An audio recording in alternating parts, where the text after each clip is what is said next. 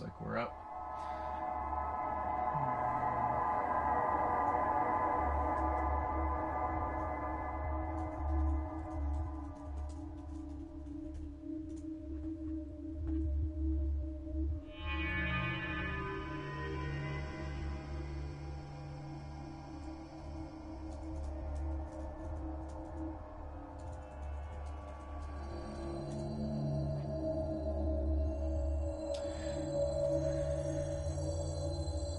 The main menu of Dead Rising was always so eerie.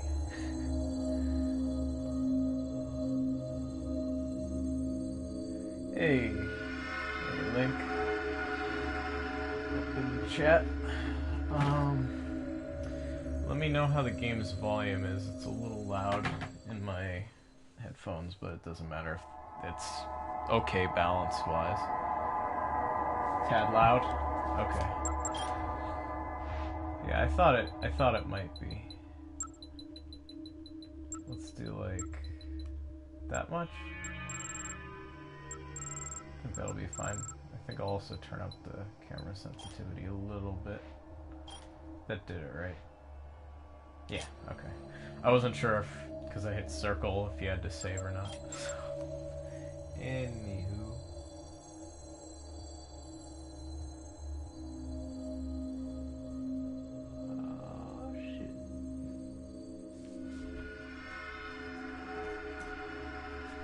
What a putz. Okay, so do I want to keep? Of course I want to keep Frank's current status. Sorry if the game like kind of filters in and out. It just some of this stuff is like, I guess, PlayStation overlays, since it's technically, you know, it's not like a perfect port of some of those mechanics and such, so anyways, yeah, let's get this shit on. Or some nice shoes. I guess that works. Yeah. Well. Right. That's what you get for doing overtime mode, getting the true ending and whatnot. But we don't really want to go for that. Oh, that's lovely. Looking good. Or we can go for the prisoner look. So basically, we kind of jump right into this. This is infinite mode, or infinity mode. In Dead Rising 1, this was like what you got after you got the true ending of the game. You beat overtime mode, you did everything, and they give you this. And it's basically a free romp through the mall as long as you can survive. The catch is that you are constantly being drained of health. The other catch is that you don't have to save. You don't have to save any survivors anymore, so no more escorts. But all of the old survivors, they're still in the game, but they appear as mini psychopaths. So they're not really boss fights, although I think the boss fight psychopaths are still in the mix. Like Paul back over here, he's one of the psychopaths you can run into. He's like a oh yeah, he's a firebug, so he's gonna be tossing explosives at us. Actually, I don't know. He's got the Molotovs. That's kind of his trademark thing. But then he has these little pipe bomb RC cars that are a huge pain. Oh boy. I don't know if I want to take him on just yet, because we are... Oh lord. Yeah. Because we're just starting, we don't really have a lot in the way of weaponry. Or stuff to restore our health. Yeah. I think I'm gonna pass on him for now. Let's get out of here. So I was thinking, how badly could I do on Infinity mode? And so far, this is a great, terrible start to it. Yeah, I hear a queen. There's one here. Let's take that. Take it. Take it! There we go. They're a little finicky with the pickup. Sometimes it takes a couple tries. I think that one must be on the second floor. Is the volume better, Link? Can you hear me better, or... I can't hear myself too well, so... Oh boy. Yeah, I think I should just get out of this area. You know what I should do? Okay, first I should get some food, and I'm thinking I know where we can get some stuff. So, I remember, this has literally been years since my last attempt at Infinity Mode. But, as I remember, I had, aside from a few things which were involved with, like, bugs with the game and memory leaks, I had a pretty good time with Infinity Mode. The idea of it is, if you can survive 7 days of in-game time, which I think is, like, a pretty ludicrous amount of time. I forget if it's, like, 8 hours or more. Basically, it's a huge investment of time, and I don't imagine we're gonna get that far at all. But you get some unlockables, and I remember the highest unlockable you could get from this was you would get a Z-Saber, I think, it's like a lightsaber. It's, I guess, kind of Zero's sword from Mega Man, maybe, because you do clearly have the Mega Man influence here, but.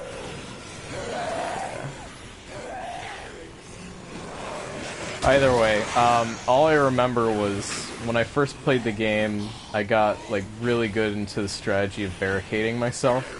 So the food plaza here I would go into, and I would just barricade myself, eating all the food that I could until the whole place was completely drained of resources, and then I'd move on to the next place. All this wine will be good for us. But this restaurant right here, what I would do is I would take every single chair and I would throw them in front of the entryways. So the zombies were so clumsy they couldn't climb over the chairs. So I literally barricaded myself in that area and just hung out there for as long as possible. It was a pretty good time. But then there were some other things that weren't as pleasant about Infinity Mode. Basically, I don't know if this still exists in the remastered versions, but on the original Xbox version, there was a memory leak that after, I think, about 3-4 hours of constant game time, going into the food plaza there would crash your game, or it would, like, hard lock it on the loading screen. So you would lose all your progress, and this happened to me, like, 7 hours into doing this thing. And you can imagine how terrible that is, because you can't save in this. It is, as I said, just a commitment that you have to stick to. If you're gonna do it, you gotta do it all the way. So, even attempting the 7-day mode thing would be like, that would be a full day stream subject. That was good there. It's nice, if you do this downward stomp, you, oh shoot, I didn't want to drink that. You negate all falling damage by doing that move. Pretty handy. I'm curious if this shortcut in this is still available. I would hope it would be, but... Oh wait, this isn't it. Returned too early. Come on, Frank.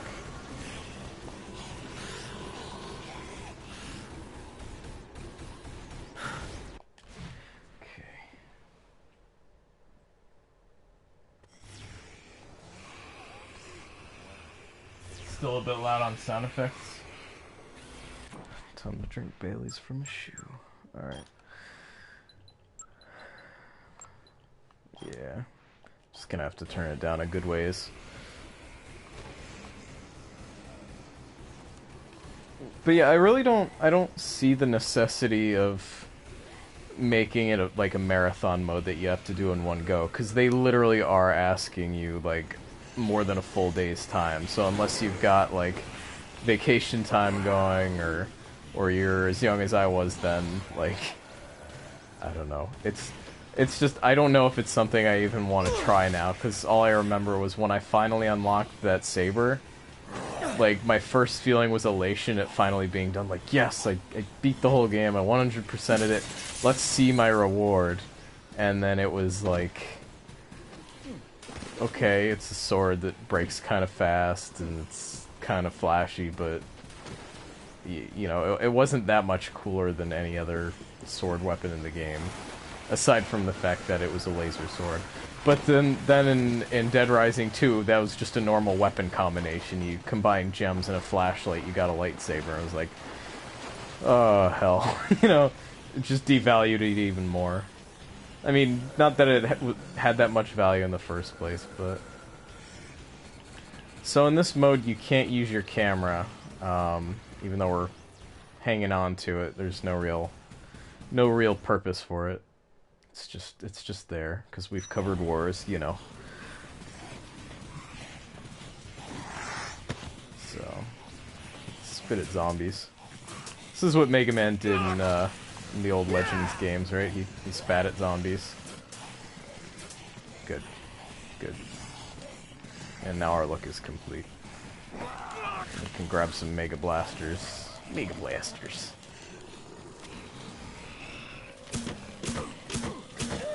So the other thing you could get from the game, and I forget what unlocked this, but you could get like a proper Mega Buster. I forget if it had to do with Infinity Mode. It might have been like a 3-day or 5-day Survivor thing. The 7-day Survivor I know was the Z Sword, but is it even Z Sword? I don't know. I don't know for a fact if that's what it was called or not. I'm just going off of my long faded memory for this game, so we'll see, or rather we probably won't, because I probably won't end up unlocking that, but what the heck. The other thing is they start you off at night in this mode, which zombies are generally more of a nuisance at night, so it's kind of starts you off in kind of a dangerous time. This is something else that was kind of annoying. Shopping carts are very useful, well, moderately useful for getting yourself around, and I'm pretty sure if you just pick them up and put them down in two, they would actually place themselves flat on the ground. But in this one, for whatever reason, it doesn't quite work that way. It always tips itself forward. So I'm trying to throw it so that I'll land on its wheels, but you're seeing how much success I'm having with that. I don't know if there's a trick to it, I swear. Oh, you know what? That's what it is. I keep trying to like do a proper drop of it. I think what you have to do is you just hit up on the D-pad to disarm yourself, just have your fists out, and then it drops nice and flat. I'm relearning these things. I forget. There we go. Yeah, you can projectile launch your shopping snipe. Here we go. Here's some classic Mega Man. Some run and gun. Da da da da da da da. Oh no, looks like somebody died. Oh, that's the Madonna lady. She's like the patient zero. She's the one who ruined everything and caused this whole mess. She wanted to get her zombie puppy, her pupper, and it didn't end well for anyone. What is this? Of course, she's equipped with pet food. We'll take a frying pan, why not? Here, have some Protect Varnish.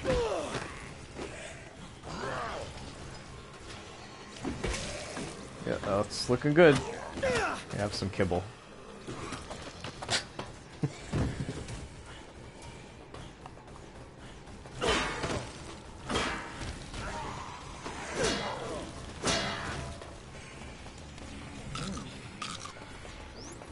So the currency in this mode becomes getting food from all the big like stockpile areas, and then just kind of putting yourself in the least likely to get damaged area you can find, and just sitting there. And that was like a big portion of this for me. So I ended up making like a bunch of pizzas. Okay, here you go. So Otis, real friendly fella in the main game. You know, he's your boy. Keeps you updated on everything. In this mode, he's kind of your first introductory psychopath. So he's just got his frying pan. Oh, I feel so bad about this. I'm sorry, Otis. I'm sorry, Otis. Infinity mode has turned us against one another. Let's do some funky flip kicks. Kill you with my kung fu mastery. Alright. So yeah, and every time you kill a psychopath or survivor or whatever you want to call them, they just get they give you a care package of weapons, health. Mostly the health is what you want to get, but occasionally some of them will have some interesting weaponry that you'll want to keep hold of. And I think they appear like over course of the days. Like some of them reappear in different locations. Like Kent, I think, will reappear more than once if you kill him. The Hall family snipers, just like a group of three psychopaths you fight in the main game. They pop up in the park and they can be a huge pain in the ass because, of course, they're taking pot shots at you, and your health is very valuable because you don't want to be losing any of it because that's time that you lose. And ultimately, I think there is a limit to the amount of food that you can get, so that's a little scary as well. You got to manage that stuff well. Mega Man's late for those Black Friday sales, exactly.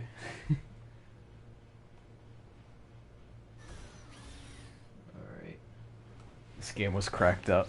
You know, the funny thing is this game, I mean, it was wacky, don't get me wrong at all, but for what it was, it played itself kind of seriously. For some extent. Like, the gameplay was wacky, but I think it made up for that a lot of the characters played themselves off pretty human generally. Like, even the psychopaths, like, they were kind of the colorful bunch of the game, but even still, I think that, yeah, like, just one save point, like, right here, just let you save and quit. That's all I would ask for, you know? You don't have to have, like, a save checkpoint thing. So, you know, make it have to be over one session. But ultimately, it would be nice if they let you take breaks. But I don't know, some of the psychopaths were kind of interesting, like Cliff, the Vietnam guy, like, you had Adam the Clown, that was like the opposite side of things, or Kent here was just insane. But then you did have a couple psychopaths that are a little more, like, kind of believable. Kind of. I'm not gonna say this game was like a paragon of good writing or anything, because it wasn't. It also had some very weird animation. This is like one of the earliest games I remember with very... I'd say uncanny valley, like, mouth movements. Like, a lot of games do mouth movements that tend to come out looking very strange. But, this one, like, I don't know what the hell. Just mouths stretch and get way too big for their own good. It's wacky. Let's see. Okay. We're gonna smack this guy in the head with a mailbox. I'm so glad I could finally say that out loud.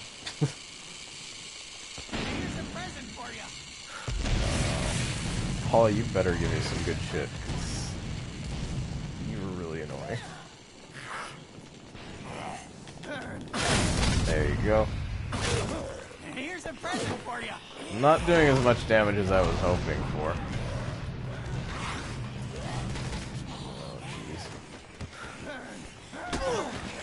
Oh no. I really don't want to end up dying to Paul, of all of them.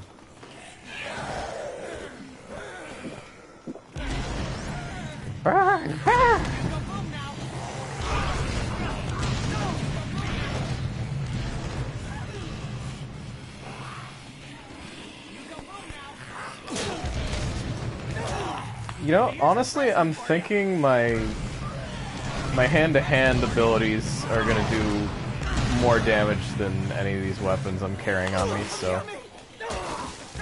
Oh, jeez.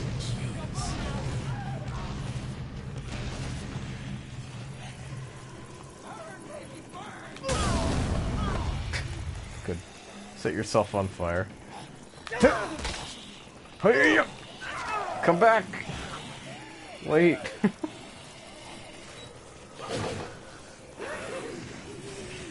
Vault that shit at him.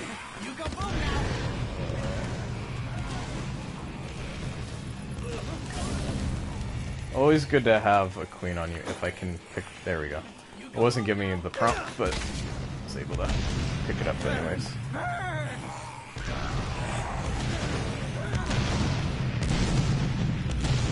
You son of a gun. Stop running. These are the worst psychopaths, are the ones that don't stop running around. Oh god. Because, yeah, it just makes the fight take forever. You're running around crowds of zombies. Oh, okay. At least the zombies are taking hits at him, too. But... just wanting to, like, toss shit at him. Oh, you know what? The bowling ball might actually be really good if we smack him in the head. Some items will do, like, kind of one-shots, at least to survivors. I don't know if this applies to really psychopaths, but... If you hit a survivor with the right weapon in the head, like, they just like with the sledgehammer, or if you shotgun them, it just, yeah, didn't end well for them.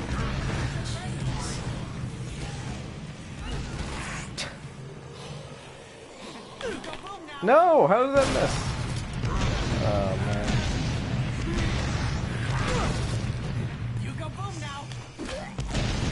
No! No!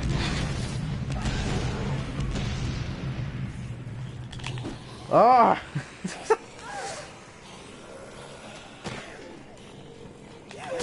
Stand still, you pizza.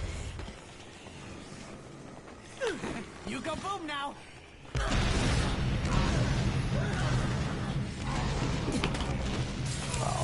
Oh, that hit him. Good.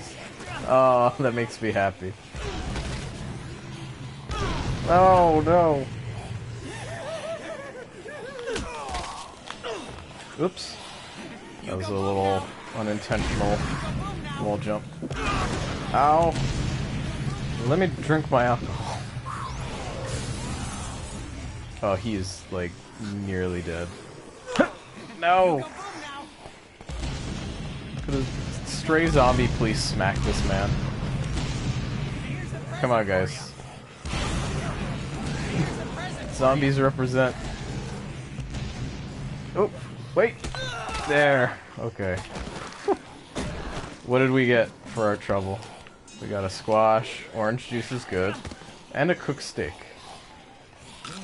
I'll take that. That's reasonable rewards. Is that a sickle or a lead pipe? Lead pipe. Whatever. I'll take something for swatting zombies with.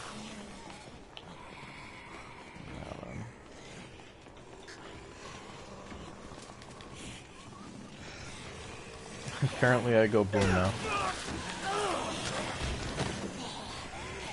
It would seem so. It's my new lot in life. It's going on now. Let's see, do they still have the bike? The Alfresco Plaza. Ooh! Oh! Oh, it's draining them out. I didn't even know the lead pipe could hit you like that. It's pretty wonderful. It's not as good as the shower nozzle, though. You just stick it in their head and then just all their brains just drain out. It's gross. It's so gruesome, this game, but... Yeah, this game could be really, like, grim with some of the death scenes for survivors. But some of the time it was just like, oh my god. More than being horrified, you were just so angry. Because, like, it was this stupid character who would randomly just start crawling around on the ground, like, listening to zero things you say. Just making your life a living hell. Plenty of survivors like that in this game. In a way, I'm kind of happy we're doing infinity mode instead of story mode, because story mode, I just finished, you know, for the first time in a long time earlier today, and I don't know. It has its moments, but then it has its moments. Hey, Carlito. Oh, okay. I love how daintily he, like, goes to reload that gun. Alright, this is not something I could keep repeating. Unless I get that orange juice, I guess. Then, in which case we can just totally keep doing this. Oh, it would be better if I had a gun, really. Let's go to the North Plaza after this. Yeah. Went a little better by the end. Oh, there's some steak there. Gotta get that cooked steak. Cooked steak is good for you. It's very good for you in this game. Let's see. So at least we have a firearm. It's not really my first choice, but it'll do. Where's the cooked steak? Where'd you drop it? Where'd you drop the steak, Carlito? Because it fell off the platform, right? I think. Should be an icon for it. A little green icon pop up. Or maybe it landed, like, right on the outside here? So it popped out. Let's follow the trail. It should be down here, right? Did it fall into the ether? I think our sweet cooked steak just floated into the ether. I know I'm carrying one not right now, but we got this one from Paul. I need to keep track of all my cooked steak bank. Maybe it bounced. I know some food items will like bounce like rubber balls. So, you know, we'll hang out here a little longer, stock up on what we can. Some milk. Just a full jug of milk. Swig it. Can we microwave this? I guess we can. What do you want? Ding. It's my steak. You can't have it. I made it myself.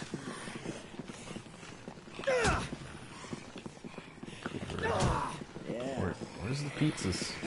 Give me pizza! Corn. Condiment.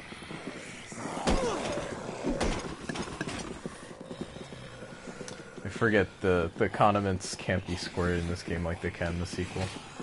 You could squirt condiments, you could get ketchup and mustard and just squirted it. Squirt it at your foes.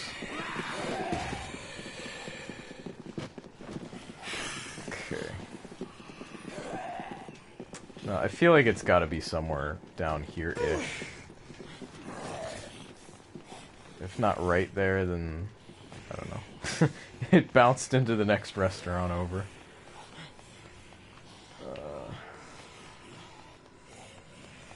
So yeah, and the thing that sucked about this being the area that would have the memory leak issue is that clearly this is one of the more valuable areas. It's the food court, and in a game where food is, like, time is food, essentially, you don't want to get locked out from the place that has all the microwaves. I don't think it was the only place with microwaves in the whole game, but it was like kind of the big place to be, you know? So I really have to stop taking falling damage because that's gonna add up. Oh! How do I get that? Hold on. Shoot the steak. No. I think I have to let go. I'm very upset, but this is Carlito's last jab at us. In his death, he denies us the sweet cooked steak. cruel, man. I feel kind of bad about doing that. Those zombies weren't bothering anybody. Upset. So upset. I'm gonna throw bread at it. Throw so much bread. I'm gonna riot. Riot and throw bread.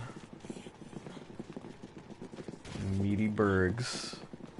The Dock Bean. Central Taco.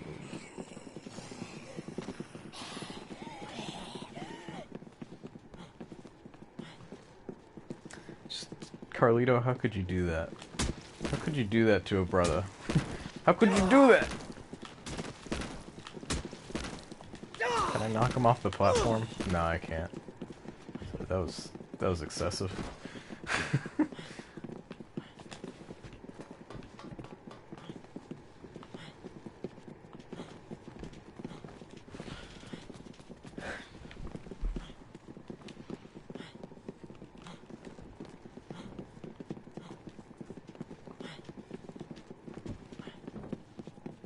Yeah, well, since we're gonna have plenty of time together, I'll let you guys, you know, how about you guys guide me a little bit on our journey here today. If you have any clothing requests, just like general ones, I will try and fulfill them to make Frank look like as much of an idiot as possible. And if you want to see random mall products used as combat accoutrements, then bring it on. Just send them in. I'll see what I can do. Short shorts? Okay. I can do short shorts.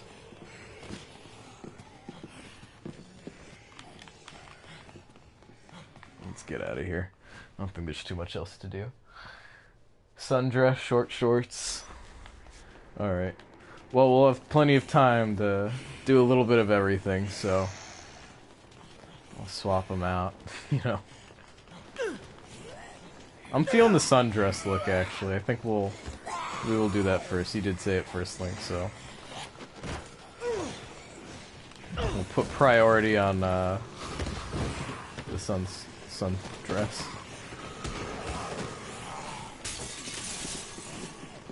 Crash through the window.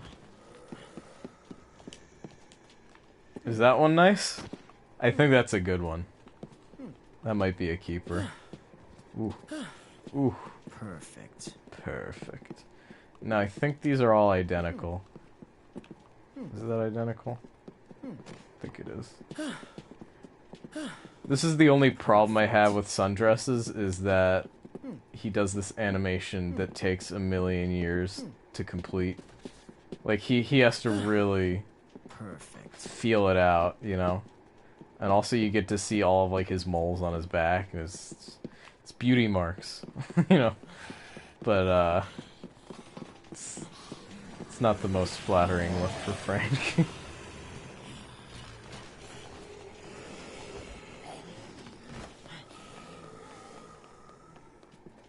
Looking good.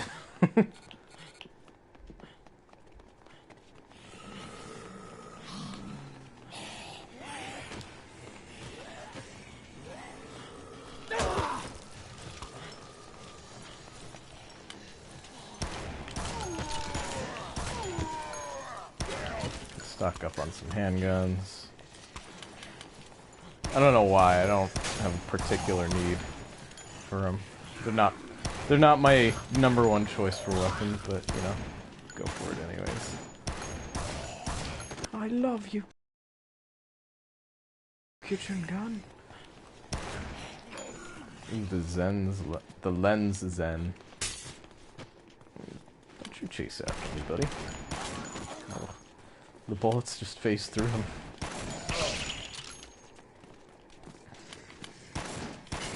Guys, I am trying to pick out a lovely pair of glasses for myself. And I wish that you would appreciate my privacy. My need for privacy. Oh yeah! Oh yeah! What else do we have though? Just out of curiosity. That's a little lame. That is a good one, but I think that the neon orange shades, the sports shades, are gonna win out for this one. What do we have here? Baseball, play ball.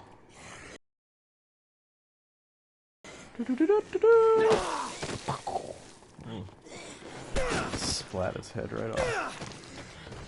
See, some of the great things about this game really come from all of the hand-to-hand moves that Frank gets. He's pretty adept at hand-to-hand combat. It's surprising. You can just pick a zombie up. I love how they waggle around here. It's so silly. You can also do suplex if I can get behind somebody. Come on. They're making it difficult for me. Hi. Oh, that's not what I was trying to do, but okay. Nice. What do we call it? A clothesliner? Roar!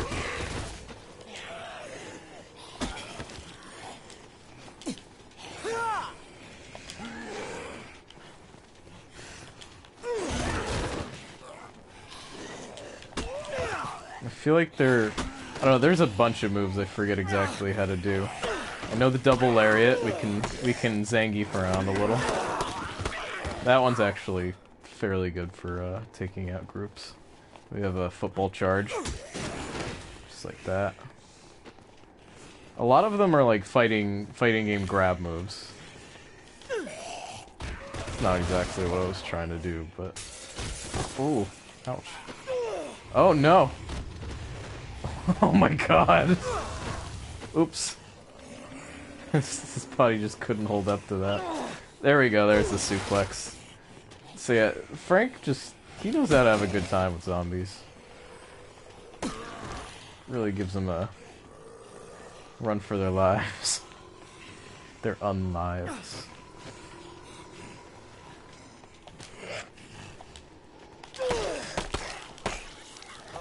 The only thing is, sometimes it isn't the most responsive when you try and do a grab.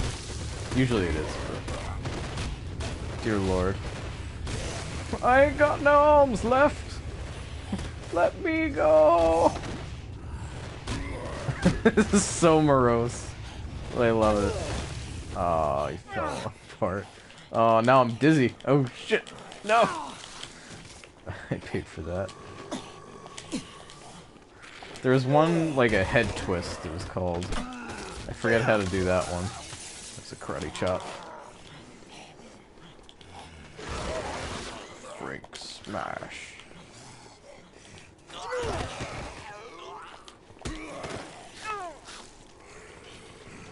Aside from that, we've got... Let me heal up. Getting a little down on the health. Some tasty corn. Yeah. The wall kick is pretty fancy. A little tough to position, though. I will say that much about it. Let me take a look at the moves real quick. I just have to get these fresh in my mind. So most of these are pretty obvious. Flying dodge, power push. Yeah. Judo throw, double lariat. Lift up. Knee drop. Knee drop's good.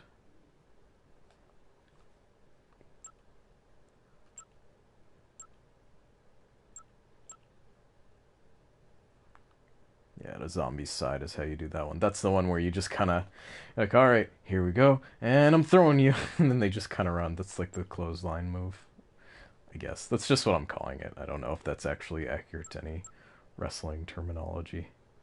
But, you know, Frank gets a lot of wrestling moves. Here we go. Head of a fallen zombie. So you just have to stand near their head and do it. And this one is by their feet.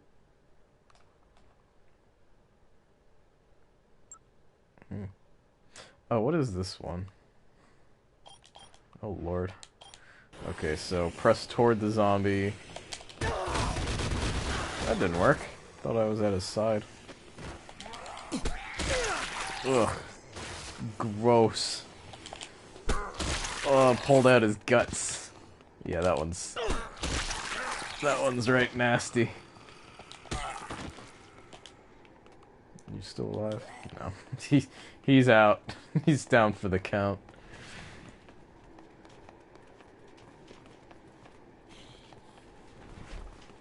They have no lives to run for. Poor zombies.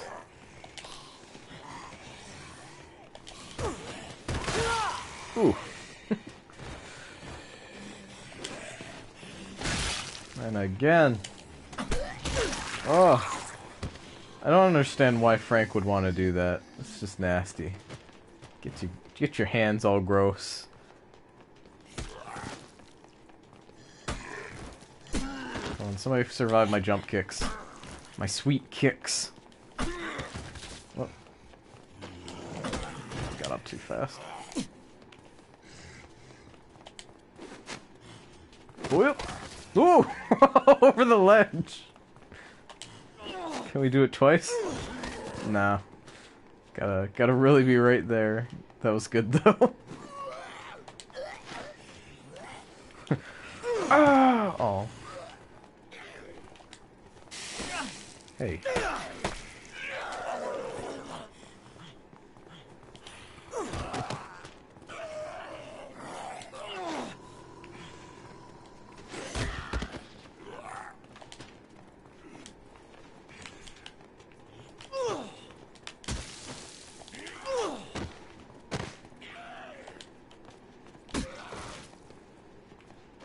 Oh, he's still up. Good on you, zombie. Quit. It's a little weird trying to get over ledges that have a fence around them like that. You can't quite, you can't do the knee stomp to avoid your falling damage.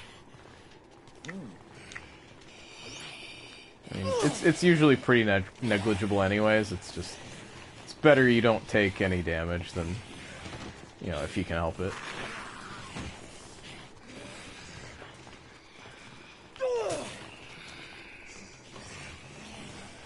Let's just clear this out a little bit.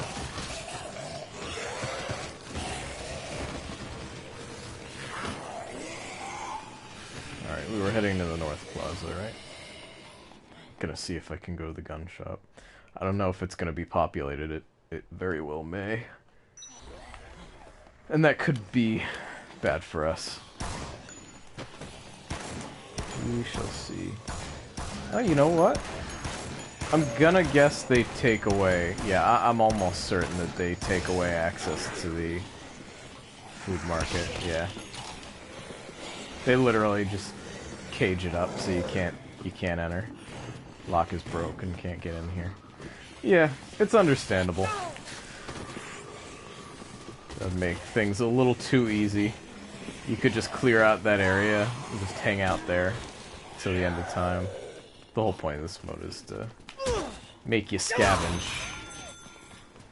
That's what makes it so fun, though. I don't know, there's something so unique about this mode. Oh, God. Oh, now this is getting weird. Frank? Frank, are you okay, Frank? Nanu, nanu.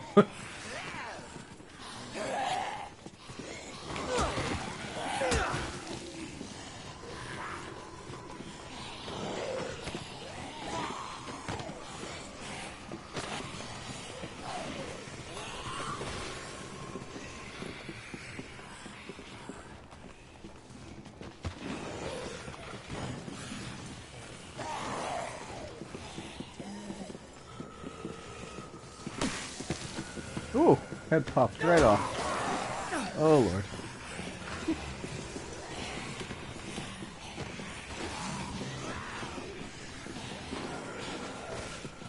So what I say we do, we'll check out the gun shop, see what the situation is there.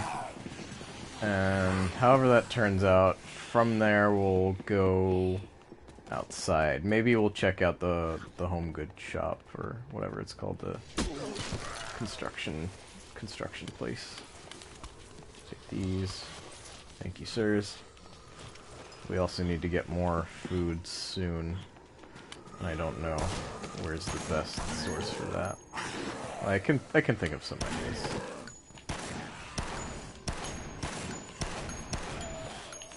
Alright, boys. Thank you very much.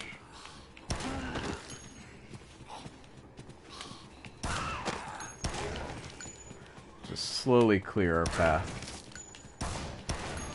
These hallways are so thin. I just want to make it easy for myself. I don't want to be skirting zombies the whole way.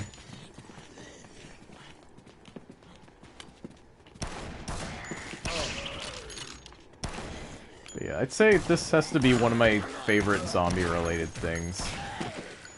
My favorite zombie movie is a really weird one. It plays off more like kind of a, I don't know, like War of the Worlds in film form sort of a thing. Which sounds weird, but I don't know, I really like it. It's called Pontypool. And so the only reason I say it's War of the Worlds, the only comparison there is just that main character is a radio DJ, and he, you know, the whole conflict of the movie for the first majority of the movie is, oh shit, gotta eat that steak.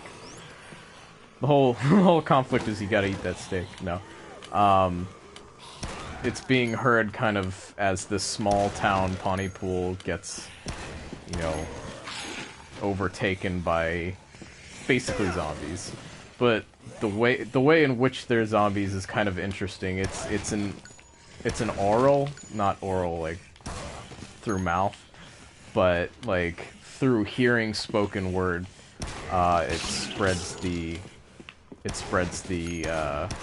disease, and so that becomes kind of the big point of the movie. Is they go through like a whole 2-3 minute section. It's longer within context of the movie, but they're just not saying anything to each other to prevent like spreading this thing, and then being a radio jockey, your words out on the air to the public. So it's also like, I don't know, it's a really interesting movie. I personally like it a lot. I recommended it to a film teacher and he wasn't as big of a fan, but I thought it had some pretty good moments. And it is a little like surreal at some moments. The way that they do this kind of infection thing, the way that the zombie or like the infected people start speaking is like very strange and unnatural, and it's kind of chilling when you first see it the first couple times, because like some visitors to the radio station, there's this girl who's like, I don't know, she's got it, and so she starts just saying nonsense words, and then she starts just repeating like pra pra pra pra over and over again. It's like, what's pra? This is I'm not okay with this. And so then they kind of leave. The family leaves. Later on, they have like a kettle going, and somebody else who gets infected like starts mimicking the tea kettle, because basically they're mimicking like words, because their brain starts not interpreting sounds and words and like connecting them together. I don't know. It's crazy, and I'm not explaining it as best as I could, but it gets into like terms of endearment and saying words so much that they kind of lose meaning. And so the idea of the zombification in the movie isn't so much like the consumerism, kind of like Dawn of the Dead sort of thing, as much as like, I don't know, I guess becoming brain dead, or like things becoming meaningless by like being repeated so often. Oh, hey. Bill is one of the survivors I missed on my first playthrough, actually. Now I'm gonna get some retribution. This is for not letting me get my Chivo, Bill. Okay, good. There is some food. I just don't wanna... I'll let him deal with that for a little bit.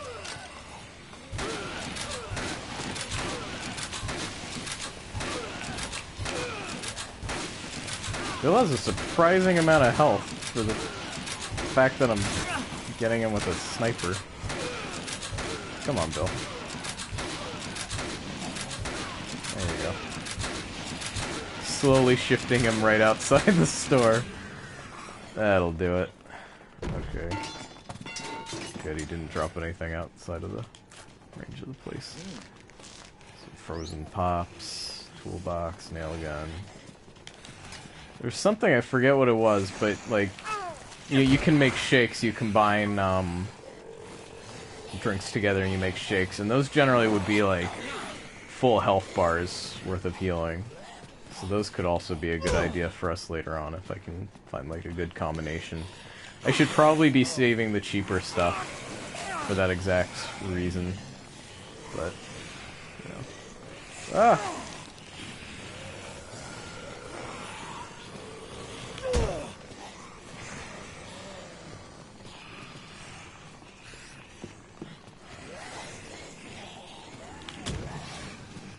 Smokestack?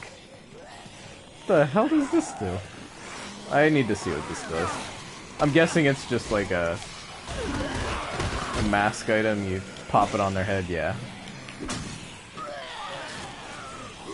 And they look silly. Alright, I need to get clear of this whole mess here. Yikes. I really have to be careful now. Where's food?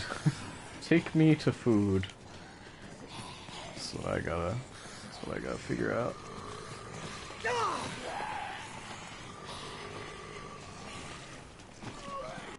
And they were eating Bill, and then they're gonna eat me. Favorite zombie movie is Return of the Living Dead. I haven't seen that one. Yeah, I mean, in all fairness, I haven't seen a whole lot of zombie movies, but... Oh, that's a really good book for us to have. We gotta hold on to that. Barehanded attacks. Yeah, let's keep both of those. Those seem like vital for us here.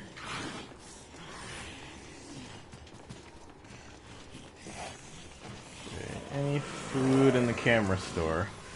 It's a very weird question to ask, but you can't discount anything here. Whoops. That wasn't quite what I wanted. No. I'm getting a lot of shovels out of these cardboard boxes.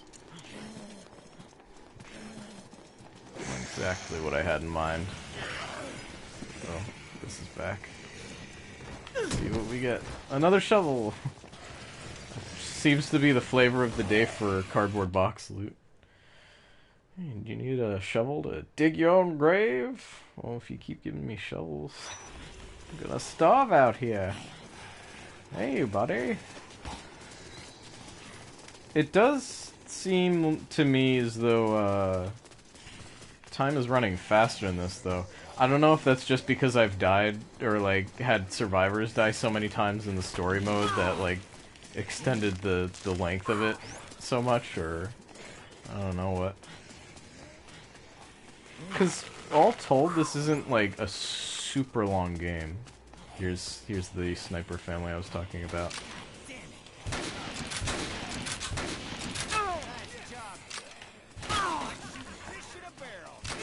Oh boy. Yeah, this is where this can get kind of hairy. You start comboing you. Hey! Hey! Come on. Come on!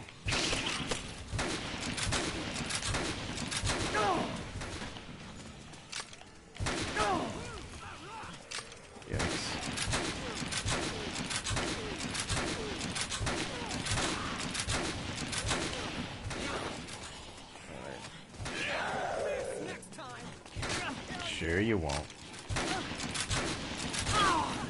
I can just... I gotta focus one of them. Let's focus Roger.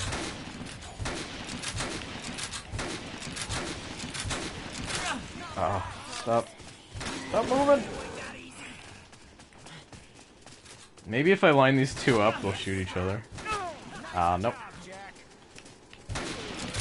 Also, I think the father, like, a couple characters actually, but the father in particular is voiced by Steve Bloom, I think. Steve Bloom is always good. I think he voices like 3 psychopaths in this game. Gotta get that good Steve Bloom mileage. Daddy! Ooh, Daddy's got golden brown pizza. Alright, Thomas. I always felt bad for Thomas. I felt like he should have been a survivor. Or like a potentially recruitable survivor. I guess you kill his family, he's gonna be malicious towards you. That's... makes sense. But he... in oh nice, items finisher. In the cutscene, he's like really hesitant about shooting you, because he's like, oh daddy, he ain't no zombie. And then they pressure him into shooting at you, so it seems like Thomas doesn't actually, you know, doesn't want to do this stuff. Thomas doesn't like the whole hunting dudes idea. So I feel bad for him. But, you know. You're gonna shoot me, I'm gonna shoot you back, boy. Let's get rid of some of this. Okay. Golden brown pizza. Ooh! Oh, and they drop their snipers. Oh, nice. I haven't tried out Fire Axe, so I'll stick with that for the time being. Drop this, drop that. I might get rid of the machete, but for now, you know, it's fine. What is that? Is that an orange? What? It's like rotating so strangely. I thought it was like a little fireball. What the hell? Why is it a book? Did you see that? It had like a book icon on it. Yeah. What is it? It's an orange. Would you like to read this orange? You know, there are some weird visual bugs in this game. If you enter the Alfresco Plaza and you have a mission going on, almost constantly I get this bug where the mission thing flickers. Oh yeah, it's with all food items. I don't want to read this pizza. that's not how pizza works. Come on. Come on, Dead Rising. Let's just test this out and then I'll get rid of it. Wow. Okay. It rocks the decapitations, I gotta give it that. Eat the cookies. Wow. I like that. Just gotta... I wanna get that pizza. The pizza!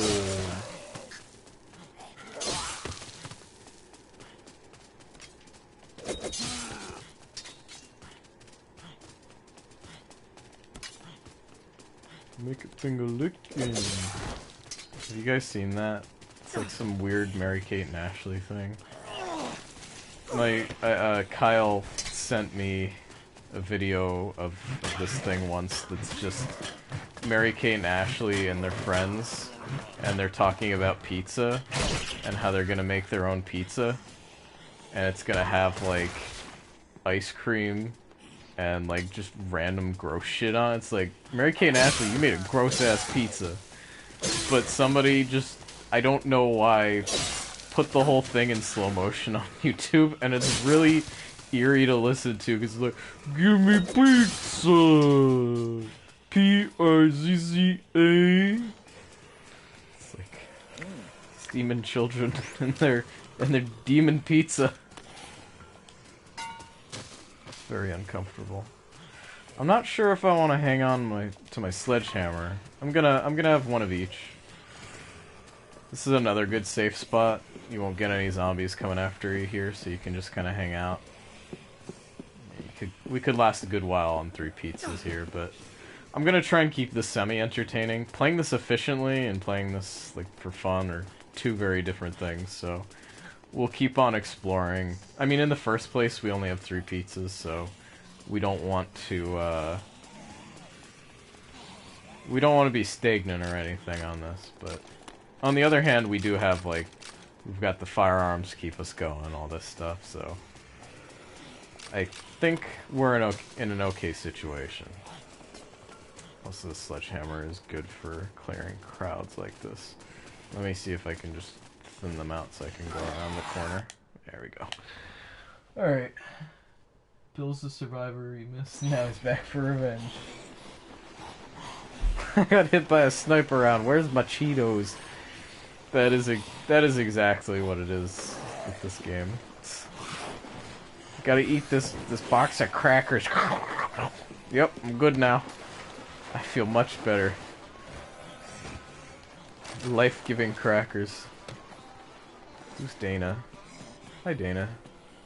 Oh, you got a pickaxe there. I remember you, Dana. I remember you, Dana. Ooh. Sorry. Sorry about this, Dana. I need the food! It's the Donner Party. Oh, God. I must consume the flesh. I have become what I hate the most. The zombies. I am become zombie. I zombie.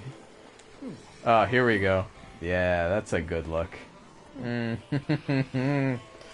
Ooh, Frank.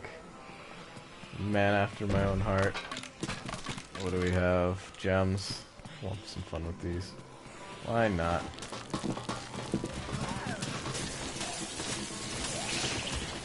Yes, in this world, gems are a lethal weapon. A boomerang. Why not? Will it come back? No. The boomerangs aren't particularly reliable in this game, sadly.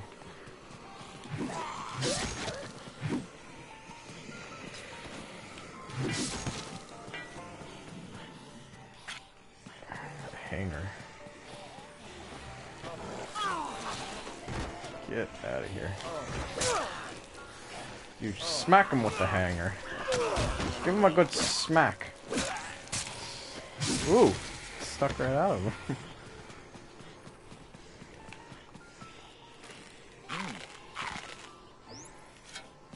Okay.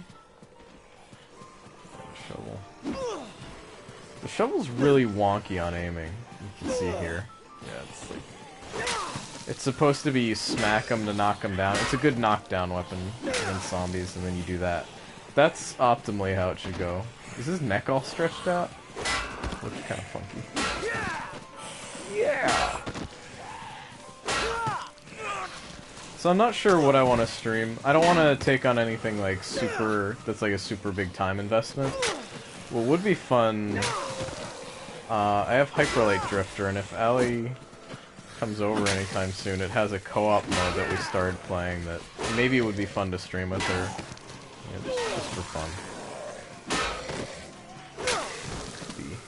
Could be a good time. But it's up to her work schedule. She actually got a new job recently.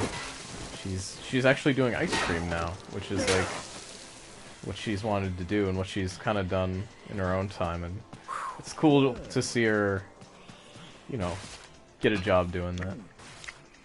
I'm proud of my lady. She's doing real good. And it's nice for her because she's been working her current job for Lord knows how long, and she hasn't been super happy with it as of late. So it's just nice to get a change of scenery, I guess, you know? That makes sense. I'm kind of in the same place. Very different scenario, but, you know, similar feelings. I don't know. We could hang out up here, too. Yeah, that's the thing, is, like, it's very enticing in this mode to get complacent and just be like, I'm just gonna hang out where it's safe. Because your health doesn't, like, clearly you can see, your health doesn't tick down that fast.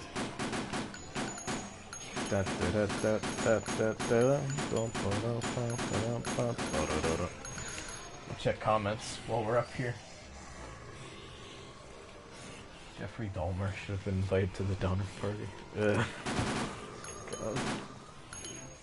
He was a real creep. I mean, okay, that's obvious. Like, I don't think that needs to be said aloud, but I don't know. Whenever I hear like that brought up in conversation, serial killer conversations tend to edge on the weird side. I'm trying to remember. It was Gabe and Yahtzee. Allie likes to watch from Zero Punctuation. She likes to watch him a lot. He does drown outs. And they're really nice to you know, pass time while you're doing other stuff. Have it on in the background. That's the sort of thing we do when we have that on. But yeah. What is this tone going off? Is that in the game? It's definitely in the game. I don't remember that ever happening. The bell tolls for thee. Yeah. Yeah. It's kind of eerie. Just those short shorts. Those kid shorts. Just way too short on our lovely protagonist. Oops. Wait. I want to see if I can get like a nice suit. Where's a nice suit for old Frankie boy? Oh yeah, look at those. Nice pair of shoes. No man, we gotta have the horse. We must embrace the horse. We must become Ludwig the Accursed. Sorry, I won't do that. I won't do that to you guys.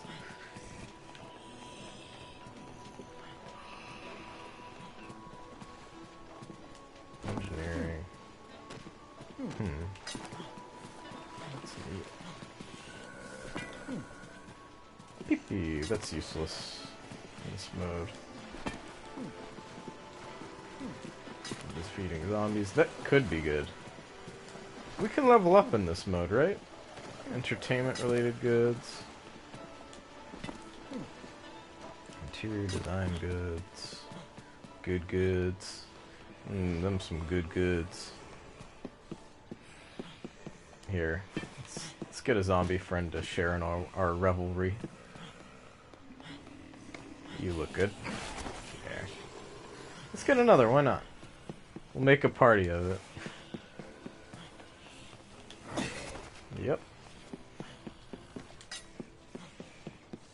Oh, can we get a teddy bear head? Wait, hold on. It's so difficult to get the right prompt going. There we... Oh, yeah. Yeah! Yeah! Hi, boys and girls! Ah! Oh, this is a very eerie game. It's so good. This is incredibly uncomfortable. Definitely my favorite thing about Dead Rising, among all else, is that sweet mall music. It's such a timeless thing for me. Like, this is a lot of weekends spent in my dad's house when he was living in Pennsylvania. I would go over for the weekends and I would just play this game the whole weekend. Oh god, it was bad, but it's a good game to do it with. You know, if you're gonna get lost with something, not the worst choice. I'm not sure. I don't know. I feel like we want to have the weapons, but I also want to have the food more. And seeing the food sitting there, like, makes me want to pick it up and take it with me, because I'm a hoarder. I gotta have everything, you know? It's just a problem for me. Let's see. Let's go skateboarding. Ooh, look at that kissy lip. Mwah! Good shit. That's how Frank West skateboards. Get that back.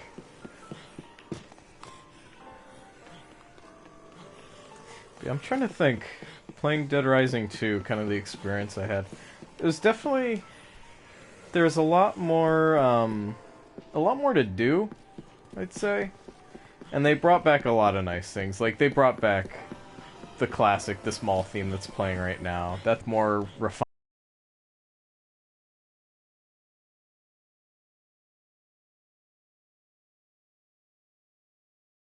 refined around the edges and all that. I think it's a little...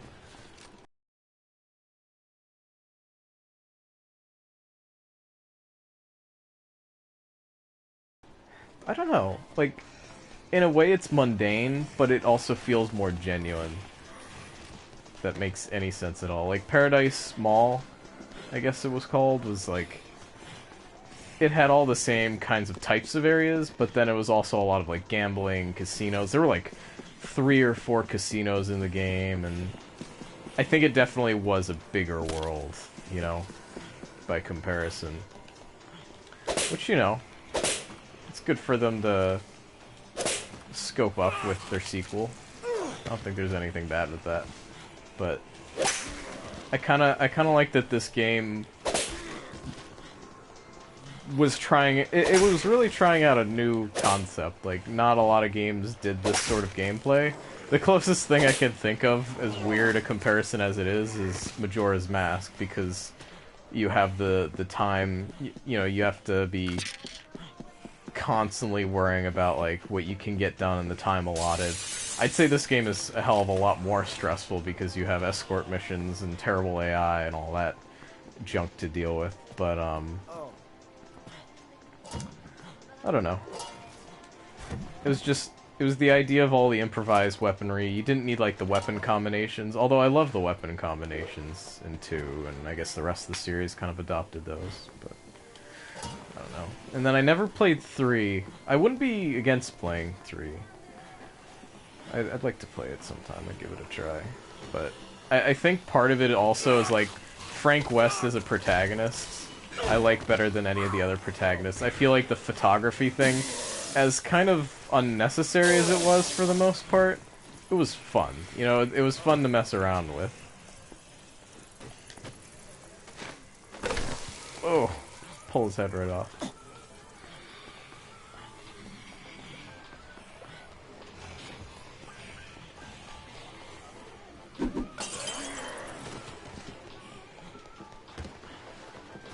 But yeah, like, little things kind of factored into it. It was a way to get extra experience. It factored in some quest lines.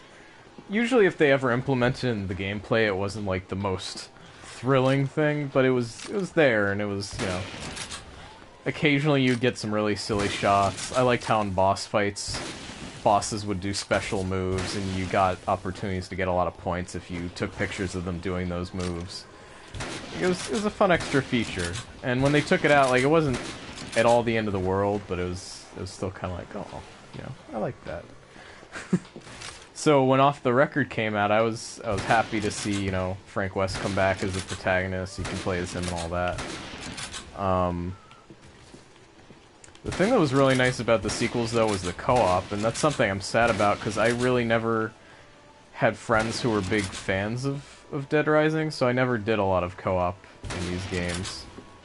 But it's the sort of game I can see being fun just to dick around in. Yeah. And 2 and 3, I think, like, all the iterations of 2, because 2 had, like, I don't know, it had, like, a smaller, more streamlined linear thing where I guess Chuck and Frank teamed up, and that was, like, I don't know if that was co-op. I think it had an option to be co-op, or you just kind of played as one of them. That was something that existed. There was Off the Record, then there was the original. So there's, like, they did a couple weird things with Dead Rising 2, but overall it was a good game. I'm not sure if I got burnt out from playing the first one, or I just remember this one more fondly. I've got, like, nostalgia goggles for it. I think that's a big factor to it, but I think there are little details that just make this one kind of timeless for me. You know. Oh, somebody's hanging out, or heading out. Alright, see you, Psycho Sheepy. Hope you enjoyed the stream. Stream dead? Never mind, stream live. Stream live. Live, stream live.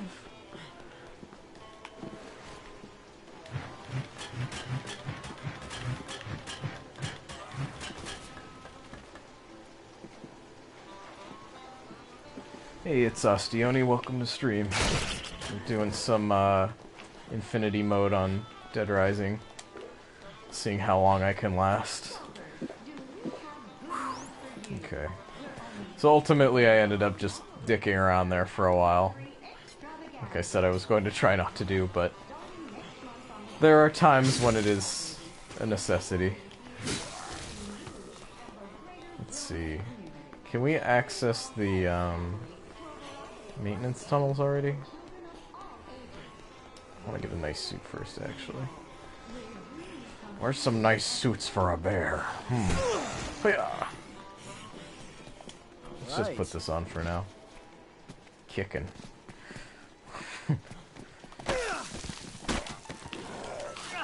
Teddy Ruxpin's gonna straight up murder your ass.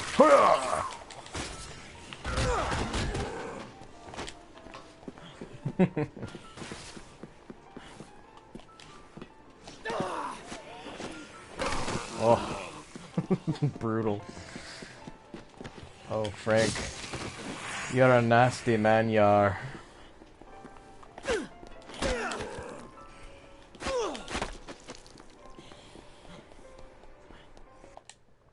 Okay, cool. Yeah, we can just go straight to the maintenance tunnels. I don't know what's down here that I want to go, like, actually explore for. Let's see, though. Let's give it a chance. Ah! I didn't think he'd catch up to me that quick.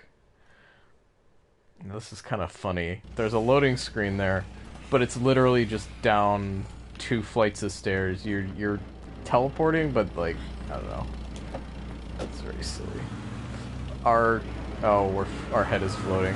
Carlito's back. Oh dear. I'm a little worried about that, because this can be a huge health sink if you engage Carlito. Let's keep on the run for now. At least have like a good exit plan if we need to.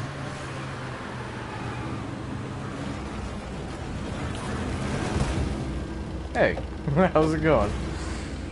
If I remember right, shotgun's pretty good for this encounter. Yeah. Hello! I'm not there anymore, Carlito. Please. What are you doing to your wheels? Oh. I mean, alright. That's okay.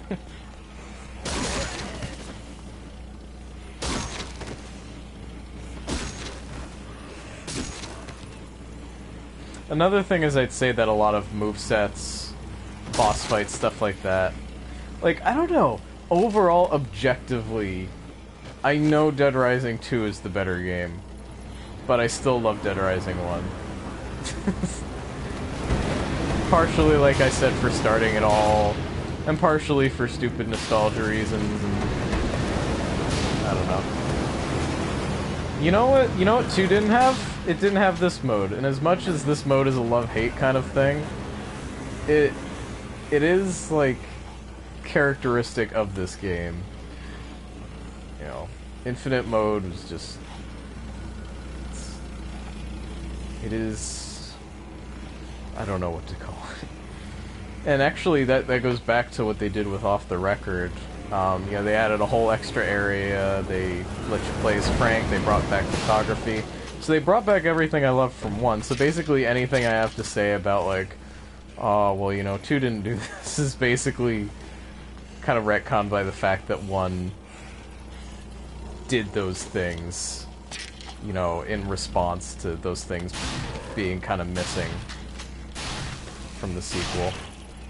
It's like they had the infinite mode, and the infinite mode even had, like, a, survival challenge, or like challenges and stuff, like ranked challenges. It had saving. It wasn't as much like a marathon sort of thing like this one was. It was like I don't know what to call it. It was much more of a sandbox. I think that might have been what they called it. I don't know if they called it infinite mode. It might have just been sandbox.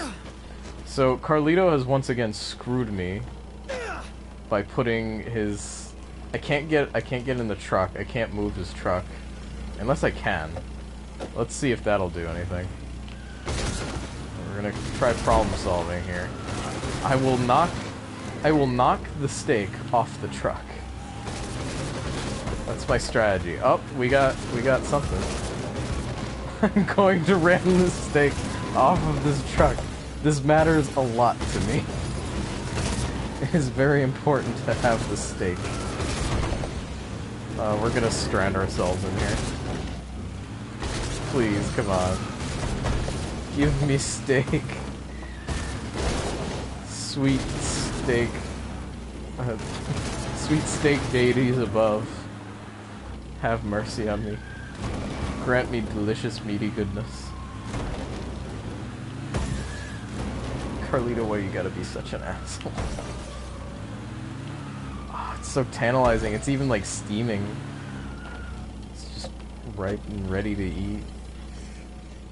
I like that too, all the cooked stuff never loses its steam, including the pizza. So it constantly has this particle smoke emitting from it. It's like, it seems kind of dangerous to eat almost. Alright, we got our potato chisps. That's something. Can we get another one of these guys? Yeah. Give me that queen. We don't actually have enough stuff in our inventory for that. Barehanded attacks. You know what? Yeah, if I'm going for barehanded, maybe I don't need these weapons so much. Get out of here. Get out of here.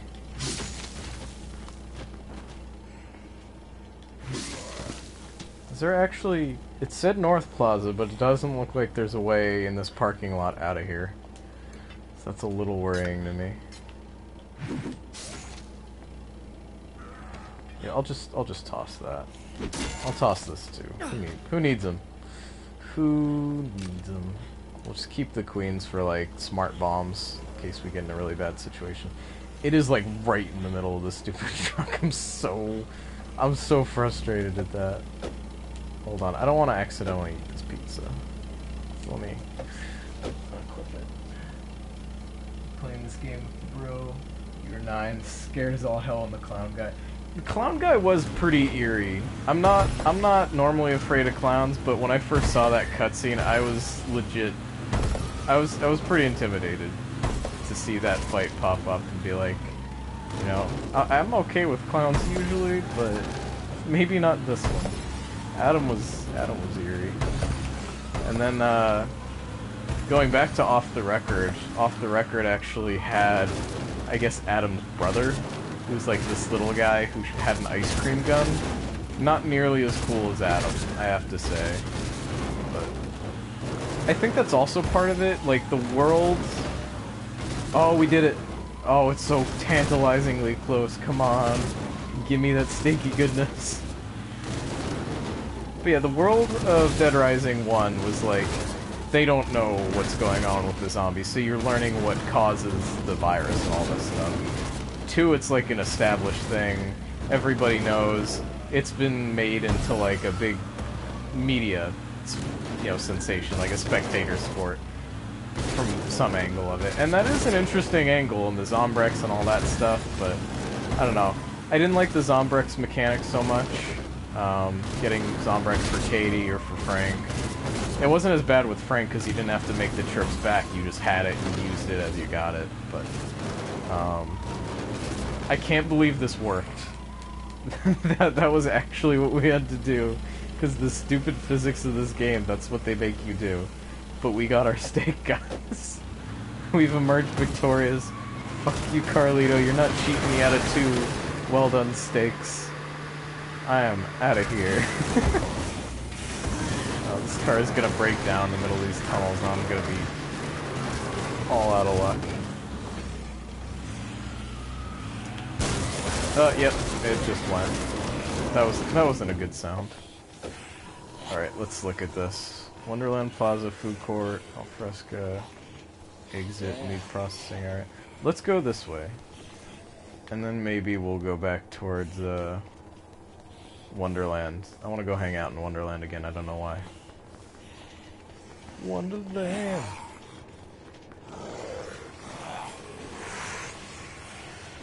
Don't touch me, I'm a bear. I got my meat for the winter. I'm gonna go hibernate. Leave me alone. Get away from me, you can't have my meat. This is my steak. I'm a bear.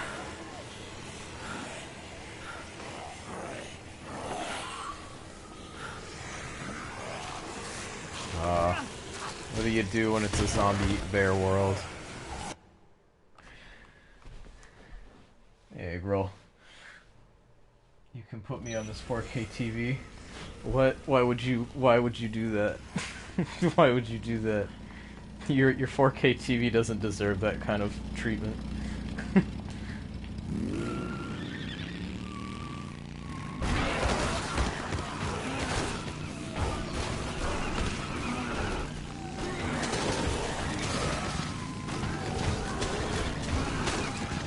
Well, where do you guys say we go next? I can't think of any place in particular that I need to be, so I could head into the food court again. I don't think that's too bad of an idea, at least for now.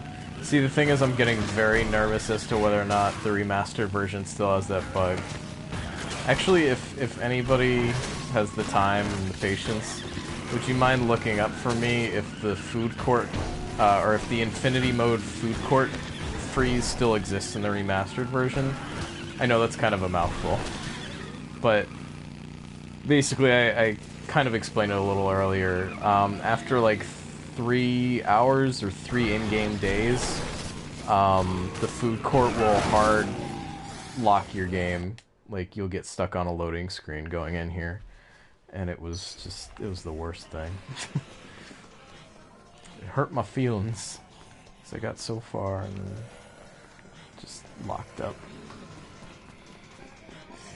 And I think it didn't even give me, like, it doesn't give you any rewards, period. You have to die in order to get your reward, so that's kind of the nastiness they do with this game. But yeah. Cooking oil. Oil. Cooking oil. Kinda want to hang out somewhere safe, just let my health tick out a little bit and then eat this steak. So I don't feel super good about eating it now. I don't know how much it'll actually heal up, but yeah, I wish I knew healing amounts by heart. The other thing is we have something doubling our healing amounts, so I'm imagining like some of the more hearty things that we can eat will be I don't know what to call it. Oh. It might be wasting potential healing we could have. And again, like I said, you know, your food is your time. Yeah, that was a full heal. Whatever, I'll take that. That's not a bad... That wasn't a bad moment to use it at.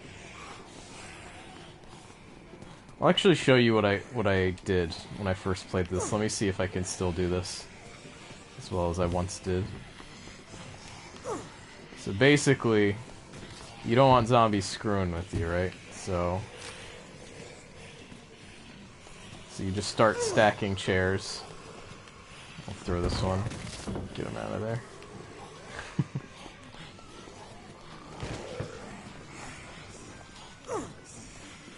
So I would do this. And you could not pay attention to the game for too long, because, you know, your health is ticking down. You have to be somewhat wary, but you could do this, and then you could, like, put on YouTube videos and just hang out. I'm not gonna do that, because this is a stream, and that would be rude, but that is what I did back in the day. And I liked it.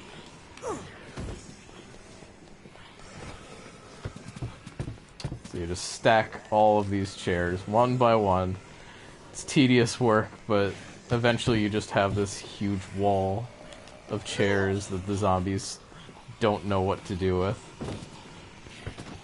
And it's hardly even necessary, really, because, like, not many of them take notice of you. And you probably gather more attention, like, putting up this barricade than anything else, but... it prevents them from wandering in by accident, I guess. It's just a safety measure. So, that way, I think, is pretty sealed up. Let's Do this one now. This is just what I did.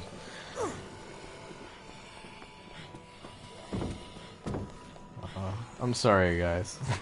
This probably isn't very exciting to watch. In large part, I'm just kind of... I'm reliving fond memories.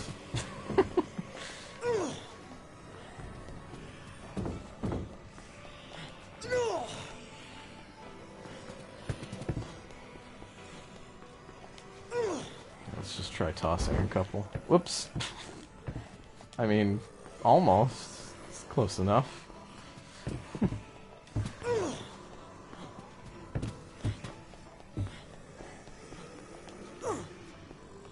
For what it is, I think that's pretty safe on its own merits. I don't think we need to build it up much taller than that.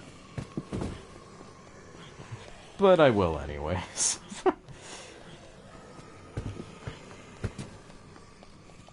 My impenetrable fortress of chairs.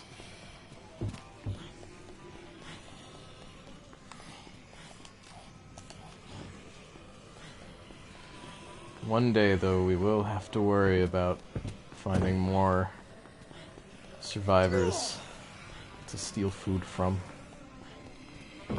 So, can't stay here forever.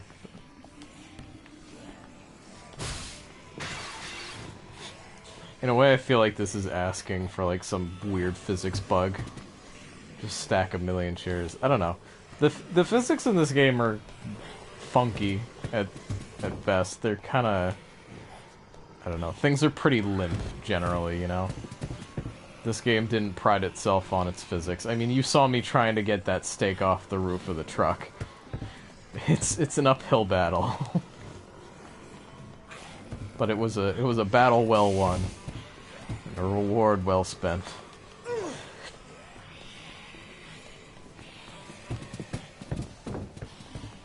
Oh god. I'm getting like dizzy with all the back and forth here.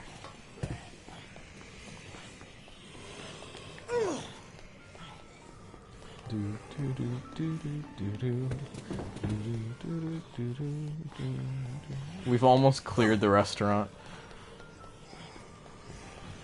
If I had this kind of endurance for moving chairs around, man, get a restaurant job real easy.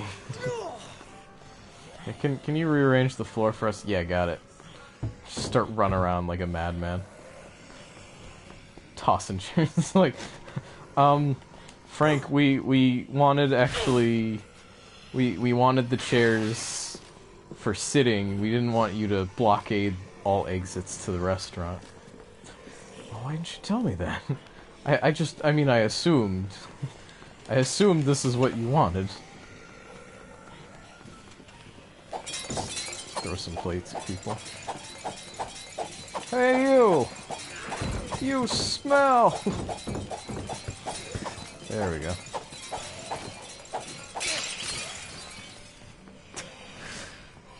Pissing off all the zombies. They called it Sandbox in Dead Rising 2? Okay, yeah.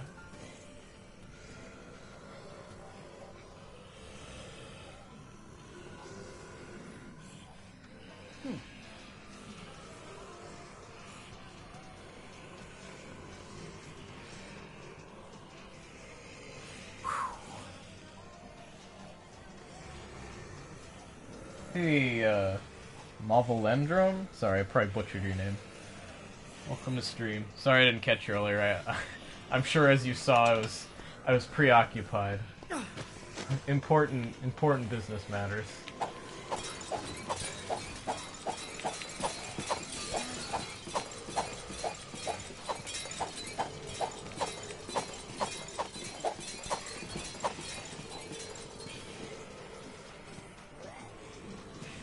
Why would you barricade yourself in for infinity mode? The only reason I would do it was so the zombies wouldn't bug me. And this was like... So I played this... I was like... I want to say... 13, 14 years old. And of course, this is a great game for a 13, 14-year-old, but... yeah, Infinity mode, like, I kind of wanted to live out the, like, zombie survival thing of, like, barricading yourself, and it gave me, like, it doesn't actually do anything, you know, it doesn't help you because your food's slowly running out, so you're totally right, like, why would you want to barricade yourself in? But I just kind of did it for the, I guess, the role-playing aspect of it, and, like, it was a safety blanket of, like, okay, the zombies can't get in at me, I don't have to worry about them. I can stand still and occasionally just chow down on my pizza and orange juice. Because, I mean, we have enough here we could really sit around for a good long time, you know? But, well, we could stay here for Lord knows how much longer, but I'll try and make this a little more exciting. Let me see.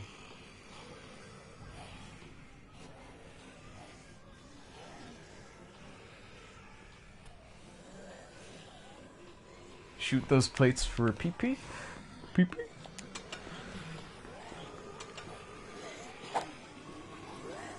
Do you mean, like, quick switch and then shoot them? Or do you just mean, like... Hold on. I'm not sure what you mean exactly. Like, throw a plate and then shoot it? Are we doing, like, clay pigeons sort of a thing? This is hard. I don't know if I could do it. No, it's not happening. That would be funny though. Is that a thing?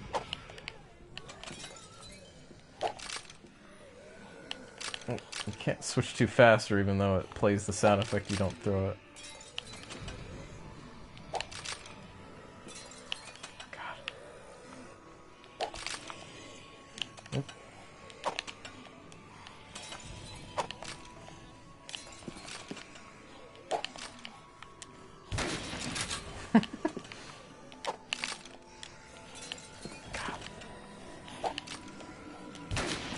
Nope. I'll try one more time. No. I don't think it works that way. Oh, that's right too. Okay, yeah. I just remembered now. The way that your health degradation works, the experience bar actually shows you, like, the exact moment that you're going to lose. Whatchamacallit? I just turned Siri on. Siri, what are you doing? Okay, good. I guess it just didn't even want to deal with whatever it was transcribing. Nice camera. I can't use it. Alright, let's get out of here. Let's blow this popsicle stand.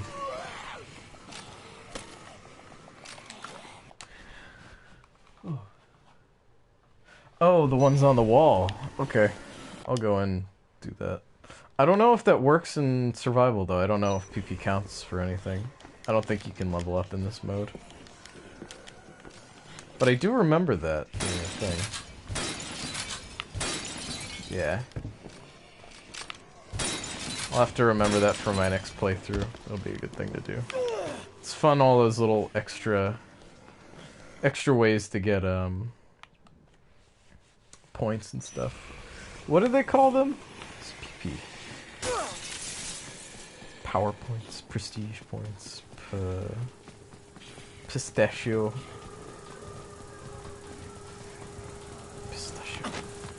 I know this was one of my favorite ways to get experience quickly, was by just running these things to the maximum speed.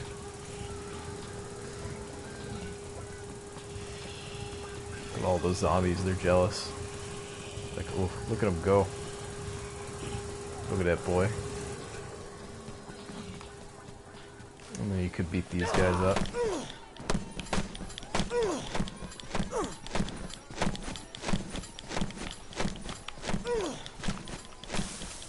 There, yeah, and then you get experience for those. Keep on fighting. Some real Little silly posters in here. All the little details in the game. I think that's what I love so much about this. Is there's so much just little insignificant but fun stuff to see.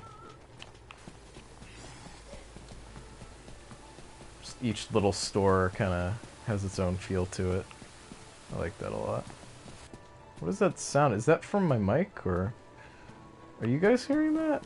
I can't tell if that's from the game. Yeah, it's coming from somewhere in the game area. It sounds like speaker feedback or something. What the hell? I don't know what that's coming from. That's weird. That's all I have to say about that. That is pretty weird.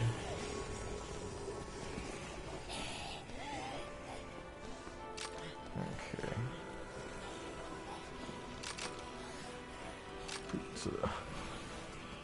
You hear it too. Yeah, I don't know what that is. It must be some kind of weird audio silliness going on. Never noticed it before.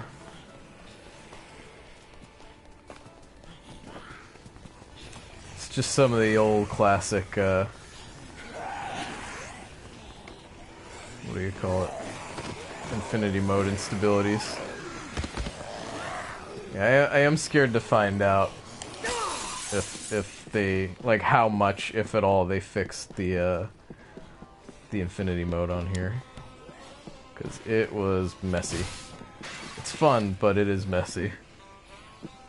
That's a good look for us. This is just getting weirder and weirder.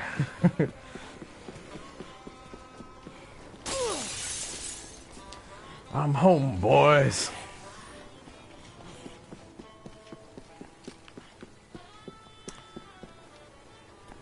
So I read some reviews on the new Dead Rising. Dead Rising 4 came out. And it's kind of like, I don't know. Based on what I've seen from it, the very little that I've seen from it, they have Frank West again, but he's not as Frank Westy. He's like, he's a new Frank West. His voice isn't bad at all. I don't think the guy's performance is bad, but it's not Frank, you know? And so that's weird, and like calling him Frank is kind of like, I don't know if that is Frank. Old Frankie boy, but let's get rid of that. I really don't foresee me needing a lot of queens, if any at all. I mean, it's good to have one, but yeah. Barehanded attacks are good, but I'm just deciding what I do or don't really need too much here.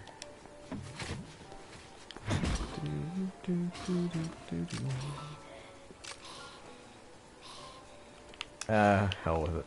I'm gonna toss it. Enjoy! All their heads explode.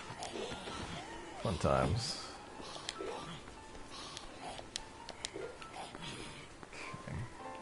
Okay.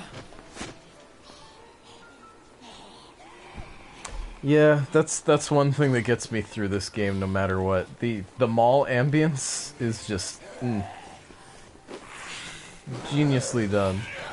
Whoever composed the mall theme for this game is like one of the just signature themes that you'll hear in a game. It's just so distinct. You know it when you hear it, you know? It's just beautiful music for the ears. What do we got in men's storehouse? I think there's some fun ones in here. So snazzy. Alright. Alright. I think we'll go with that for now. Lovely sea painting. There you go. Looks much better. Let's get a different piece of headwear. As much as I love the bear head, it's frightening me a little bit. I like that, how you break the window, but these guys just float there. They refuse to be smashed. Can't break the spirit. Now, what's in here? I think you get the demon mask in here. Yeah. Ah, yeah. Hello, Mr. Satan.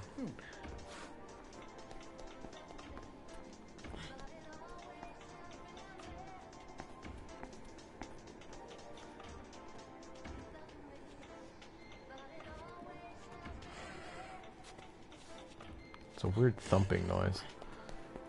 I don't know what's up with that. There's a zombie tapping on the walls.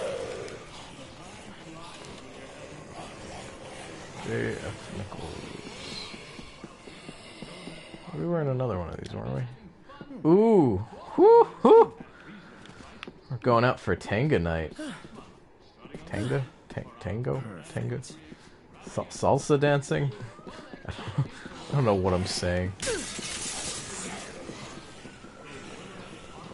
Oh, hey, more orange juice. Suits! Shoes.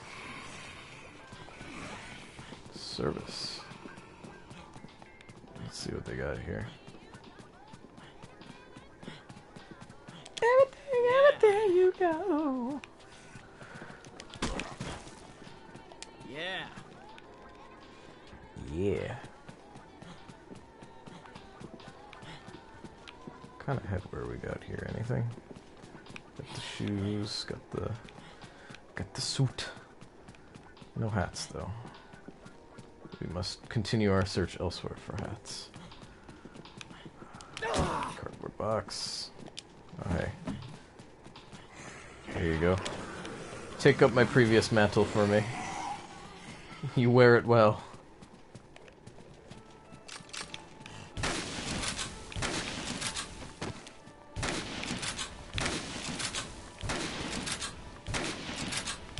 I have to keep him safe. Refined class.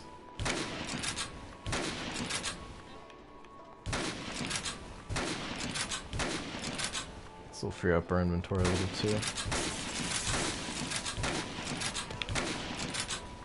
I love those when they're just kind of standing up still for a second. They just have to take a moment to process their head being blown off.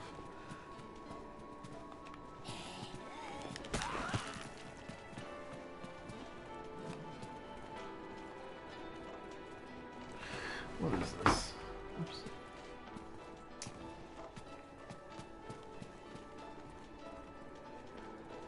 Which game Grumps It's the WAP demon. Allie and I did watch a little bit of their Dead Rising playthrough. It's pretty silly. It's definitely the way to play the game, I'd say. I don't know, trying to play like super completionist on this game. It's nice to unlock stuff, but it's also just it's such a hassle. And I missed 4 survivors that were like unmarked ones that you get phone calls for, but then like the icon for them goes away. I hate those so much. And I think that persisted like a slight amount maybe, or at least there were some quest lines. Most of them were pretty good in 2. But some of them were kind of, like, not... I don't know. There's always quests that are so easy to miss, and in a game that's all based on the timing and taking place over, like, a pretty significant period, it just really gets to you when you miss, like, those couple things, and it locks you off from getting unlockable stuff.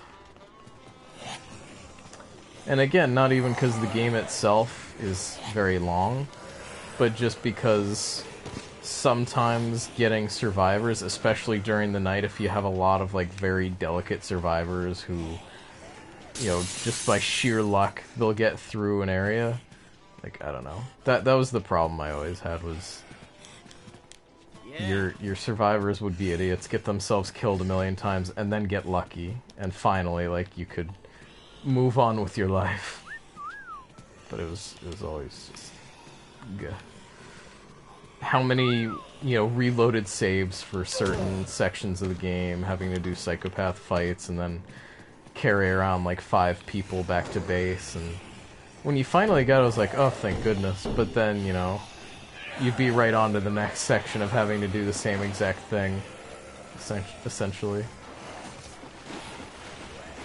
Let's go back up to the safe house. Get off. Ya goober. Ya goober. Ah, ya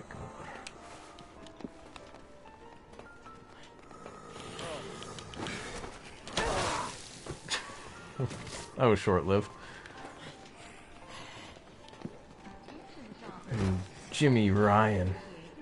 Slide in stores now.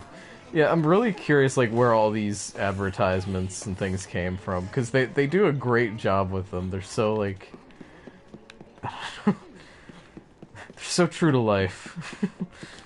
And how campy they are. I love it. Love it, love it, love it. Back to the security room.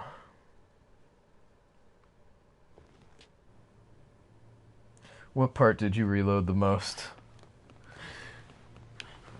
That's mobile.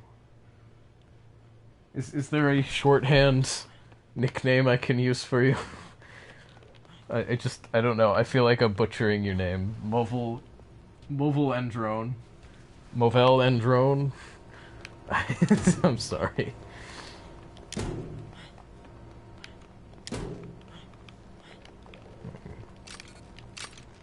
I guess guys can pop up. I don't know, can guys pop up in the security room? Maybe.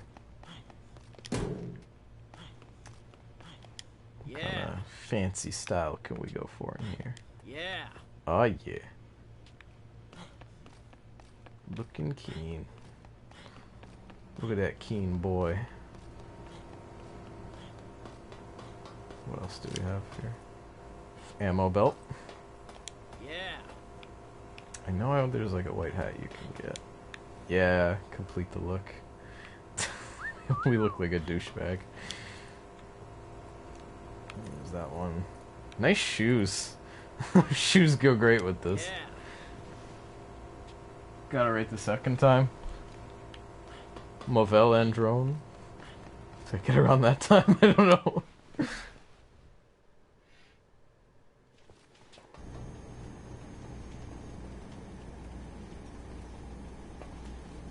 WAP demon.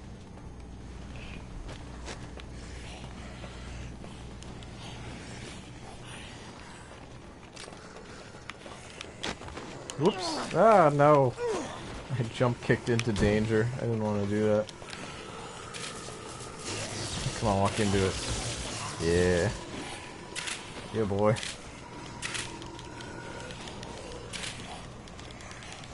Speedrun tactics. I don't know. If you do this against the wall for 3 hours, then suddenly you'll phase through and win the game.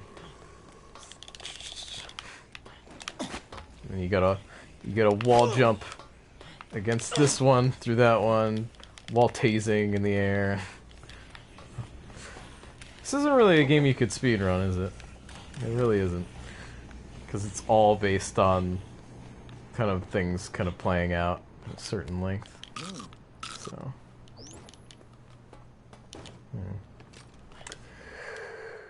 Yeah. Although, are there speedruns of Majora's Mask? I could imagine how. Or I guess like you'd implement skips and such. That's how. But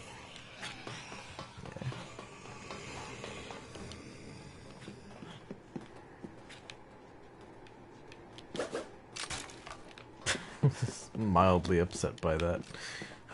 Oh, who did that? You asshole. Another stun gun. Oh, gross, he puked on me.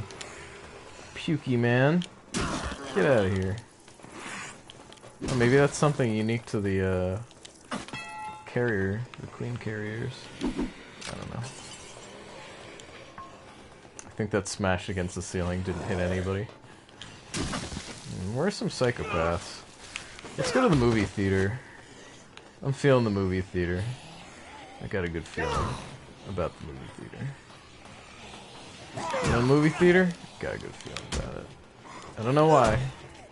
Just got a good feeling about it.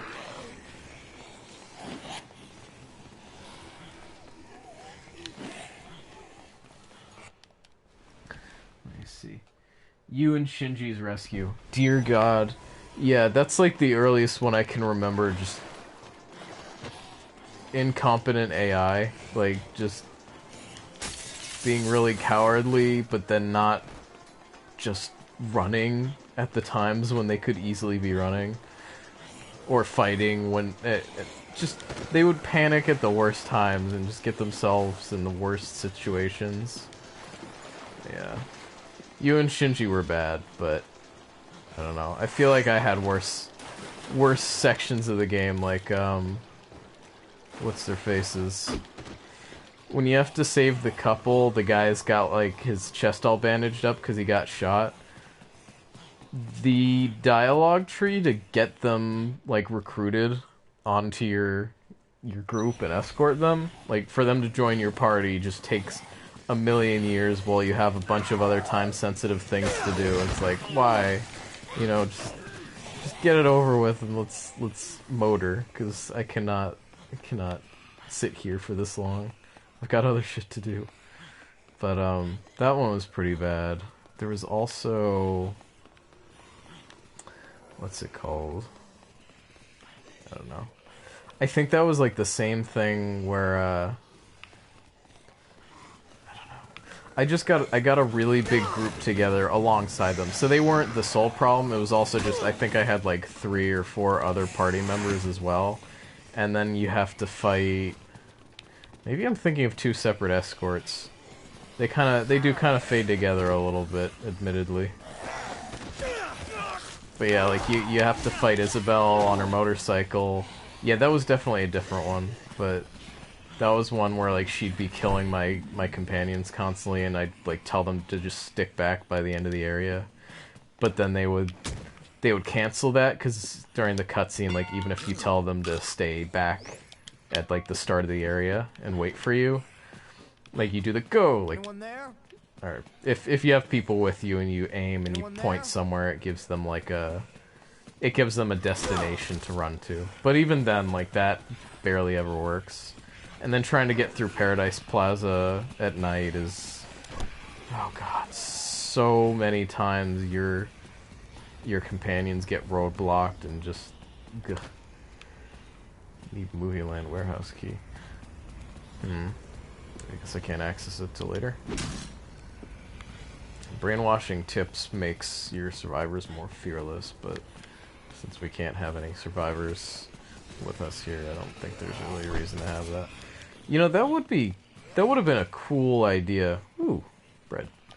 Coffee creamer. Coffee creamer's a treasure among treasures.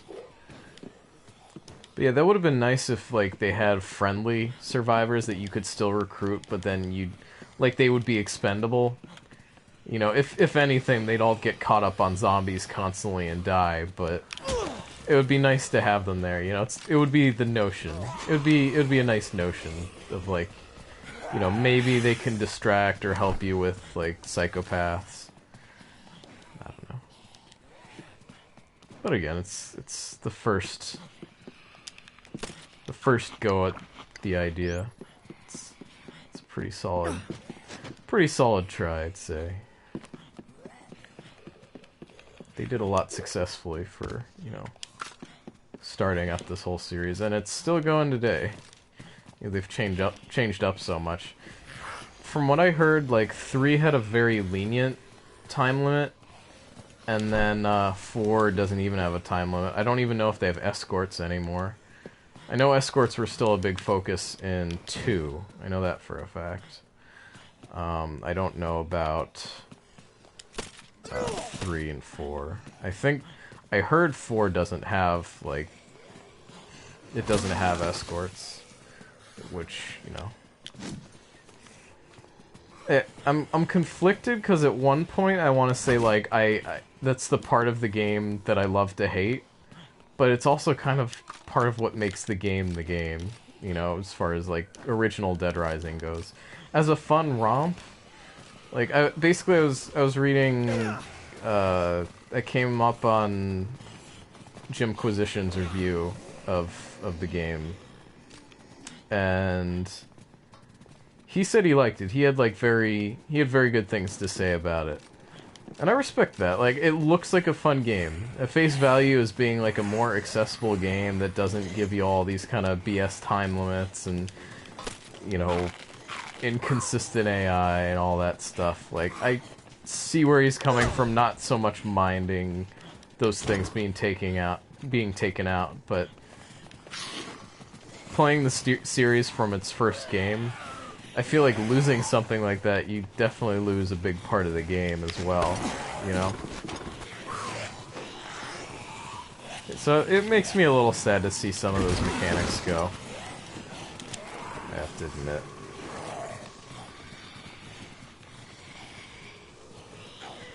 But... Hey, Sai. I'm way not dressed enough like a little girl, 1 out of 10. You just woke up. It's a good time to wake up. It's time for Dead Rising Infinity mode. This is gonna be a very bad time for me. So I don't know how long we're gonna survive. I said I wasn't planning on going that long, but it's kind of becoming that long. Like, I don't know. Yeah. Frank agrees. Frank knows what's up. See, I definitely don't want to get rid of this, because that's, like, vitally important for all of the stuff that we're grabbing. Basically, 100% more healing means 100% more time that we can spend existing. So, definitely in favor of doing that. Here, let's hand out some concessions. I can see the crowd. It is phasing through them. It's not right. What is this witchcraft? What are you, demons? Take your damn sodas. Get away from my concession stand. Yeah. At the very least, they're not climbing the booth, so I'm surprisingly fairly safe here.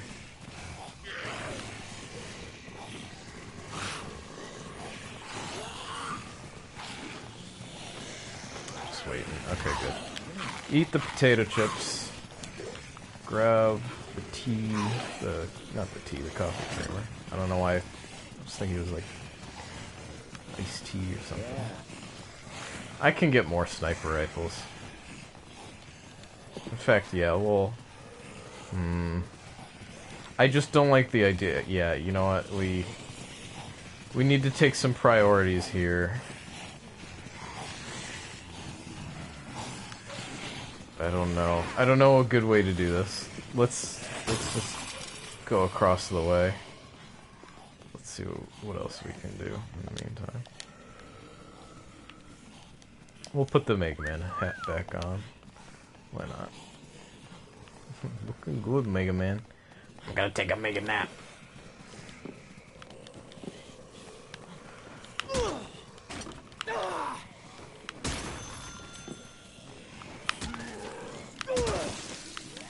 Oops. Oh. That was a waste of a good coffee creamer. Well, I guess that makes up our decision. And if nothing else, it gets us doing things faster, so... It's good for you guys. Ultimately, yeah. I think it'll be more fulfilling if we just get a move on. We're almost a day in, but, gotta do 3 days, then 5 days, then 7 days. Those are, I think, the reward check marks for this game. So that's what we're aiming for. Now... Electric guitar, electric guitar. Ooh. I didn't know he had that funky spin attack at the end of it. Whee! else do we have? Acoustic guitar. So nice. Play it twice. The guitar's not a bad weapon either. It's got the thrust attack. It's pretty good. Ah, yeah. Let's throw it at somebody. Here you go. You want a free guitar? Woo! I don't know if the model matters. Like, if they have different names, I think it matters, but I think, I don't know. Just wanted to beat him up with that axe. That axe, man. Bass guitar. Yeah, this is the thing. I think guitars were one of the last things that I used in the game, because there's actually a,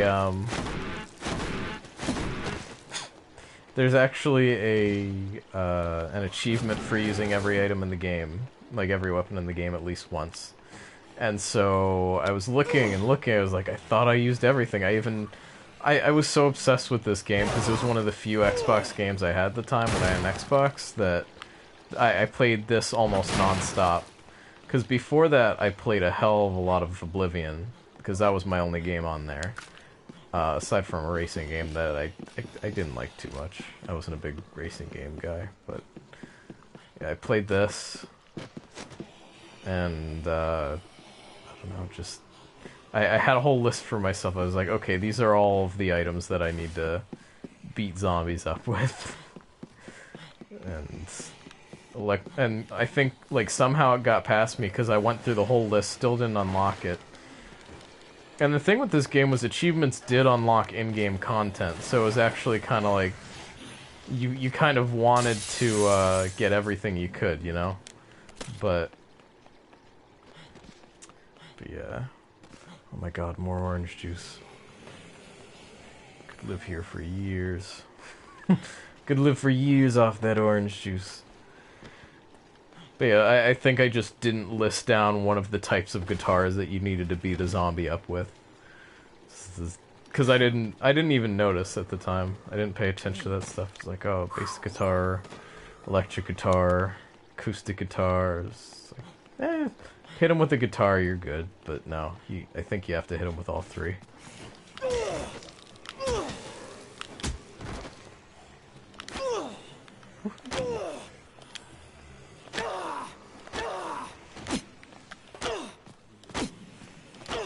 I think this should be how we... Well, that was nice. I think this should be how we, traverse the world from now on. Doing sweet jumps.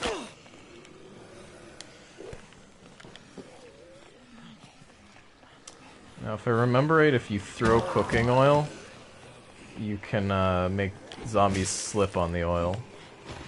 Yeah. Now that could make for an outtake shot. There were just fun things like that you could do.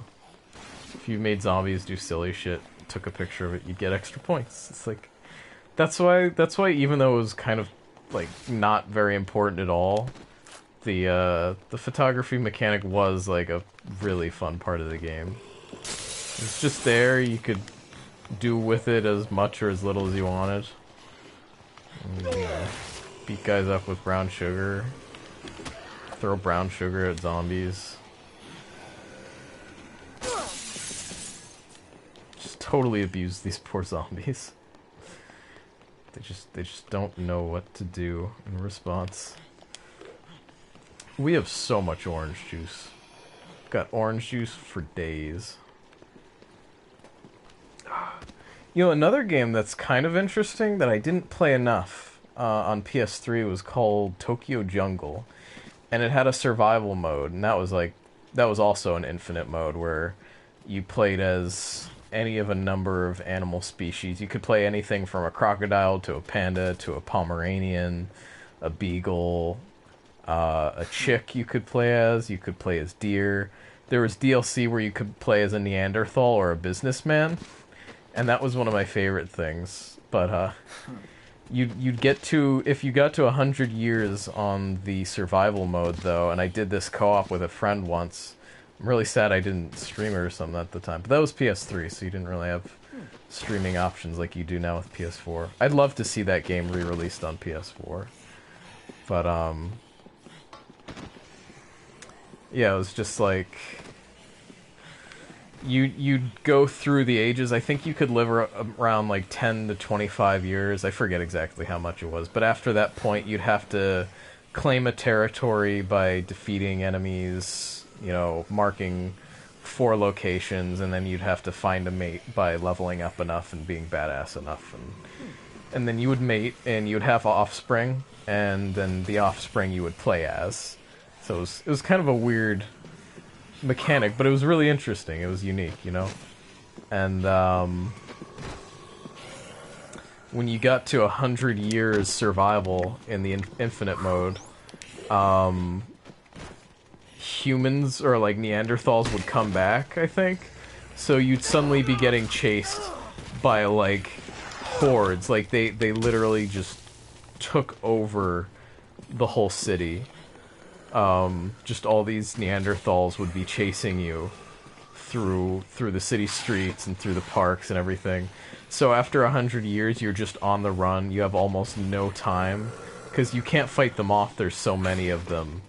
All you can do is outrun them for as long as you can, until you inevitably starve or get hit and die. But, oh god. Tokyo Jungle was a really quirky, fun game. I liked it a lot. I never finished the story mode, and apparently the story mode got really weird, but the thing was it was split up in these tiny little chapters, and the only way to get through the chapters was to play the survival mode and get like little unlocks or like find case files, and by finding the case files you would unlock the story. So I would have wished they kept them a little more separated, you know, but it was still a neat game. Let me catch up on chat a little more. I haven't been paying as much attention as I'd like to. And sorry I get distant from the mic when I do that. It's just... my computer can't really move from its spot, my laptop, otherwise it powers off, so I want to keep it right here. I gotta learn to invest my orange juice. Yeah.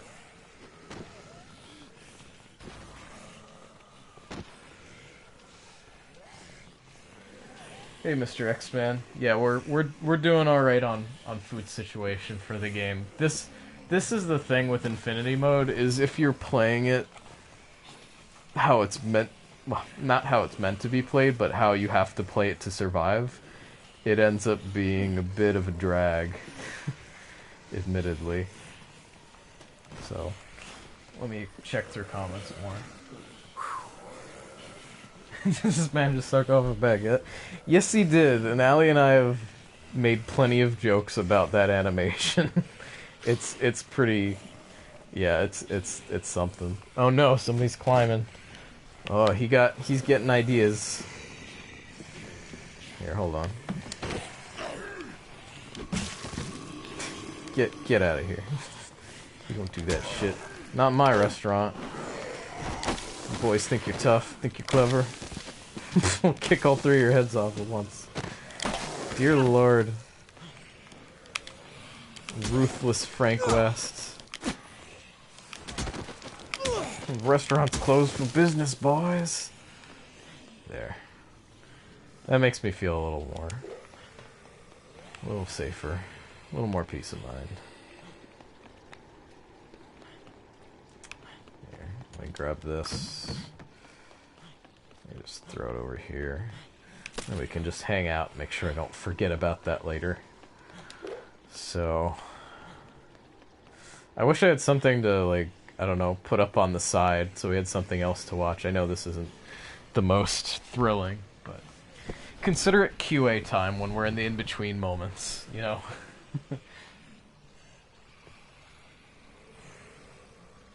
Excellent, I was concerned, yeah. Yeah, the baguette thing, this fucking game. This is like the best Xbox game that there ever was.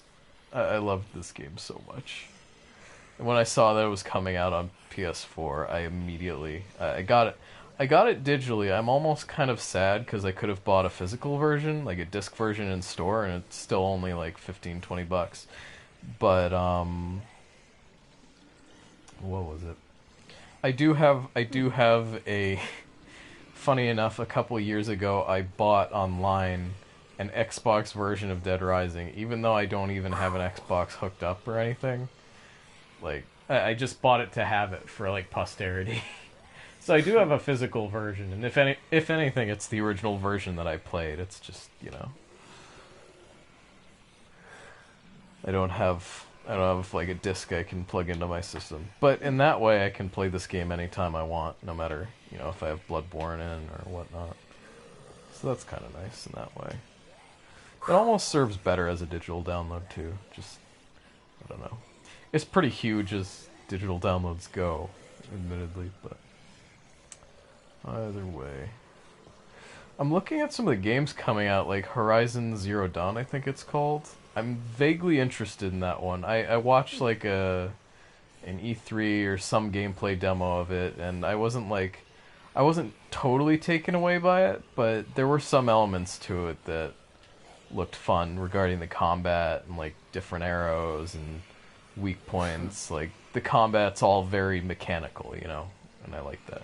So are the creatures you're fighting too. But yeah, it's a game I'd like to look into more. But then I see like all these advertisements for the PS4 Pro, and I'm like, I really don't want to get another system at all. You know, like I'm kind of happy with what I have. Although, like, I guess space limitations, if that becomes a thing on my hard drive and whatnot, I don't know. Probably won't ultimately, but yeah. And in the end, I can delete stuff I've digitally downloaded and re-download later, so I don't think it's a problem in the end. I'm just thinking performance of games that are going to come out in the future and whatnot. Probably not totally needed, you know, the upgrades and stuff. They probably run a little better, a little smoother, but I haven't had a lot of performance issues on PS4. Outside of, I don't know, some little things. Like Bloodborne, I think, sometimes lags a little bit in busier areas and stuff, but no, I've never had big problems with it. I guess if it ever shorts out on me or something like that, then that'll be the time to grab a new one. But it has been really nice for me because my computer can't handle like high intensity games, so being able to play something that gets a little hot, that would get a little hot on my computer and probably turn it off now, I can play on my PS4. So it's nice, if only because it's reliable. But yeah. Too much Mega Man. Oh, is it the 10,000 kills? Was it the 10,000 kills, Mr. X-Man, or was it the 53,000? Because I thought it might be the 53,000. Which in itself is just... Oh, that is a bit of a nightmare. I wonder if it would be worth attempting that in this mode. Because I remember trying it before, and you have to spend a majority of like the 3 days that you have. Let me do something. I'm gonna do some math while we're waiting here. Because Infinity Mode is like, I don't know, it's, you know. So, Dead Rising, golden brown pizza. You know, I always, when I first got the game, I always thought your life bar looked like it was made out of chiclets, like those little square pieces of gum. I always called your health bar chiclets in this game. Oops. Silly, dumb thing of my life back then. Wait, rotten pizza. Oh, wait. Oh, no, that's only with uncooked pizza. So, cooked pizza is fine, I guess. I guess? Wait. Yeah. Yeah, it's only... If you spend 20 minutes with uncooked pizza, then it goes rotten. So, golden brown pizza...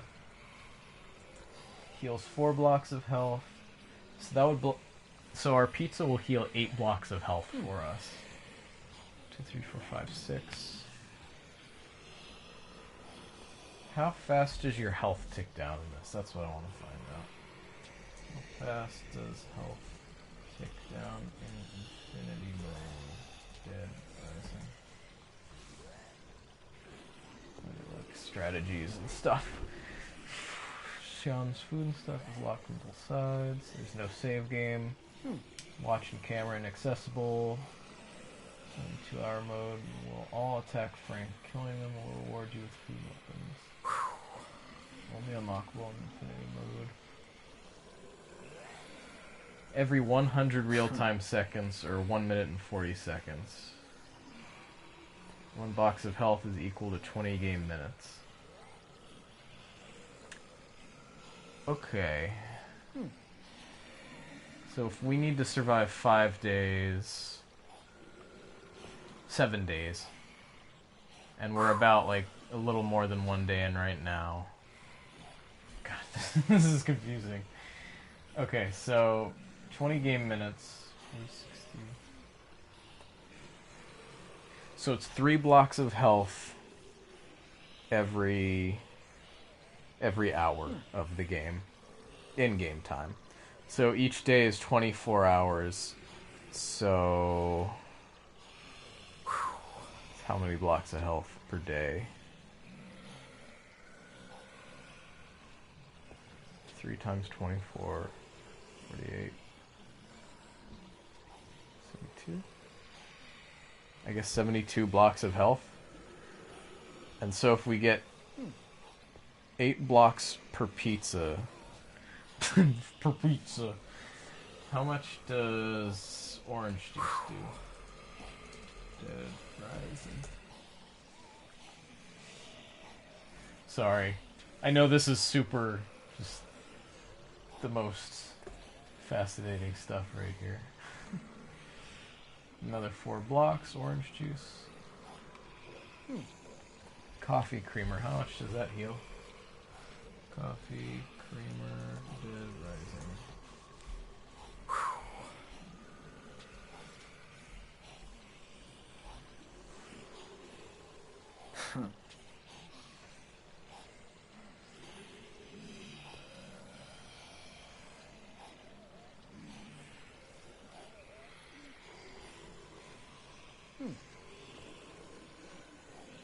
Oh, on the label of the coffee creamer it says chocolate milk. It is unclear why this item is called coffee creamer, as the model and its location, Sean's food stuff make it clear that it is chocolate milk. That's pretty great. How much does it heal?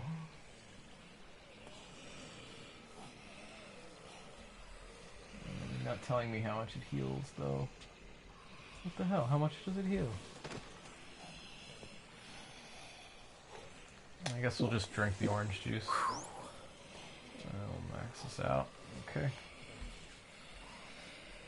Let me take a look, though. So 24 hours, 3 per hour would be 72 blocks for a day.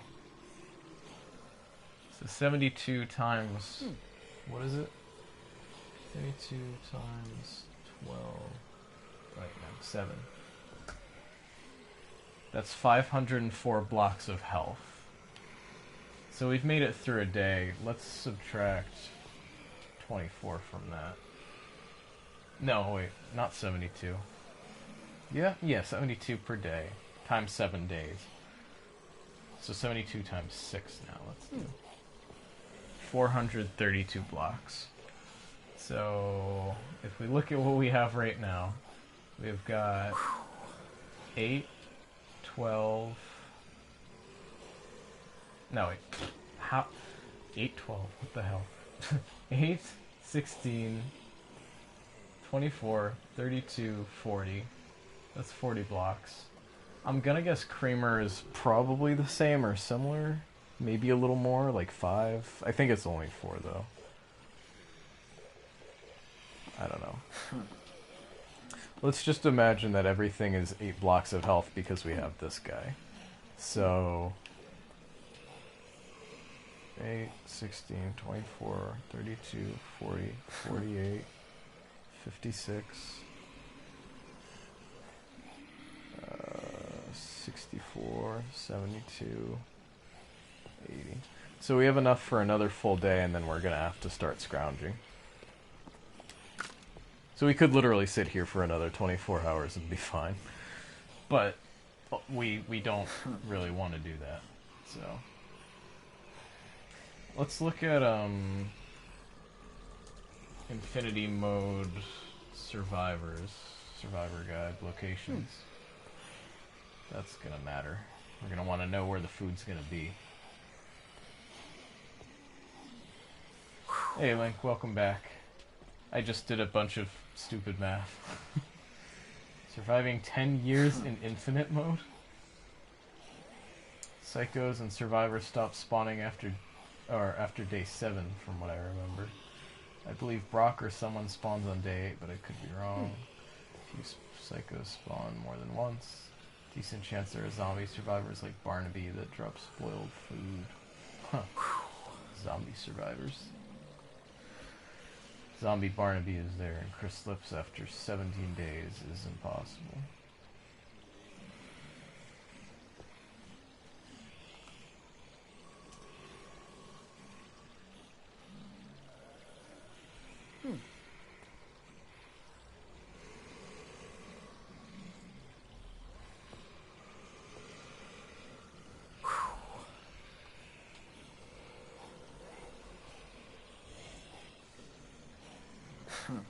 Okay.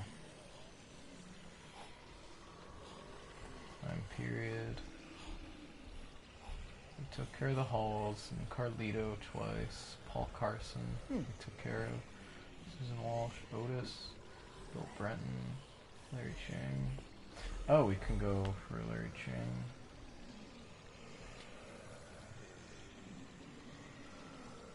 Oh yeah, we got Susan Walsh. You find her dead. Under her weapon, it says dead. Her weapon is death. Her weapon is being dead. That's great. So we could go after Larry, but he's kind of scary. I don't know if I want to deal with him. He's kind of, yeah. If I don't have, I don't know. I don't know if this is going to do very well against him. I think if anything, I'd want to go for the gunshot. CD Crazy with the lead pipe. Alan Peterson might be in CD Crazy. I forget where that is though. It might be in here. Let's take a look.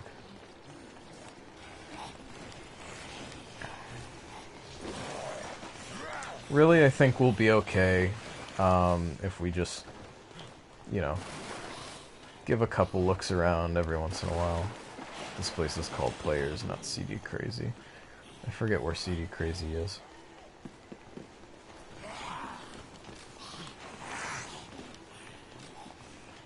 I know I was there.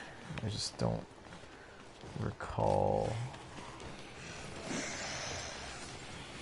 Yeah, we'll go to the entrance plaza. Just get a motor on our butt. Start doing stuff. But yeah, right now we can survive 24 hours plus.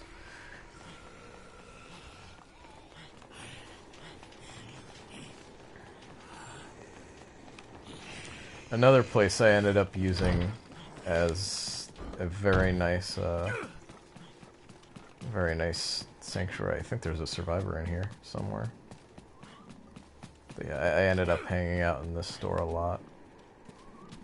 Who's in here with me? Making me paranoid. Or is he on the second floor, maybe? It's totally someone. Who's doing that? Somebody's getting hit by something. Or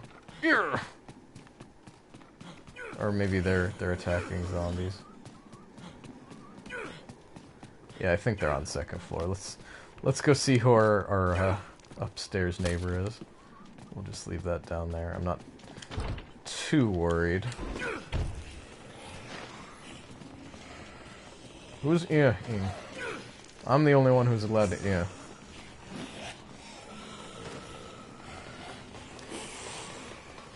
You're getting all up in my territory. Oh god. Somebody has a gun. Alright, I'm a little more frightened. Oh, it's Carlito again. Well, in that case.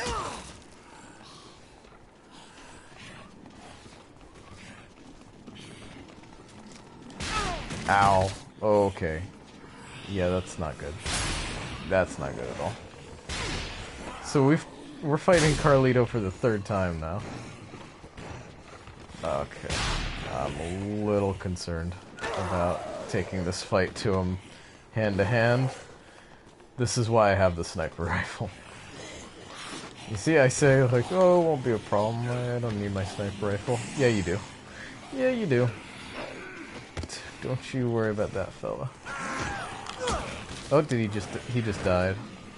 I didn't even need to come back down here. I'm gonna guess he's gonna have another delicious steak for us. Off! Off, you fiend! I care not for your zombie fellatio.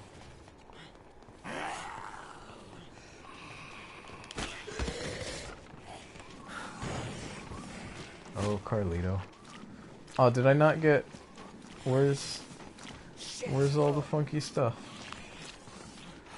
He didn't drop any goodies for me. Carlito. Carlito! Why can't you give me nice things, Carlito? Why don't you love me?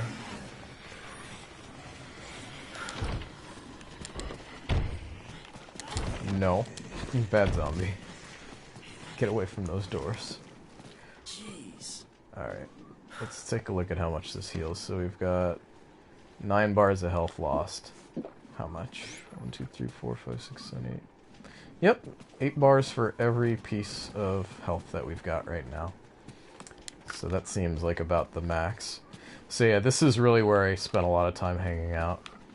Just in this area. Because it's nice and safe.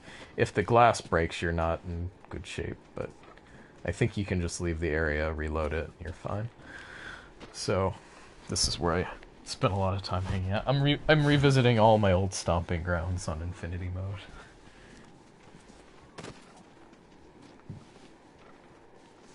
Oh, the Hall family respawns in the park, so if we want to get some more sniper rifles, we can do that. I think, anyways. I might actually take up on that. Carlito seems to be a wee bit of a bumwipe. He is just that. He is exactly that. He is a bit of a bumwipe. Okay. So let me be proactive about this. Let's head on out.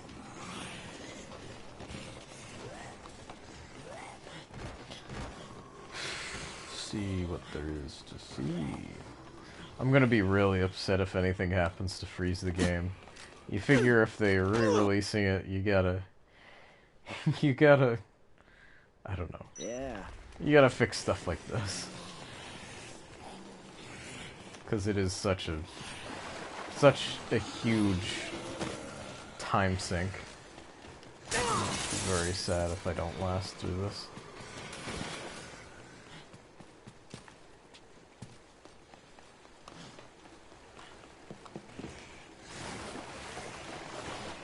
I think we need an outfit change.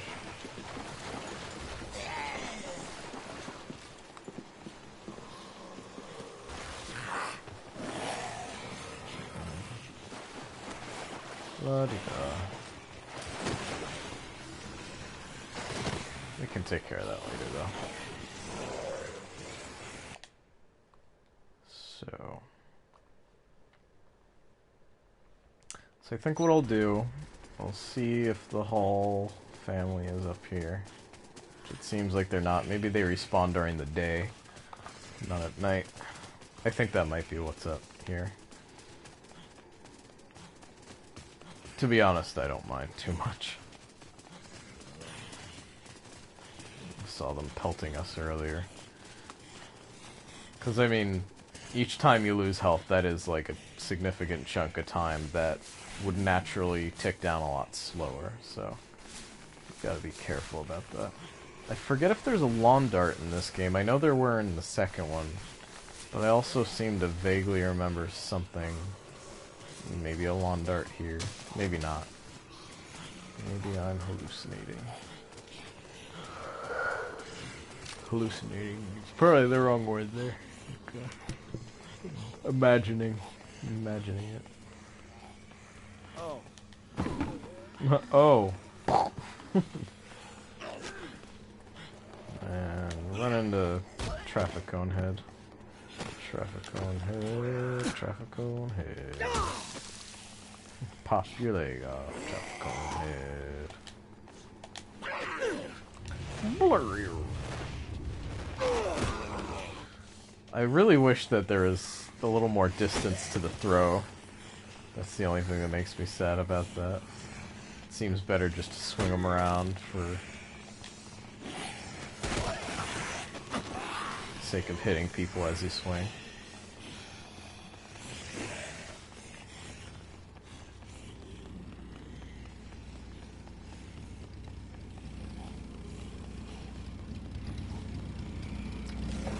Let's check this out. Larry Chang. Larry Chang, I'm coming for you. I got your number. Got your number and I'm coming for you.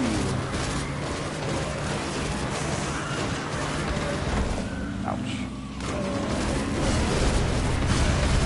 I'm a bad driver and I'm coming for you.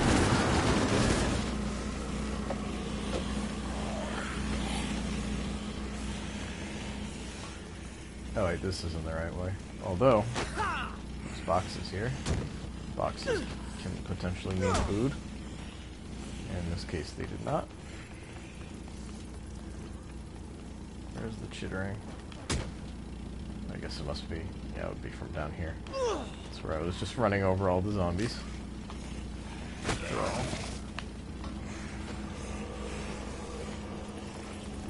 There it is. Good old queen. Sorry, Queenie. Ah! Okay.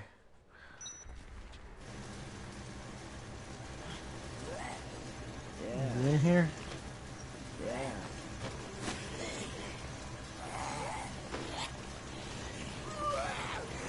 A lot of zombies in here, at the very least. Oh, get off me. Ow! Help me!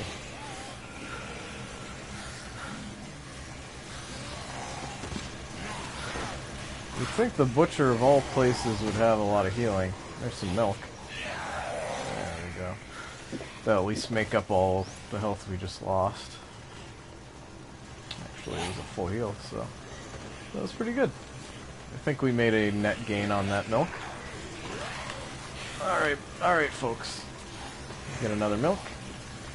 Anything else? I think that's enough for now. I'm satisfied. No, not that way.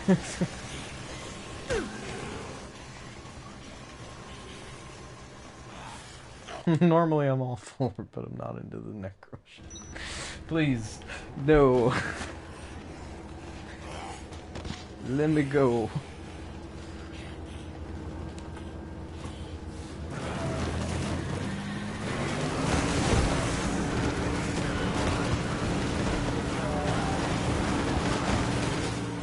Since they said Xian's food and stuff is locked on both ends, I'm gonna guess that that maintenance tunnel door is gonna have a broken lock or something to it.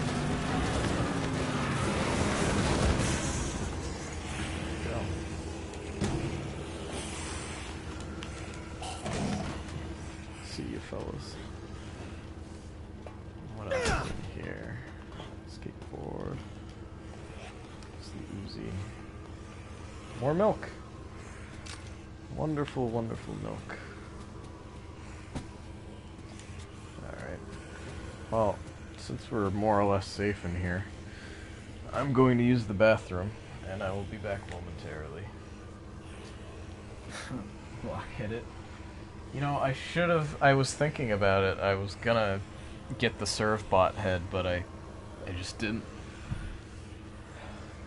I'll have to go back and get it next time we go around Paradise Plaza. Okay, I'll be right back.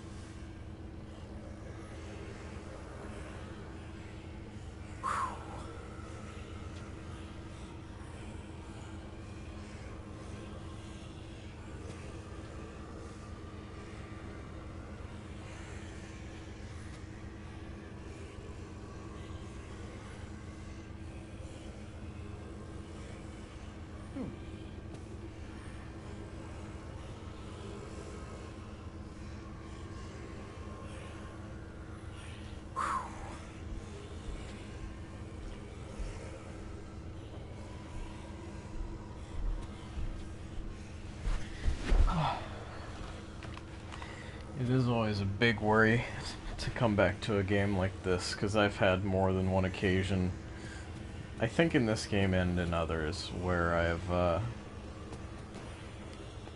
don't know, I've just come back to, like, a death screen, not knowing what killed me, but just having been killed by something, you know. I've had my fair share of that, and losing a lot of progress in some stuff. It's never a good time, but I haven't had too much of an issue with that this time around. Look at all these sledgehammers. Look at all these sledgehammers. But yeah, I wish there was more of a way to kind of tick time along. There's not really much of an incentive to fight zombies. I mean, at least not outside of safe ways such as this, if you just have ammo to waste on guns you aren't going to use otherwise.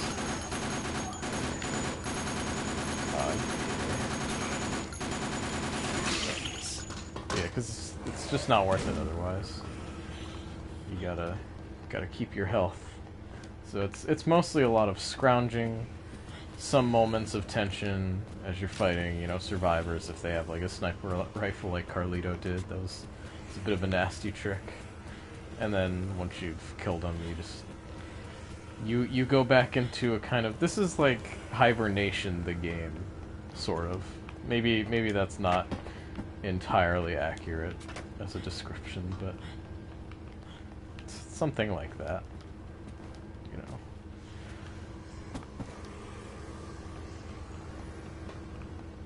Let's try skateboarding around.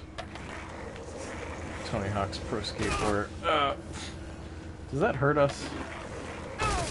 Oh, it totally does. That's not safe. It's not safe. Don't do that. Ooh, that was pretty snazzy.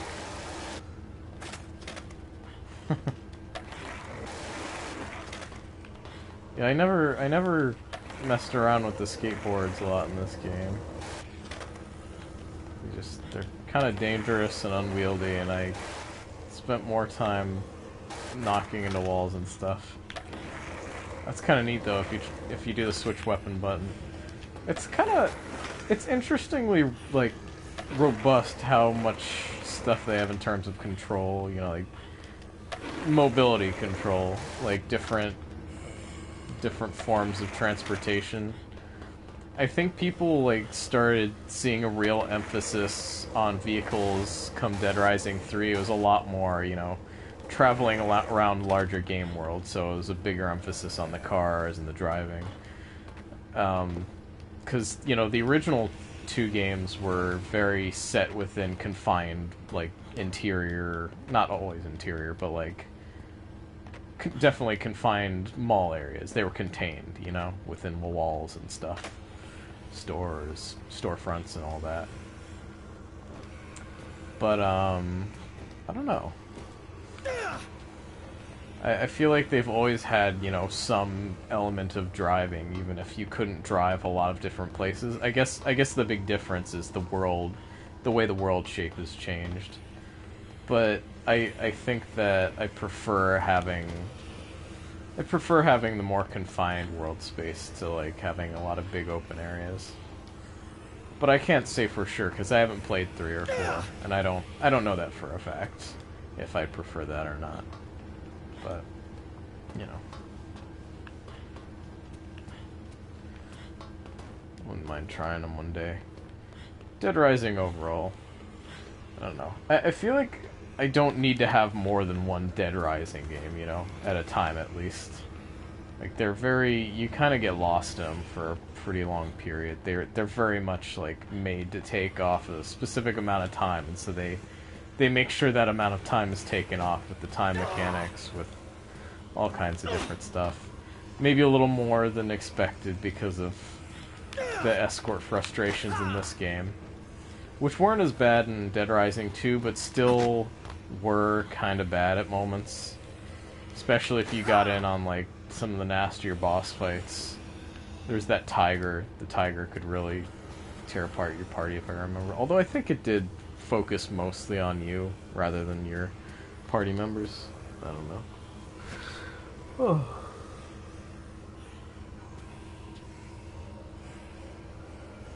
Oh no. This vapid addiction's telling me to kill myself, mate. We've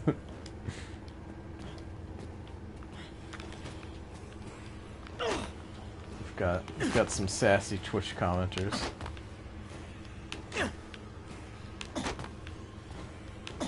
What am I kicking off of here? It's an invisible wall to make sure I don't land on this tarp. I'm using it to my advantage. To show my gravity-defying powers. The powers of Frank West. I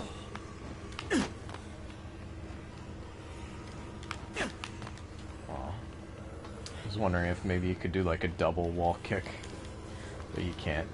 Limited to one per lift off of the ground. Oh my god. We're so close. As soon as we lose that next bar, that next little chiclet, I will drink this OJ, and I will get some lovely dairy, and then we will get the hell out of this room. I'm figuring if we're going to be spending a good majority of this just waiting around, I may as well switch up the location here and there. Keep it fresh. Keep it fresh, keep it funky. Ooh, look at that spin. Look at that masterful spin. The Frank West spin. Oh... many good times with this game.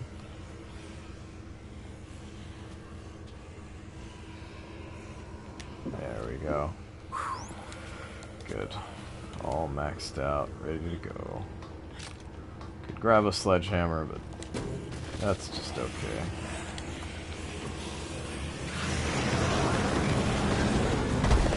Ouch. Ouch. Sorry. Ouch. Sorry. I'm not great at this whole driving thing. Let's see, let's go up into one of the mall areas directly. Where do I want to check out next?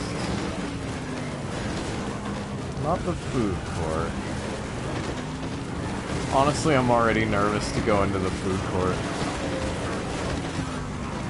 Fresca. Oh, Fresca's close enough to where I want to be, so we'll make it a date. Make it a date. Hope it goes great.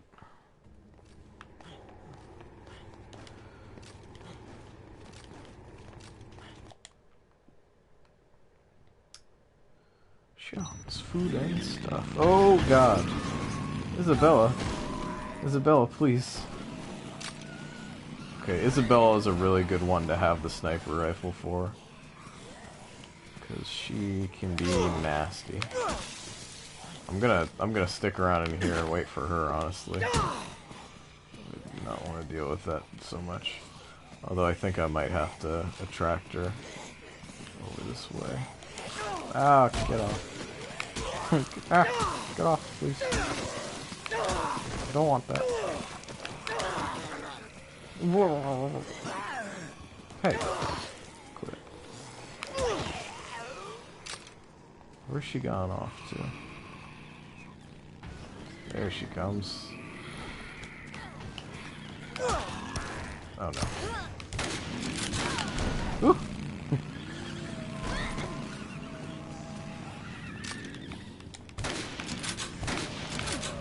Yeah. Don't want to get run over. That's the main thing. Oh jeez. She turns on a friggin' dime on that motorcycle. It's a little scary. You're busting up the storefronts. Isabella, please. Isabella, stop. She will not follow me into Riverfield Jewelry. That's the one surefire thing. She doesn't want anything to do with my jewelry store. My safe spot. This is the thing too, she turns so damn fast, the camera can hardly keep up with her. Oh, she's in. No! Oh, okay. That's alright. I'll take a hit. Take it if I gotta. No, no, no, no! Ah. Okay, 18 shots, more than enough. 3 shots like that. Oh jeez. Oh jeez. Oh jeez.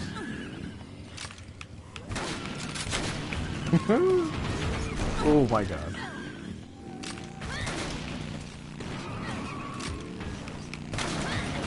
Oh. That is the problem too, is when you hit her, she will swerve. And occasionally she swerves away from you, occasionally she swerves right onto you. But we came out on top that time, so that's good. Oh, pretty alright. And it looks like we got some goodies. Some pretty nice goodies. So we'll use these crackers we found. Okay. What else did she have? She had another milk. Milk is good. She had Energizer juice. I don't know what Energizer does, but it sounds lovely. And this is kind of what it becomes too, is stockpiling a lot of food in a single area if you end up killing a lot of dudes. If I could end up killing the hills again, for instance, just imagine all that food. All the lovely, delicious food. I mean, we're set for a while here. We can just lounge. Some lovely lounging time. Yeah, the pickaxe. I think I might ride on the motorcycle a little bit just for fun. I don't know. I don't want my stuff to somehow despawn. I don't think that it would, but I also don't trust this game entirely. I wouldn't terribly miss the Energizer. I don't remember what Energizer does, but just run a few laps for fun until the bike goes dead. There's a hell of a lot of queen bearers. Never got this many in the main game playthrough.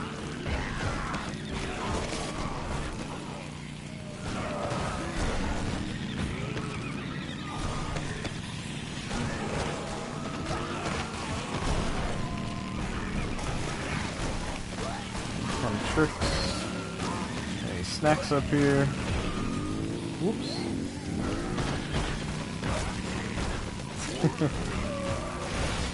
I think there's an Uzi in the fountain if I jump in. I just want to kill most of these guys. Sorry, this is making me a little dizzy. Okay. Well. Yeah, there's an Uzi and there's a dumbbell for some reason. Be a dumbbell.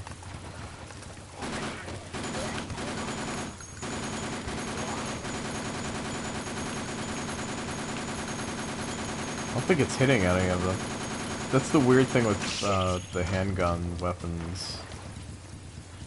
Is that they not hit very far. Like sniper rifle range is fine, but yeah, handgun just doesn't hit very far. After a certain range, it just stops. I think the same applies to the Uzi. I guess shotgun too, but I mean shotgun by nature, you're not going to be doing a hell of a lot of range stuff with that.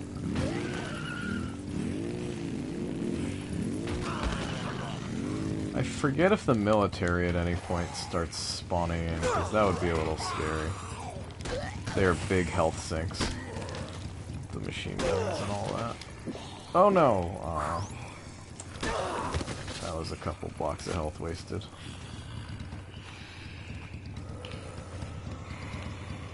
Some of the zombies are all around here. Okay. Grab that. The thing is, we still have so long to wait regardless. This doesn't have that much ammo left in it. I think we're gonna end up waiting here for a while anyways. That totally missed, but okay. Whatever you say, game. I'll take the hit. I won't look a gift horse in the mouth. Oh, there's the wasp. Pop. Ooh.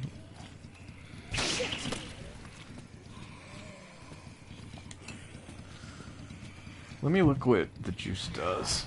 Oh, you know what? Okay, it wasn't a glitch at all.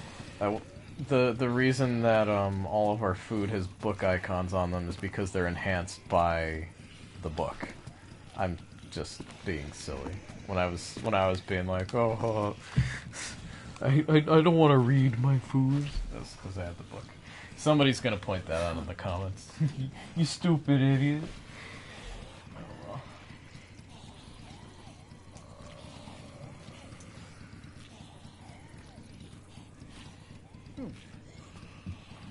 So let's look here.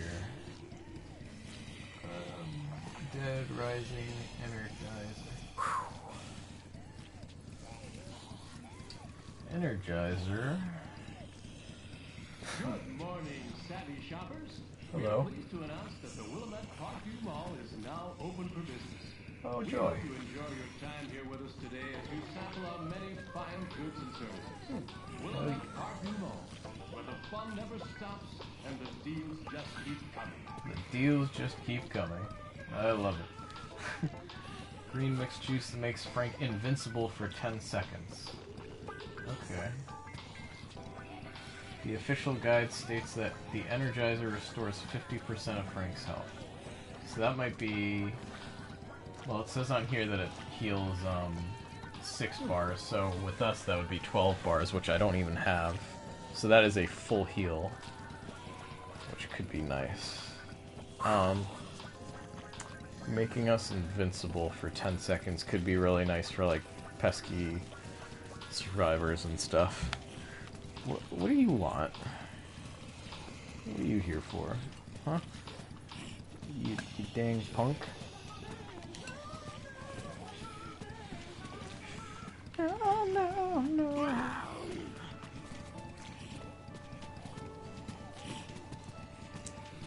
I'm gonna wait out for another orange juice. And then pick up the shotgun, and I'm gonna take a trip back to the leisure park. And we'll see if we can find the Hall family again.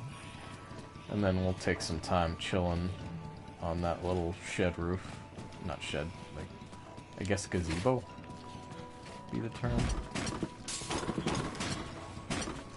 Can we get infinite gems from this? Oh, we can.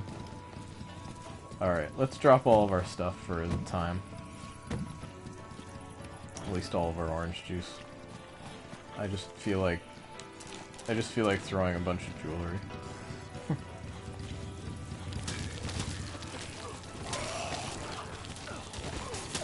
It's our big clearance blowout. Come get free jewelry. Whoa! Yeah! Ow, it's small and sharp and stings. Give me that queen. Yep.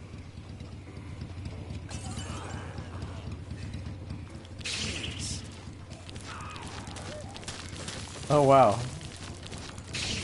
See, that's kind of funny. Even though handguns have pretty limited range, the gems somehow do not. Learn something new every day. Every day.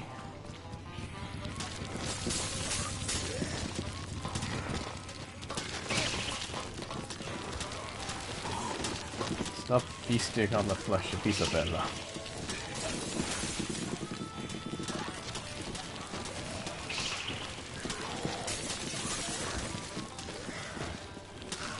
I'm just handing them out. I'm just handing them out. Yeah, let's try on a different outfit. There, Mrs. Mega Man. Mrs. Man. Miss Mega Man. Mrs. Mega. Perfect. Mega Secretary. Whoops.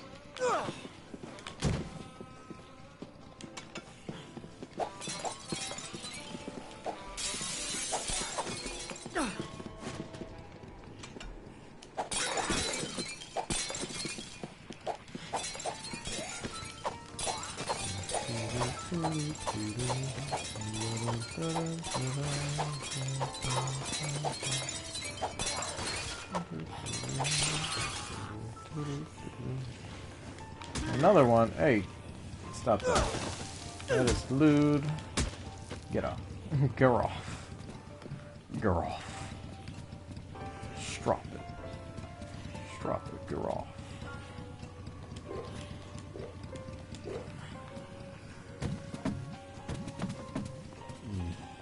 It's that nice full sounding jug of orange juice. Sweet ichor of the orange gods. Hey! I know what you're thinking. You're thinking I don't have a head anymore.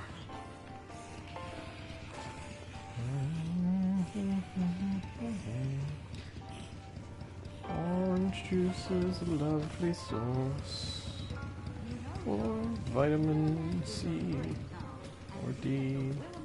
I always confuse those two.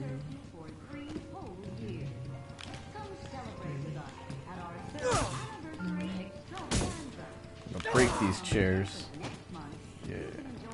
I'm gonna break this potted plant. Yeah. Or maybe, yeah, okay. Not sure. Seemed like a very sturdy potted plant for a sec there. But it fell in the end to the might of my stomping Mega Mistress might. That was redundant.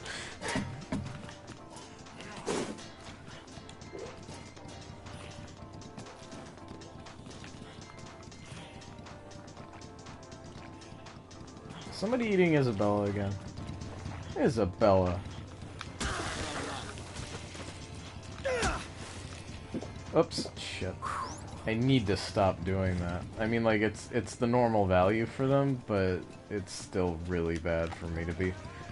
I'm getting, like, half the value that I could be. Which means, like, I don't know, an hour of game time each time I do that, and I've done it, like, 3 times now, so I've probably lost 3 potential hours. Then again, people have said that they can survive, like, 10 days or more, so it's... I don't think it's a matter of running out of food necessarily, it's just a matter of me not wanting to waste food. Because it means I have to go out and get things and do stuff and... etc, etc, etc.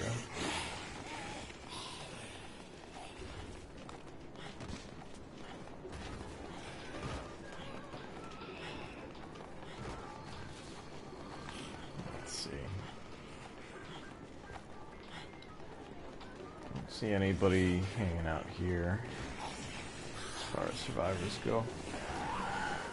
At least not at first glance. Back to Paradise Plaza. Yeah.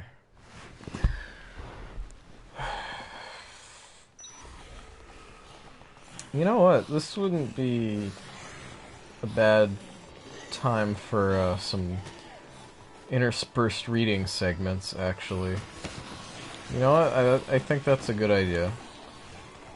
I'll have to keep an eye on my health and all that as I do it, but I haven't done a reading in a while, and I still have that Irish Ghost Stories book. I could read other stuff too, but that's what we started with, and I still haven't finished getting through it because I only read it for these streams. So yeah, I think we could go for that.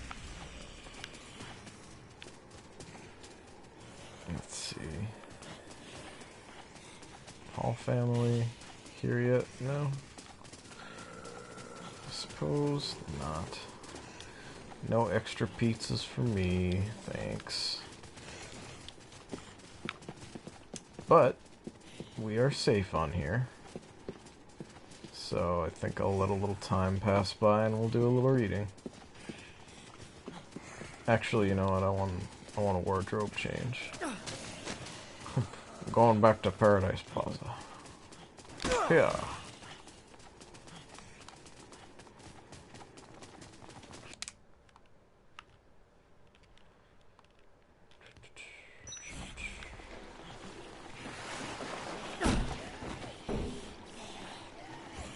Entertainment aisle.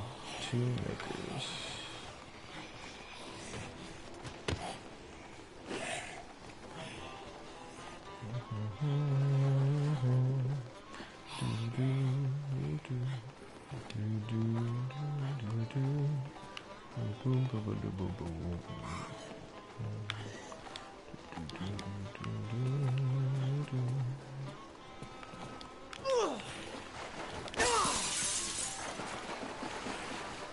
Let's get the serve bot.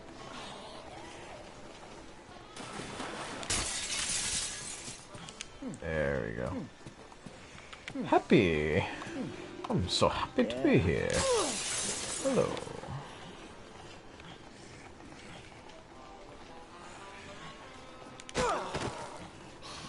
Now we shall dress like a children's.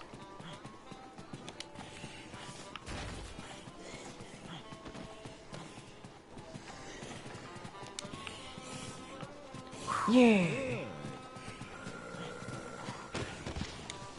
I'm a grown-ass man. I've covered wars, you know.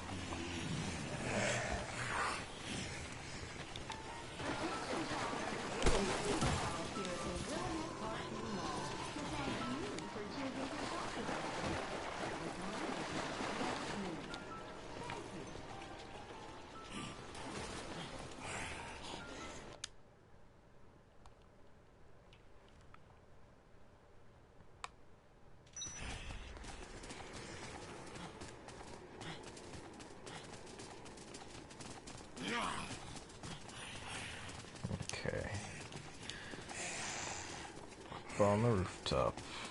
Click, click, click. Yeah. Wish there was just like a lay down animation. So Frank could chill. Have himself a little chill up on the roof here.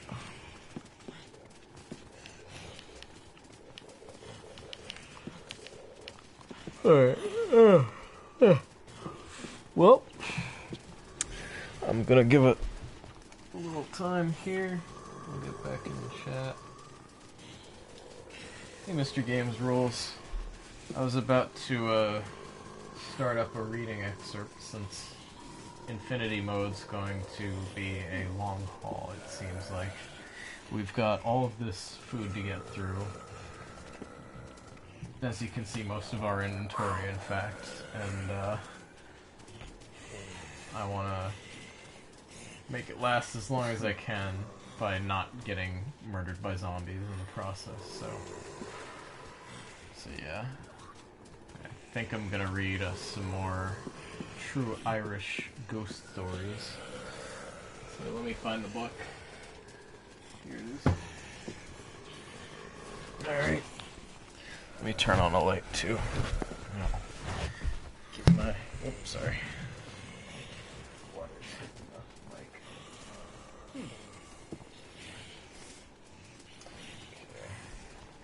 How do I want to do this even? Let me shift this over, shift it up, and I mean the most I'm gonna have to interact with the game for the next couple minutes is gonna be tapping square to drink. Hit square to drink. So let's see where we left off. Looks like we had finished chapter 2, so we were doing haunted. Can you guys hear me alright? Here, I'll move back down there. Yeah. Or maybe I can move this, I don't know. What's easier? Let me just get myself comfortable down here. I have my mic set up on the floor. It is not a, it's not like a desktop sort of battle station or anything. It's me and a pillow on my back and the hard floor beneath me. So, anyways, get a cushion for myself. I think that'll do. Okay. DJ so smooth. Chris, guess you want something that will really help you on Infinity Mode? I am open to recommendations. So by all means, please. I'd be happy to hear assistance and tips and such. I think we're pretty set for right now, like, just from what we have here, we've got a good day's worth of food. Not real life day, but, you know, in-game day. Which I think is like, I don't know how many minutes of real time.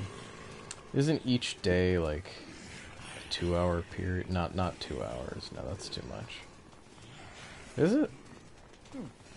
It might be. I don't know. Which would mean if I have to survive 7 days, this is like a 14-hour affair, which is kind of insane, you know? It's a little out of control, I feel. By the way, would you happen to know, DJ, off the top of your head, if the old bug where going into the food court would freeze the game, if that still exists? Because the last time I did this was literally back when that bug still existed. Sure. You can post a link if you need to.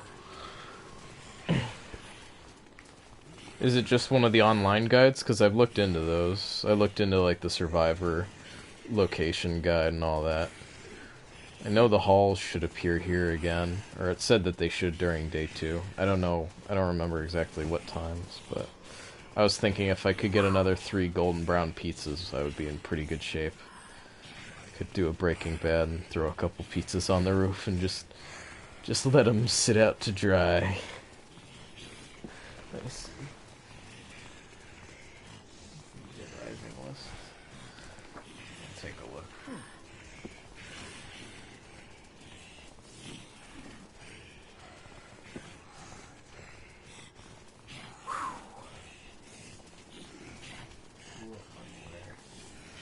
Oh, there's a calculator? I did do the math for this earlier, and I found out that, yeah, I have like 24 hours of food, plus a little bit extra.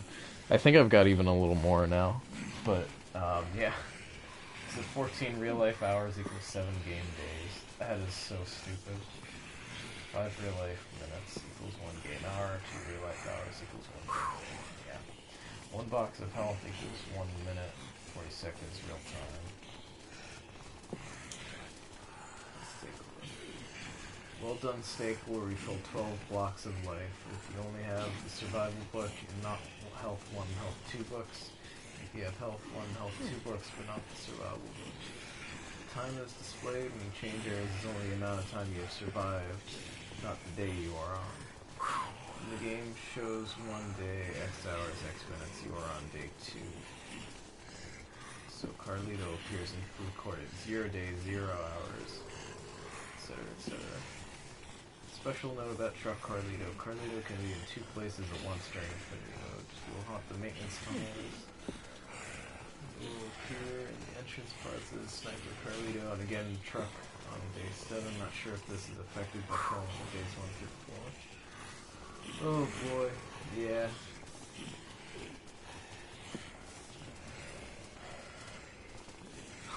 I love how there's like these different versions of Carlito. I mean, you have so many different Psychopath encounters with them, boss encounters with them, that it's just like Truck Carlito, Sniper Carlito, SMG Carlito. So many different flavors of Carlito. Let's see. Day 9, nothing. 10, nothing. 11, nothing. Yeah. Everyone in the game is in Leisure Park. Not really, but it'd be nice.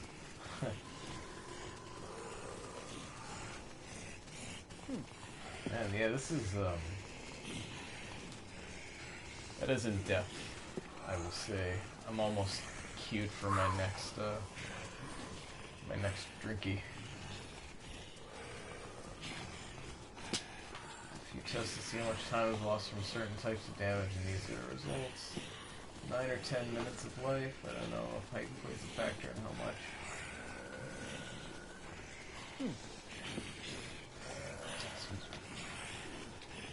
Being grabbed by a zombie takes 20 minutes. Being slapped, swatted takes 2 minutes.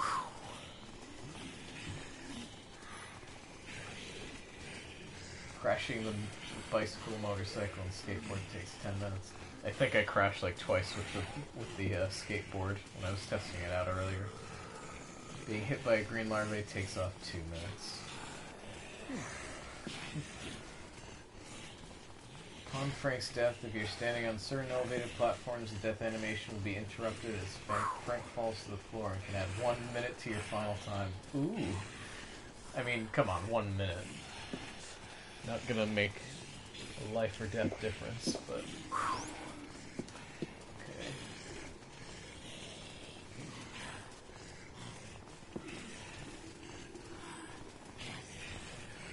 That's funny, though. Cool. Well, thanks for sharing that. I'll definitely reference back to it if I need to know where survivors are going to be a certain day. But I'm gonna just kind of freehand it for a little bit and see if I can get by on my own wits. But I will keep it as a reference. So, as I said before, and for those just joining us. While we wait, just to keep things a little more interesting, I'm going to read from this book I have, and I've read on a couple other occasions playing... I think I read it playing Dark Souls and playing Salt and Sanctuary. This is True Irish Ghost Stories, compiled by St. John D. Seymour and Harry L. Nelligan. So... see how this goes. Last we left off, we were on Chapter 3, which is Haunted Houses in Mogg's Half. The northern half of Ireland has not proved as prolific in stories of haunted houses as the southern portion. The possible explanation of this is not that the men of the north are less prone to hold or talk about such beliefs, but that as regards the south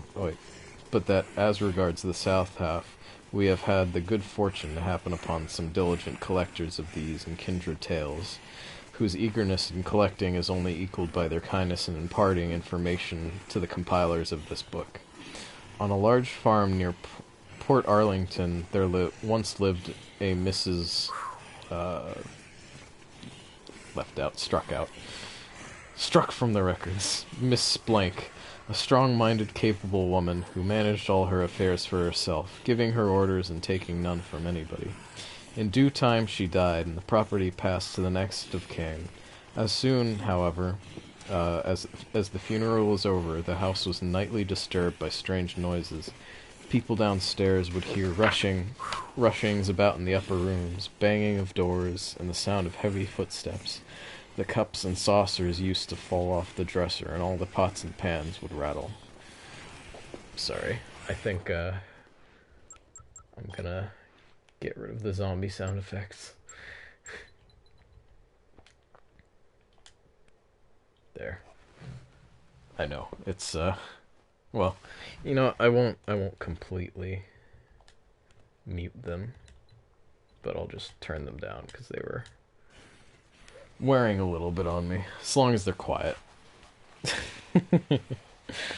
Anyways. This went on for some time, till the people could stand it no longer, so they left the house and put in a herd and his family. The latter was driven away after he had been in the house a few weeks. This happened to several people, until at length a man named Mr. B took the house. The noises went on as before until someone suggested getting the priest in. Accordingly, the priest came and held a service in the late Mrs. Blank's bedroom.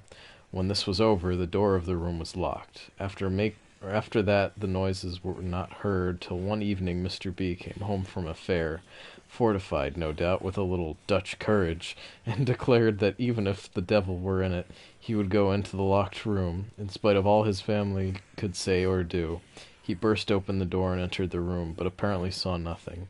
That night pandemonium reigned in the house. The chairs were hurled about, the china was broken, and the most weird and uncanny sounds were heard. Next day the priest was sent for, the room again shut up, and nothing has happened from that day to this. Another strange story comes from the same town. When I was on a visit to a friend in Port Arlington, writes a lady in the Journal of the American SPR, a rather unpleasant incident occurred to me. At 2 o'clock in the morning, I woke up suddenly, for apparently no reason whatever. However, I quite distinctly heard snoring coming from under or in the bed in which I was lying. It continued for about 10 minutes, during which time I was absolutely limp with fright. The door opened, and my friend entered the bedroom, saying, "I thought you, I thought you might want me, so I came in." Needless to say, I hailed the happy inspiration that sent her to me. I then told her what I had heard. She listened to me, and then to comfort me, said, "Oh, never mind, it is only grandfather. He died in this room, and a snoring is heard every night at 2 o'clock, the hour at which he passed away. Some time previously, a German gentleman was staying with this family. They asked him in the morning how he had slept, and he replied that he was disturbed by a snoring in the room, but he supposed it was the cat. Snoring cat. A lady, formerly resident in Queen's Co., but who now lives near Dublin, sends the following clear and concise account of her own personal experiences in a haunted house. Some years ago, my father, mother, sister, and myself went to live in a nice but rather small house close to the town of blank in Queen's Co. I don't know what the Co is abbreviated. Company, Queen's Company. I don't know. We liked the house, as it was conveniently and pleasantly situated, and we certainly never had a thought of ghosts or haunted houses, nor would my father allow any talk about such things in his presence. But we were not long settled there when we were disturbed by the opening of the parlor door every night regularly at the hour of 11 o'clock. My father and mother used to retire to their room about 10 o'clock, while my sister and I used to sit up reading. We always declared that we would retire before the door opened, but we generally got so interested in our books that we would forget until we would hear the handle of the door turn and see the door flung open. We tried in every way to account for this, but we could find no explanation, and there was no possibility of any human agent being at work. Some time after, light was thrown on the subject. We had visitors staying with us, and in order to make room for them, my sister was asked to sleep in the parlor. She consented without a thought of ghosts, and went to sleep quite happily, but during the night she was awakened by someone opening the door, walking across the room, and disturbing the fire irons. She, supposing it to be the servant, called her by name, but got no answer. Then the person seemed to come away from the fireplace and walk out of the room. There was a fire in the grate, but though she heard the footsteps, she could see no one. The next thing was that I was coming downstairs, and as I glanced toward the hall door, I saw standing by it a man in a gray suit. I went to my father and told him. He asked in surprise who let him in, as the servant was out, and he himself had already locked, bolted, and chained the door an hour previously. None of us had let him in, and when my father went out to the hall, the man had disappeared, and the door was as he had left it. Some little time after, I had a visit from a lady who knew the place well, and in the course of conversation she said, "This is the house poor Mr. Blank used to live in." "Who is Mr. Blank?" I asked. I don't, Blank is not a very eloquent. Mr. Redacted. No. I don't know. Mr. Redacted. Whatever. "Who is Mr.?" I asked. "Did you never hear of him?" she replied. "He was a minister who used to live in this house quite alone, and was murdered in this very parlor. His landlord used to visit him sometimes, and one night he was seen coming in about 11 o'clock, and was seen again leaving about 5 o'clock in the morning. When Mr. did not come out as usual, the door was forced open. He was found lying dead in this room by the fender, with his head battered in with the poker." Oh boy. "We left the house soon after," adds our informant. The following weird incidents occurred apparently in the Kilkenny to a Miss K.B. during 2 visits paid by her to Ireland in 1880 and 1881. The house in which she experienced the following was really an old barrack. How are we doing in health? Pretty good. We got 3 more bars before I have to do anything. It's pretty slow, honestly. I can do a lot of reading before I have to do anything. Oh, man. Let me change this a little bit. prop my back up better. I'm kind of at an angle otherwise. Okay, let me move the mic a little closer then. Oop. Sorry about that. And controller, I will also move a little closer, just within reach. Okay. The house in which she experienced the following was really an old barrack, long disused, very old-fashioned, and surrounded with a high wall. It was said that it had been built during the time of Cromwell as a stronghold for his men. The only inhabitants of this were Captain C, a retired officer in charge of the place, Mrs. C, 3 daughters, and 2 servants. They occupied the central part of the building, the mess room being their drawing room. Miss KB's bedroom was very lofty, and joined two others, which were occupied by the 3 daughters, E, G, and L. They just used the first letters in their names, I guess. The first recollection I have of anything strange, writes Miss B, was that each night I was awakened about 3 o'clock by a tremendous noise, apparently in the next suite of rooms, which was empty, and it sounded as if some huge iron boxes and other heavy things were being thrown about with great force. This continued for about half an hour, when in the room underneath the kitchen, parentheses, the kitchen, I heard the fire being violently poked and raked for several minutes, and this was immediately followed by a most terrible and distressing cough of a man, very loud and violent. It seemed as if the exertion had brought on a paroxysm which he could not stop. In large houses in Kilkenny, the fires are not lighted every day, owing to the slow burning property of the coal, and it is only necessary to rake it up every night about 11 o'clock, and in the morning it is still bright and clear. Consequently, it is. But I wondered why it was necessary for Captain C to get up in the middle of the night to stir it so violently. A few days later, Miss B said to E. C, I hear such strange noises every night. Are there any people in the adjoining part of the building? She turned very pale. And looking earnestly at Miss B said, "Oh, Kay, I am so sorry you heard. I hoped no one but myself had heard it. I could have given you worlds to have spoken to you last night, but dared not move or speak."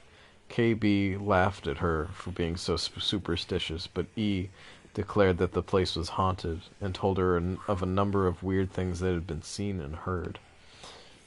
In the following year, 1881, Miss KB paid another visit to the barrack. This time there were 2 other visitors there, a colonel and his wife. They occupied Miss B's former room, while to her was allotted a huge bedroom on the top of the house, with a long corridor leading to it. Opposite to this was another large room, which was occupied by the girls. Her strange experiences commenced again. One morning, about 4 o'clock, I was awakened by a very noisy martial footstep ascending the stairs, and then marching quickly up and down the corridor outside my room, when suddenly the most violent coughing took place that I have ever heard, which continued for some time, while the quick heavy step continued its march. At last the footsteps faded away in the distance, and I then recalled to mind the same coughing after exertion last year. In the morning, at breakfast, she asked both Captain C and the Colonel had they been walking about, but both denied, and also said they had no cough. The family looked very uncomfortable, and afterwards E came up with tears in her eyes and said, "Okay, please don't say anything more about that dreadful coughing. We all hear it often." Time to drink something. Drinking orange juice. Thanks. Especially when anything terrible is about to happen. Some nights later, the C's gave a dance. When the guests had departed, Miss B went to her bedroom. The moon was shining so beautifully that I was able to read my Bible by its light, and had left the Bible open on the window-sill, which was a very high one, but on which I sat to read, having had to climb the washstand to reach it. I went to bed and fell asleep, but was not long so when I was suddenly awakened by the strange feeling that someone was in the room. I opened my eyes and turned around, saw on the windowsill in the moonlight a long, very thin, very dark figure bending over the Bible and apparently earnestly scanning the page. As if my movement disturbed the figure, it suddenly darted up, jumped off the window ledge onto the washstand, then to the ground, and flitted quietly across the room to the table where my jewelry was. That was the last she saw of it. She thought it was someone trying to steal her jewelry, so waited till morning, but nothing was missing. In the morning she described to one of the daughters, G, what she had seen, and the latter told her that something always happened when that appeared. Miss K.B. adds that nothing did happen. Later on she was told that a colonel had cut his throat in that very room. Another military station, Charles Fort, near Kinsale, has long had the reputation of being haunted. An account of this was sent to the Wide World magazine, January 1908, by Major H.L. Ruckeen, DSO. He states that he took it from a manuscript written by a Captain Marvel Hull about the year 1880. Further information on the subject of the haunting is to be found in Dr. Craig's Real Pictures of Clerical Life in Ireland. Charles Fort was erected in 1667 by the Duke of Ormond. It is said to be haunted by a ghost known as the White Lady, and the traditional account of the reason for this haunting is briefly as follows. Shortly after the erection of the fort, a Colonel Warrender, a severe disciplinarian, was appointed its governor. He had a daughter who bore the quaint Christian name of Wilful. She became engaged to a Sir Trevor Ashurst, and subsequently married him. On the evening of their wedding day, the bride and bridegroom were walking on the battlements when she espied some flowers growing on the rocks beneath. She expressed a wish for them, and a sentry posted close by volunteered to climb down for them, provided Sir Trevor took his place during his absence. He assented, and took the soldier's coat and musket while he went in search of a rope. Having obtained one, he commenced his descent, but the task proving longer than he expected, Sir Trevor fell asleep. Meantime, the governor visited the sentries, as was his custom, and in the course of his rounds came to where Sir Trevor was asleep. He challenged him, and on receiving no answer perceived that he was asleep, whereupon he drew a pistol and shot him through the heart. Damn. The body was brought in, and it was only then the governor realized what had happened. The bride, who appears to have gone indoors before the tragedy occurred, then learned the fate that befell her husband, and in her distraction rushed from the house and flung herself over the battlements. In despair at the double tragedy, her father shot himself during the night. The above is from Dr. Craig's book already alluded to. In the Wide World magazine, the legend differs slightly in details. According to this, the governor's name was Brown, and it was his own son, not his son-in-law, that he shot, while the incident is said to have occurred about 150 years ago. The White Lady is the ghost of the young bride. Let us see what accounts there are of her appearance. A good many years ago, Fort Major Black, who had served in the Peninsular War, gave his own personal experience to Dr. Craig. He stated that he had gone to the hall door one summer evening, and saw a lady entering the door and going up the stairs. At first he thought she was an officer's wife, but as he looked, he observed she was dressed in white, and in a very old-fashioned style. Impelled by curiosity, he hastened upstairs after her, and followed her closely into one of the rooms, but on entering it, he could not find the slightest trace of anyone there. On another occasion, he stated that two surgeons were packing some cast stores. One of them had his little daughter with him, and the child suddenly exclaimed, "Who is that white lady who is bending over the banisters and looking down at us?" The two men looked up, but could see nothing, but the child insisted that she had seen a lady in white, looking down and smiling at her. On another occasion, a staff officer, a married man, who was residing in the governor's house, one night, as the nurse lay awake, she and the children were in a room which opened into what was known as the White Lady's apartment. She suddenly saw a lady clothed in white glide clothed in white, glide to the bedside of the youngest child, and after a little place her hand upon its wrist. At this the child started in its sleep and cried out, "Oh, take that cold hand from my wrist." The next moment the lady disappeared. One night, about the year 1880, Captain Marvel Hull and Lieutenant Hartland were going to the rooms occupied by the former officer. As they reached a small landing, they saw distinctly in front of them a woman in a white dress. As they stood there in awestruck silence, she turned and looked towards them, showing a face beautiful enough but colorless as a corpse, and then passed on through a locked door. But it appears that this presence did not always manifest itself in as harmless a manner. Some years ago, Surgeon L. was quartered at the fort. One day he had been out snipe shooting, and as he entered the fort, the mess bugle rang out. He hastened to his rooms to dress, but as he failed to put in an appearance at mess, one of the officers went in search of him and found him lying senseless on the floor. When he recovered consciousness, he related his experience. He said he had stooped down for the key of his door, which he had placed for safety under the mat. When in this position, he felt himself violently dragged across the hall and flung down a flight of steps. With this agrees somewhat the experience of a Captain Jarvis, as related by him to Captain Marvel Hull. Attracted by a strange rattling noise in his bedroom, he endeavored to open the door of it, but found it seemingly locked.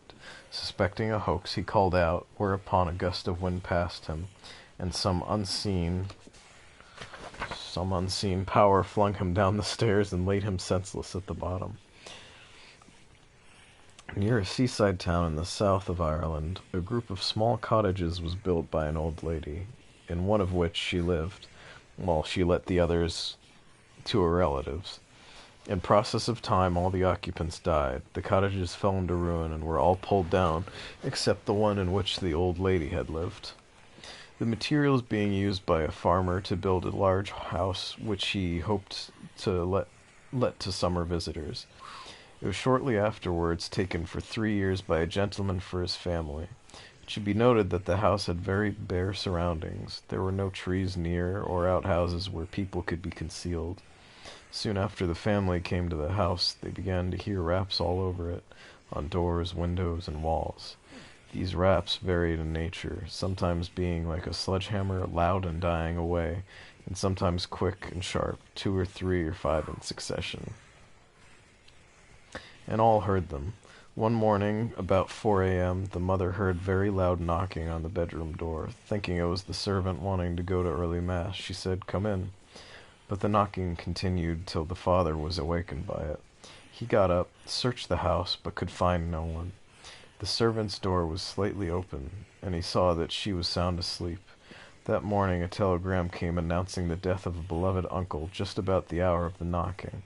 Some time previous to this, the mother was in the kitchen when a loud explosion took place beside her, startling her very much. But no cause for it could be found, nor were any traces left. This coincided with the death of an aunt, wife to the uncle who died later.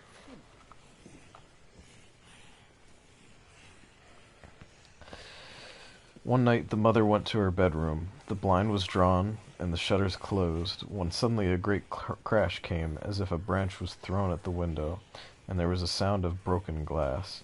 She opened the shutters with the expectation of finding the window smashed, but there was not even a crack in it. She entered the room the next day at 1 o'clock. Done. Okay. At 1 o'clock, and the same crash took place, being heard by all in the house. She went in at 10 a.m. on another day, and the same thing happened. After which she refused to enter that room again. Another night, after 11 p.m., the servant was washing up in the kitchen, when heavy footsteps were heard by the father and mother going upstairs, and across a lobby to the servants' room. The father searched the house, but could find no one. After that, footsteps used to be heard regularly at that hour, though no one could ever be seen walking about. The 2 elder sisters slept together, and used to see flames shooting up all over the floor, though there was no smell or heat. This used to be seen 2 or 3 nights at a time. chiefly in the one room. The first time the girls saw this, one of them got up and went to her father in alarm, naturally thinking the room underneath must be on fire. The two boys were moved to the haunted room, where they slept in one large bed with its head near the chimney piece. The older boy, aged about 13, put his watch on the mantelpiece, awoke about 2 a.m., and wishing to ascertain the time, put his hand up for his watch. He then felt a deathly cold hand laid upon his. For the rest of that night, the two boys were terrified by noises, apparently caused by two people rushing about the room, fighting and knocking against the bed. About 6 a.m., they went to their father, almost in hysterics from terror, and refused to sleep there again. The eldest sister, not being nervous, was then given that room. She was, however, so disturbed by these noises that she begged her father to let her leave it, but having no other room to give her, he persuaded her to stay there, and at length she got accustomed to the noise, and could sleep in spite of it. Finally, the family left the house before their time was up. Mr. T.J. Westrop, to whom we are indebted for so much material, sends a tale of which used to be related by a relative of his, the Reverend Thomas Westrop, concerning experience in a house not very far from the city of Limerick. When the latter was appointed to a certain parish, he had some difficulty in finding a suitable house, but finally fixed on one which had been untenanted for many years, but had nevertheless been kept aired and in good repair, as a caretaker who lived close by used to come and look after it every day. The first night that the family settled there, as the clergyman was going upstairs, he heard a footstep and the rustle of a dress, and as he stood aside, a lady passed him, entered a door facing the stairs, and closed it after her. It was only then he realized that her dress was very old-fashioned, and that he had not been able to enter that particular room. The next day he got assistance from a carpenter who, with another man, forced open the door. A mat of cobwebs fell as they did so, and the floor and windows were thick with dust. The men went across the room, and as the clergyman followed them, he saw a small white bird flying round the ceiling. At his exclamation, the men looked back and also saw it. It swooped, flew out the door, and they did not see it again. After that, the family were alarmed by hearing noises under the floor of that room every night. At length the clergyman had the boards taken up, and the skeleton of a child was found underneath. So old did the remains appear that the coroner did not deem it necessary to hold an inquest on them, so the rector buried them in the churchyard. Strange noises continued, as if someone were trying to force up the boards from underneath. Also, a heavy ball was heard rolling down the stairs and striking against the study door. One night the two girls woke up screaming, and on the nurse running up to them, the elder said she had seen a great black dog with fiery eyes resting its paws on her bed. Her father ordered the servants to sit constantly with them in the evenings, but notwithstanding the presence of two women in the nursery, the same thing occurred. The younger daughter was so scared that she would never quite recover. The family left the house immediately. The same correspondent says, an old ruined house in the hills of East Coe Clare enjoyed the reputation of being desperately haunted from, at any rate, 1865 down to its dismantling. Time for food.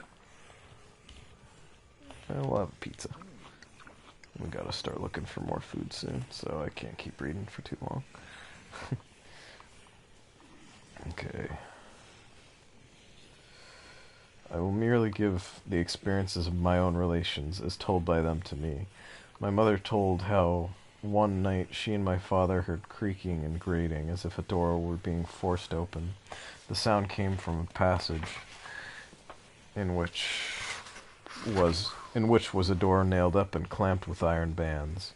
A heavy footstep came down the passage and stopped at the bedroom door for a moment. No sound was heard, and then the thing came through the room to the foot of the bed. It moved round the bed. It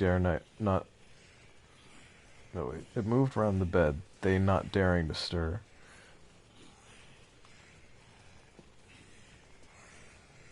Hold on. Okay.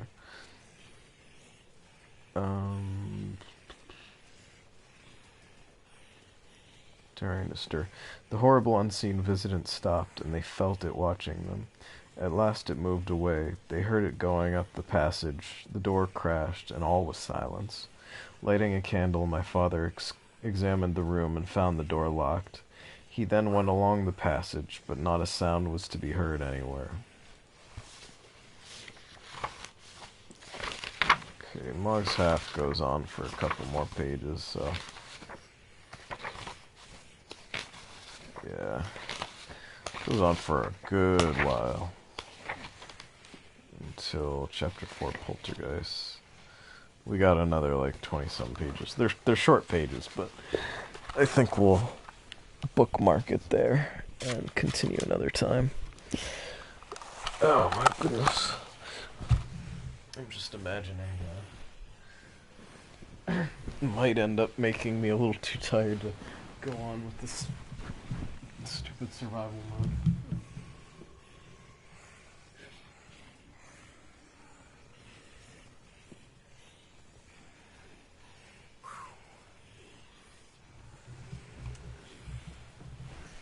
Really? I just want to know whose bright idea it was to make a survival mode that lasts 14 hours to unlock the necessary items for it. Because that is longer. I mean, not with all the reloading you do with, you know, your escorts and such dying, but that is pretty much longer than,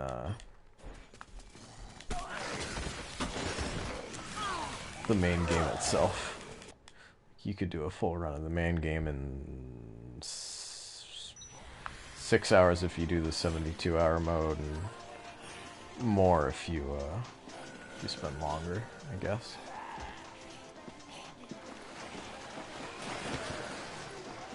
Yeah, if you do the overtime mode, it's like another possible, I guess, 12 hours, so something like that. Either way, it's a long-ass time. It's a pretty long-ass time. Let me go check out what books they have in here. Contemporary reading. Weekly photo magazine. Wait. Get a visual cue to indicate prime photo timing.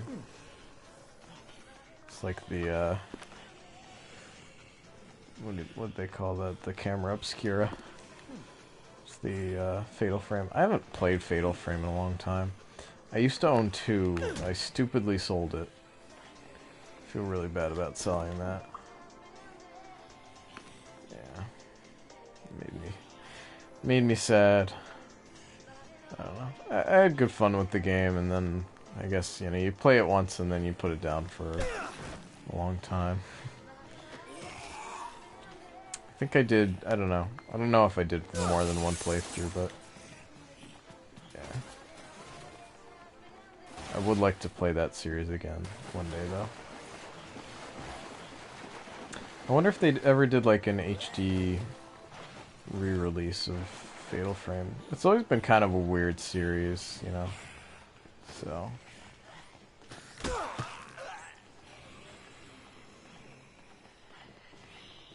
but yeah. It's been like a long time since I've checked out anything like J-horror. Generally, I tend to like the Japanese horror stuff. It's some of the creepier, more eerie stuff out there. I used to just look up random, like, Japanese horror films, and not like the more well-known ones, like, Ju-on, The Ring, and Grudge, etc. But yeah, there were some interesting ones. There was one I remember. I could not tell you for the life of me what it was, but it was a group of, you know, 4. This is the most generic, like, sounding horror movie set up for a Japanese horror movie I could possibly relay to you. But it was 4 teenagers who go for a vacation in the woods, right? And the woods, I don't know if the woods were possessed or haunted or something, but essentially they end up getting, you know, one of them ends up dying, and then other ones end up dying. Basically, everybody just ends up dying. It's a bad time. I forget what kills them. I don't know if I don't think there was a monster or anything, or somebody was getting possessed, or if there was a ghost. I don't freaking remember. I just remember in the end it was like this girl, and then there was like one of the main characters. This guy, I guess, got possessed or something. Then I forget. Maybe it ended up being like a dream. Like she woke up in the car before all of this shit happening. I don't remember if that was a thing. I'm going off. This was years ago, and I think I just watched it like on YouTube. There used to be a channel on YouTube that just had a bunch of short horror movies. This one was a longer form one, so I don't know if it was associated with that channel exactly, but I would like to find that channel again. It's just a lot of really spooky movies. Some good shit.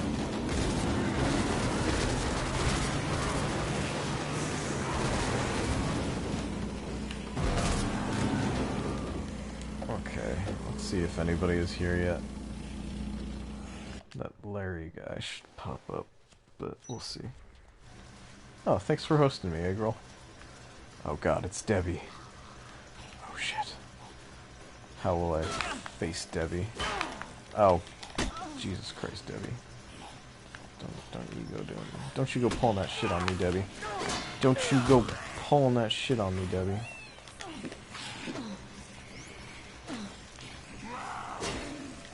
That's a lot of zombies. Debbie, I blame you for this. Debbie, it's all your fault, Debbie. It's all your fault.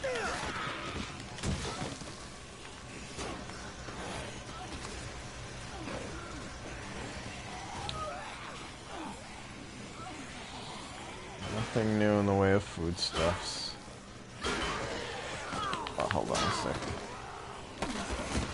There you go. Knock you over a little bit. Oh shit, I threw my shotgun. That's not what I wanted to do. Okay, Debbie, you were way, like, outliving. You're useless. Wow, she has a lot of health.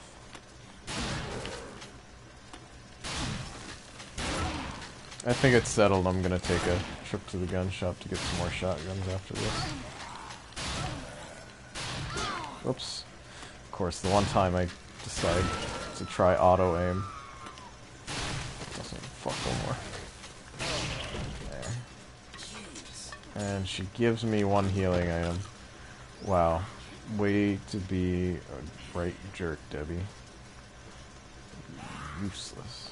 Oh, she gave me a ceremonial sword though, so whatever. It's hardly even covered for all the damage. All of the psychological damage alone that she caused me.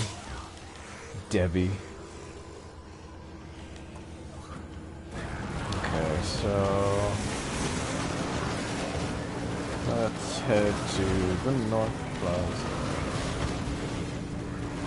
North Plaza is where I want to go. Is it? Yeah. Yeah? Yeah, gun shop. Gun shop is in the North Plaza. My leg's itchy. Coming through, Zambos.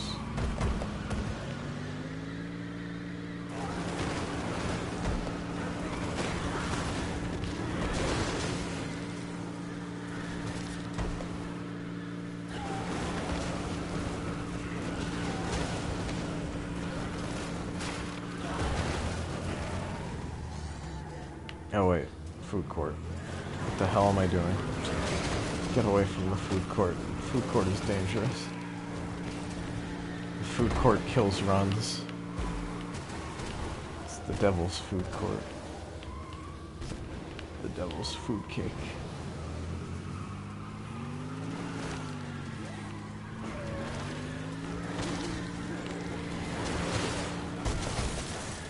You know, it wouldn't be such a bad idea to bring that truck up here when the halls come next time. Just run them over.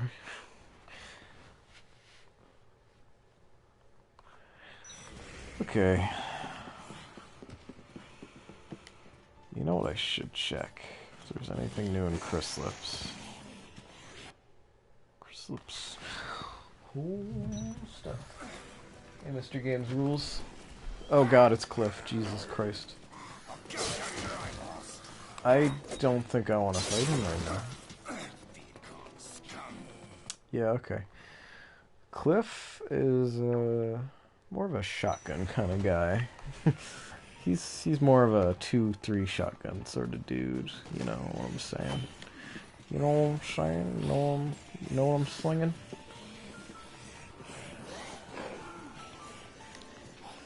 Let's just throw the sword at somebody. There you go. It's your lucky day. Free CDs for everyone. Check out my new mixtape. Oh shit.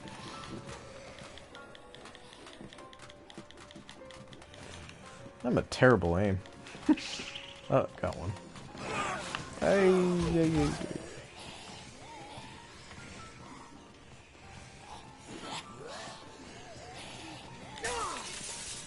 Let me see any food stuff here. It's all about the foodstuffs. The foodstuffs must flow.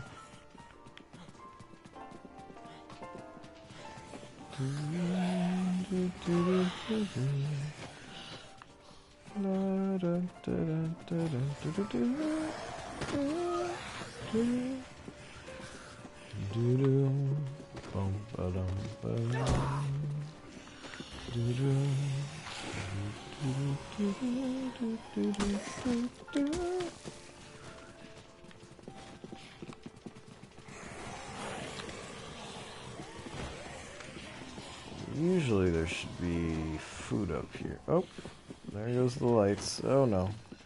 There goes the angry creepy zombie eyes. Get out of here. Leave me be. I'm wasting my 20 minutes of food. Yeah.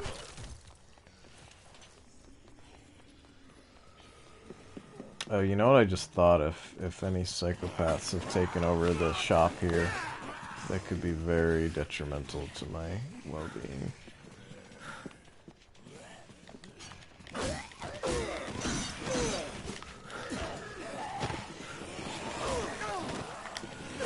Let's just pray there's no Cletuses in here. There's no Cletuses in here. My prayers, they have been answered. Okay, well, while we are missing our food situation, at least we'll be armed. Oh, well, we're hardly missing our food situation. Man, this is why I hate getting through the nights in Dead Rising. So you lose all that pretty music, gets you through. It's so sad. So sad. Oh, stop that. Stop it. I'm gonna head through here. See you, suckers. Rawr.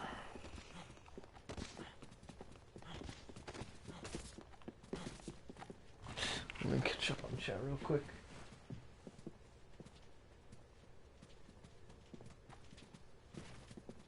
Have the food books.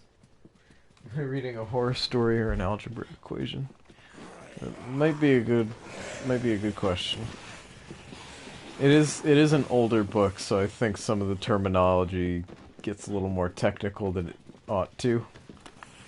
Yeah, it's a different sort of prose to what we'd be used to today. So I can appreciate that it hasn't maybe aged so gracefully, but yeah, it's still interesting though. Ghost stories and such. Some of them are pretty chilling, I'd say. A couple of them in there. A little creepy.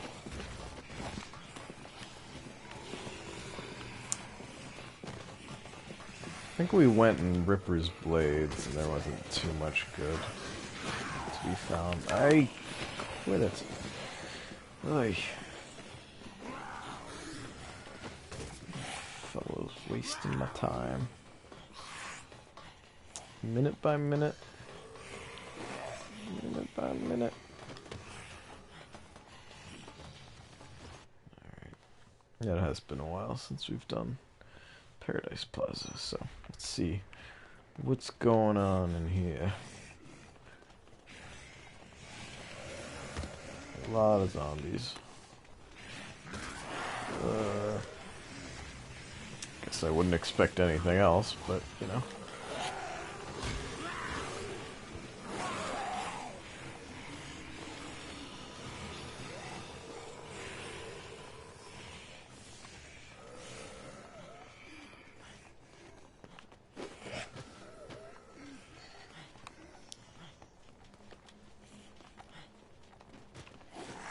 I keep doing that by accident. I don't mean to do that dodge roll half the time that I'm doing it. But the game, it's just like, you're doing the dodge roll now. Okay. Whatever you say, fella. Oh. We got an Uzi up here. Just hoping for food, but okay. That's all I want from anything here. I just want food. Sports store. I want food. Well, we got a lot of sports in here. You got food? Right. Right. Trucks. Ready to go do some athletics.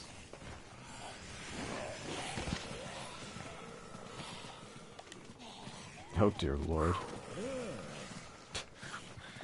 Right. No, actually, you know what? I like that. I like that look for us. Excuse me, folks. I'm just styling right now. Get off me. Oh, shit. Dropping the shotgun again. Like a fool. I have to be unarmed when I'm doing that arm spin. Excuse me, pardon me. Jeez Louise. This is the problem that arises. Is that I am wasting my health away by doing this. Because I'm not finding a lot of psychopaths. I'm finding plenty of zombies who are slowly dwindling me away. And especially at night of all times with this stuff, like, nighttime is the worst. Okay, oh, some chips, that'll keep us going. Lovely fashion house. Ah, we already had that. We already messed with the beautiful floral dress. Good. Yeah. Good. Yeah.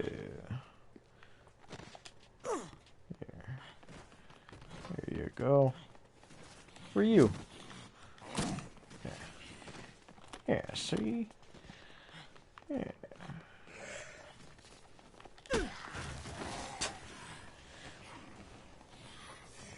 Frank West's zero respect for art. Yeah. Ooh. Ooh, looking good. Yeah. Yeah, that's the look for us. I think we've found it. Now, if only we could get some matching shoes. You think of Frank's new voice in Dead Rising 4. I prefer the original. Definitely, I prefer the original. I don't think his new voice is bad. But, I don't know. I don't really plan on getting the new one. My desire to play this one mostly just stemmed from, I don't know. I've been playing it on and off for the past couple months. The new one coming out, I mean, it's neat. But I'm not, you know, I'm not jumping at the bit to play a new Dead Rising game. It looks fun though, you know.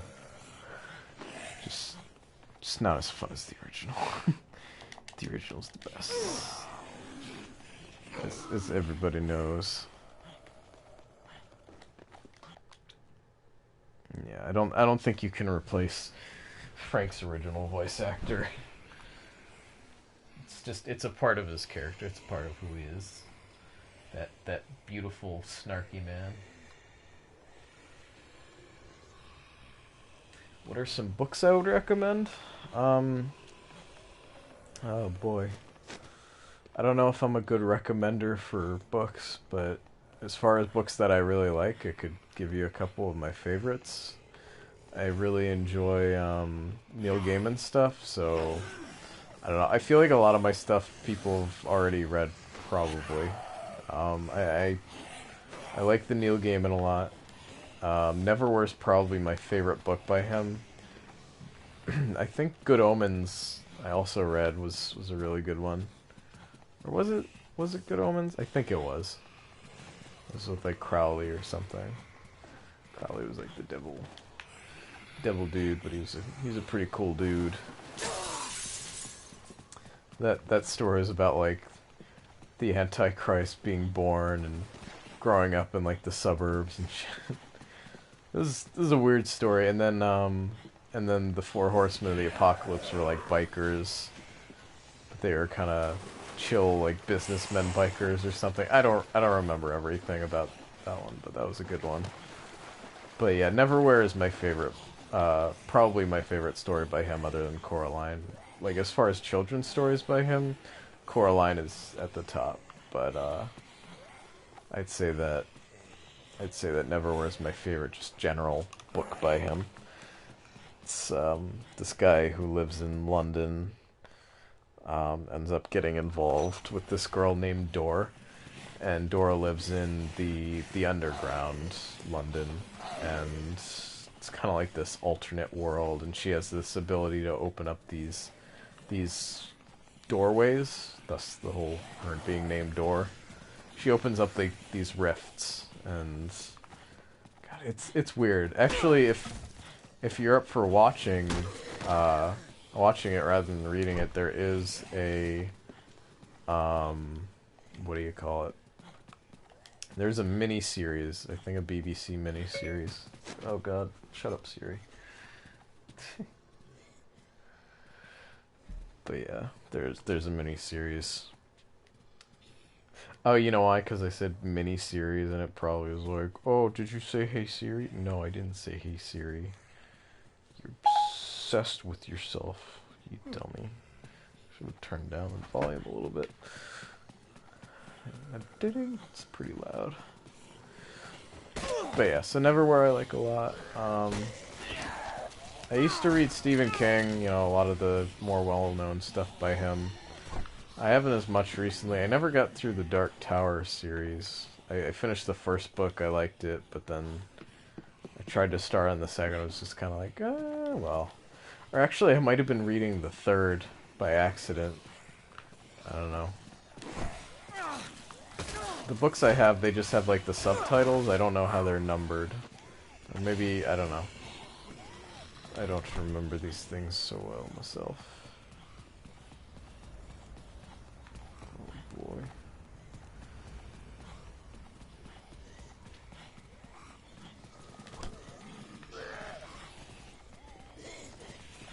Yeah, there's really just a heck of a lot of nothing. Not finding a lot of food, not finding a lot of dudes to murder. Oh wait, I totally left Cliff hanging. I went to all that trouble to get all those guns, and then I just kind of left them there. I think we better go pay Cliff a visit.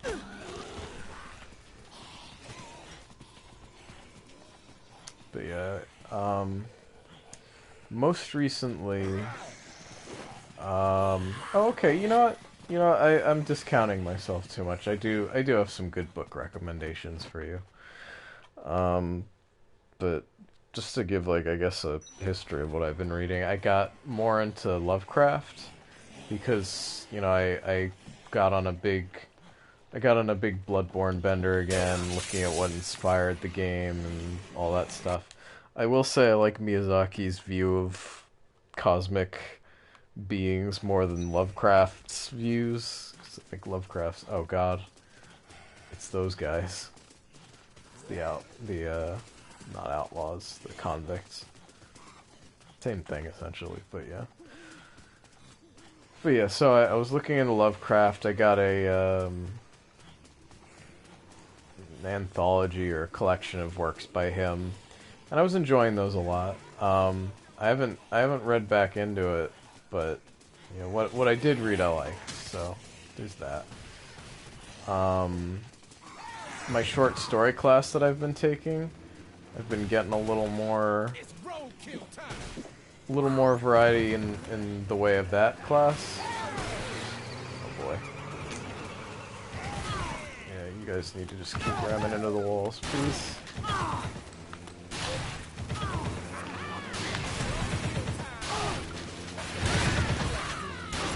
Give you roadkill.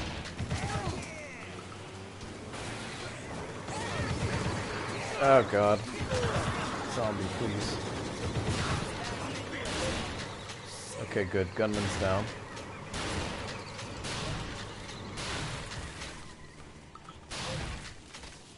Good. And none of them had any food to drop? Really? That's a load of bollocks.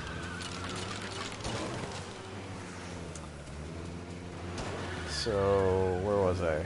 Short story class. Praying this thing as food. No, they all drop the same thing and it's all useless crap. That's really mean game. That doesn't help me at all.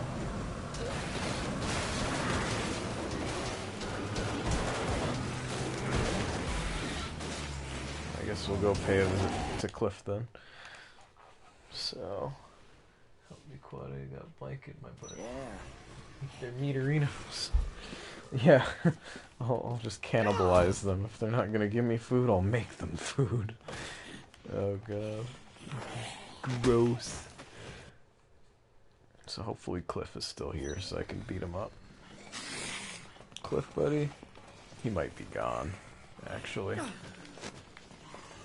Yeah, now it's day 2. I think I waited too long to come back. Damn it. Oh my god, get off.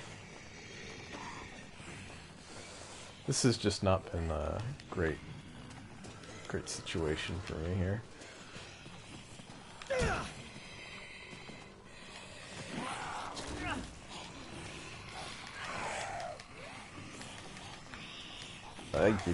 When I climb on a thing, let me climb it, please.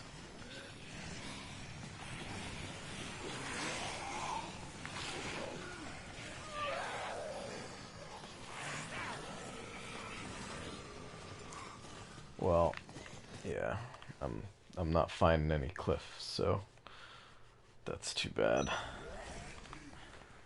Just gotta keep running and hoping that I'm gonna run into somebody soon, because otherwise we're in some deep doo-doo. But dear lord, there's a lot of zombies.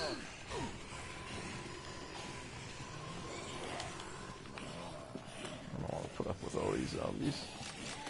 Oh, yeah, we are really getting down to the wire. I need some more food soon. Need to restock my supply. And this is the thing, is that going out and being active kind of wastes your supply of food, your stock.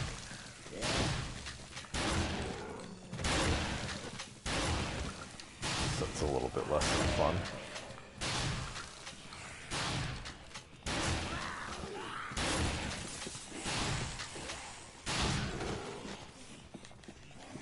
Goodness. We're safe in here. Alright, they don't respawn guns. Ooh, okay. Better make the most of this remaining shotgun that I've got. Get off of me, Jesus Christ. I'm having a really bad time, like, evading these stupid zombies. It's really giving me trouble. So we've got another 16 bars that we can go through, which... Oh my god, fuck me. It seems like a lot initially, but then you start exploring and the zombies, especially at night, are the way that they are, and it's just like, fucking get out of my house. Because you kick over some that you think are going to be a problem for you, and then like one, like almost every fucking time, and I think I've been getting unlucky tonight, just comes out of nowhere and starts biting your ass. Ooh, coffee creamer. Oh, thank goodness. There is still some good in the world because we found coffee creamer. It's the little revelations that I have. As long as there's coffee creamer, life goes on. Without coffee creamer, though, you're fucked. Like that, you're that kind of fucked. Fuck you, zombies. Look at all those gross little goobers.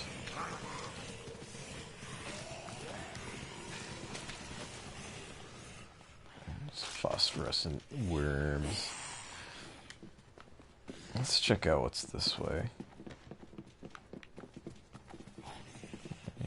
Neat. Another mannequin.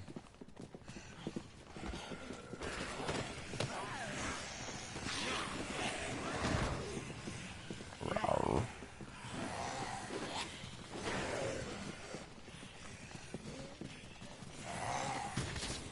Yeah, food's definitely on low supply, high demand in this mode. Like way low supply now. We were finding scraps okay for a while, but now it's getting tougher. What does this say on it?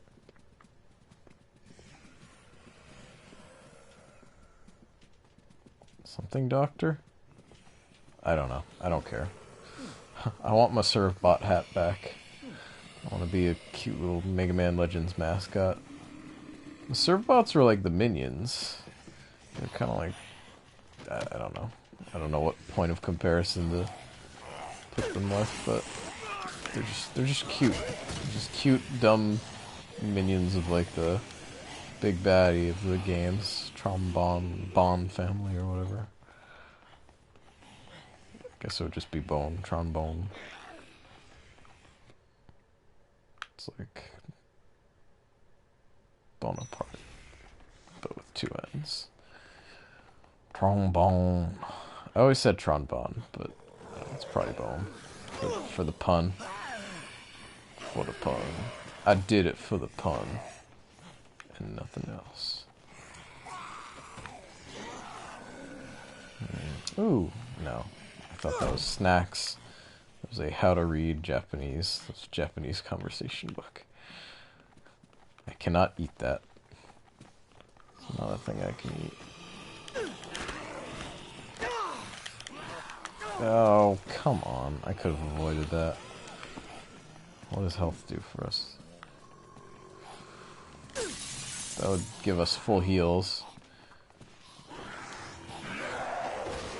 So what is it? Food items healing ability boosted by 50. The other one that we have is food items healing ability boosted by 100. So with the two of them together... Oh my god.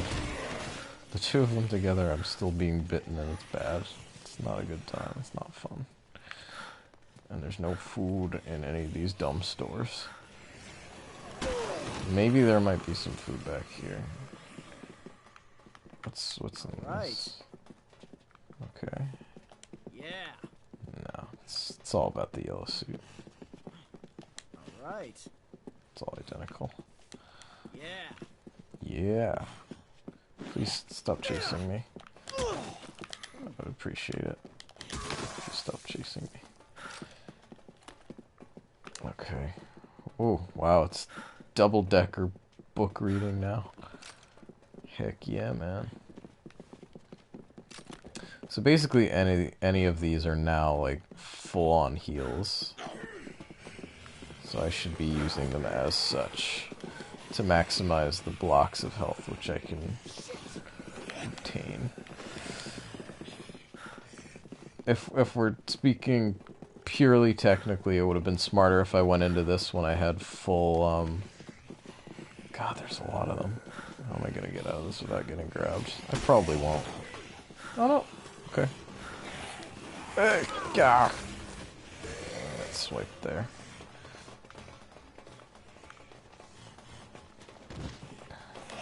Is there anything over here that's good, like worthwhile? Hoopla. Oh my god.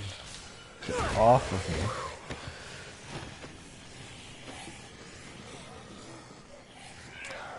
I think there's just some frustration because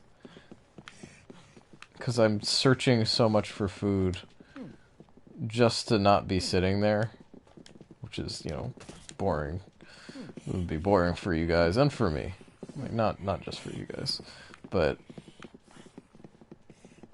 otherwise I'm just, I don't know, taking lots of damage, finding less food for health than I'm losing. At least we got a lovely outfit for ourselves, but I ain't gonna cut it, man. It says like health doctor on it. I don't even. What kind of hat is health doctor? Yeah. What is health doctor? Health doctor?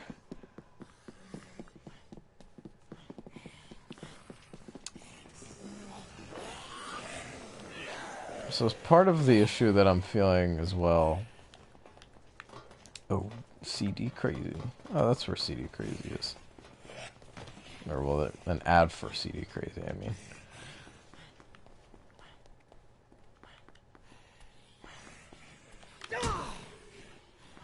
But yeah, it was a little stressful, like, doing the risk-reward of going out and exploring and taking a lot of risk and getting hit a lot and then having, like, no reward, really, if we're being honest. This is not turned out too advantageously for us. I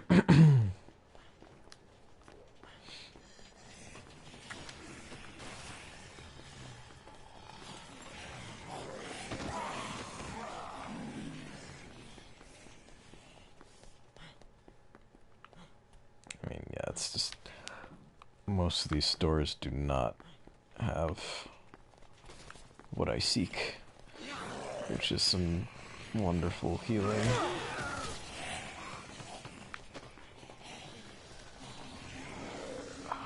Do I want to chance the food court now? Let's give it a shot. I'm gonna guess that it's more like a 3 days thing than a 3 hours thing. I'm guessing we've been like 3 hours through, but let's just pray that this. Okay, we're all right. I'm taking scary risks, but yeah. Okay, I'm gonna let my health drain out another block, and then I'll heal up again.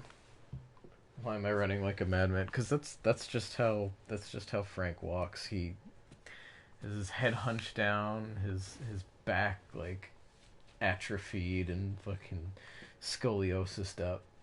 I need fooderinos. I know I need fooderinos. I'm looking everywhere, including the fooderino place, and there's no fooderino anywhere. I used it all.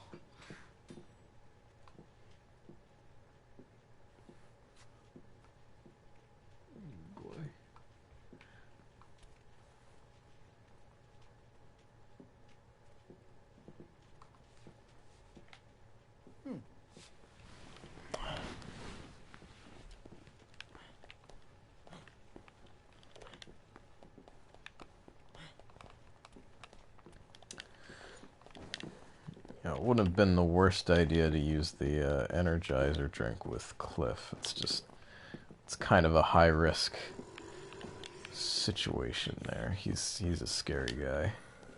Cliff is like one of those bosses that's, I don't know. And you know what's worse? The fact that we kill those convicts and they give you no food.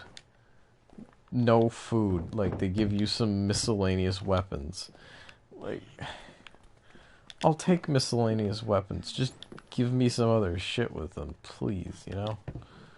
It's just cruel to leave you high and dry like they're doing to me.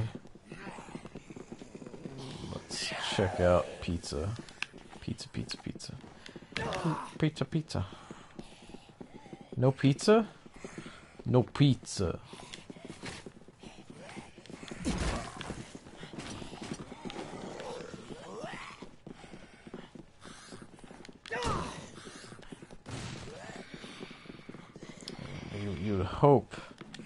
You would hope and pray that the food court might have a little more food. But no, just super soakers. Fucking super soakers and more super soakers. Like, why? And canned drinks.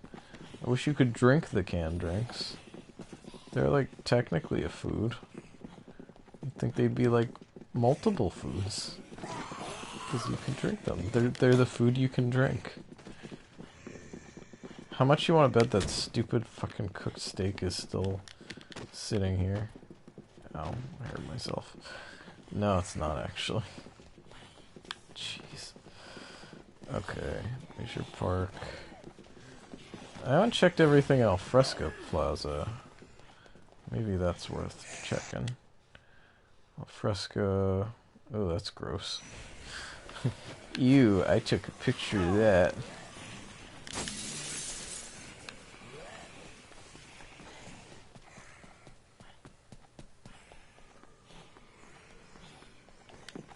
Food? No. Food? Paint. Do not eat the paint. It is not edible. Oh, yikes. This place just gets so overcrowded. Some dinguses. Stop.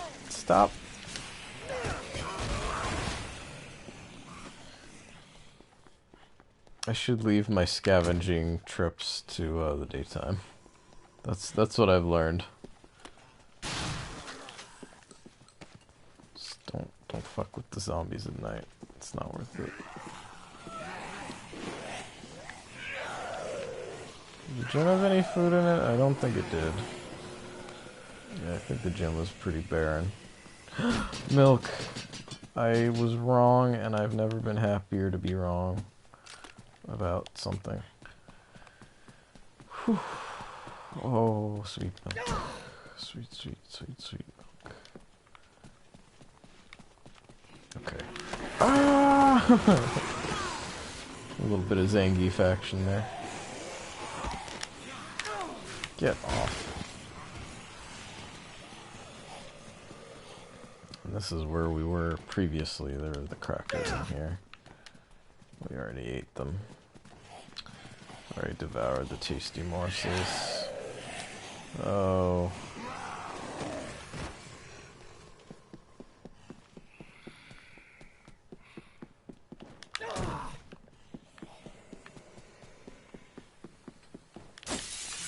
Remember when we had a whole inventory full of food?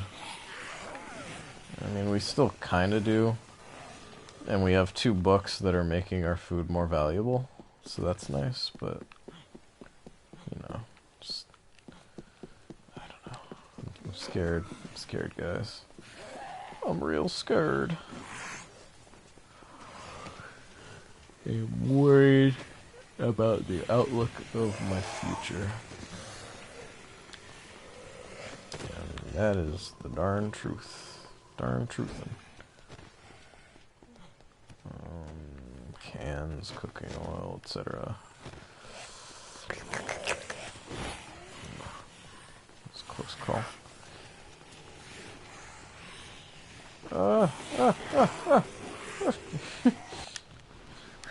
Leave me alone.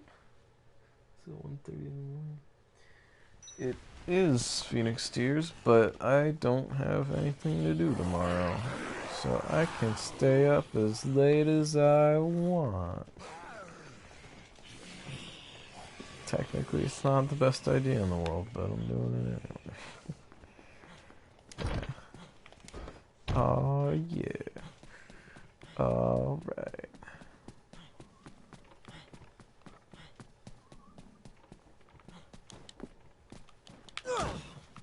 There's some interesting noises being made.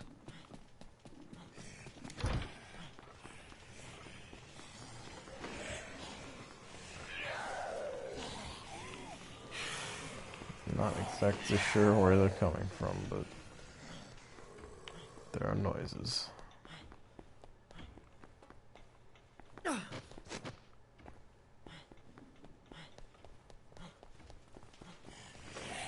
Is that like the main clock or something? I don't know. It sounds like it could be like clock gears that are just clacking on each other. We were in here. Nice butt. Sticking up that butt. Head bent over. Raise the posterior. Head bent over. Raise the posterior.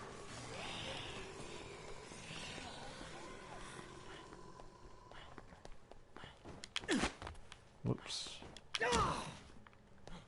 I don't know why I bother opening these boxes. I keep having the vain hope there's gonna be some healing stuff, but I don't think that happens now. I think we're beyond the point of healing items in boxes, in cardboard boxes. The age of cardboard boxes has faded into obscurity. Ooh. Ooh. Are you gonna do a dance? You're gonna do the whole routine? Perfect. Yep. Yeah. But that's what we're really all about. All about the piss yellow suit. Yeah. Yeah. Yeah.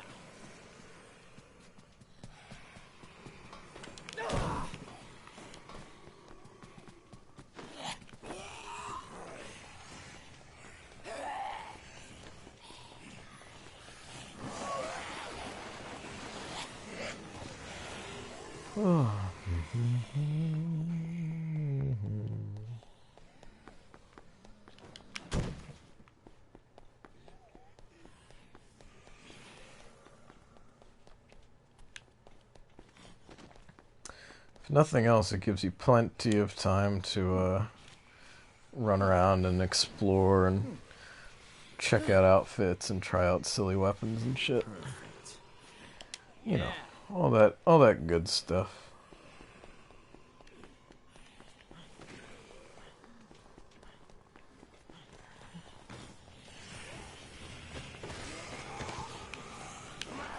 Oh boy, oh boy, oh boy.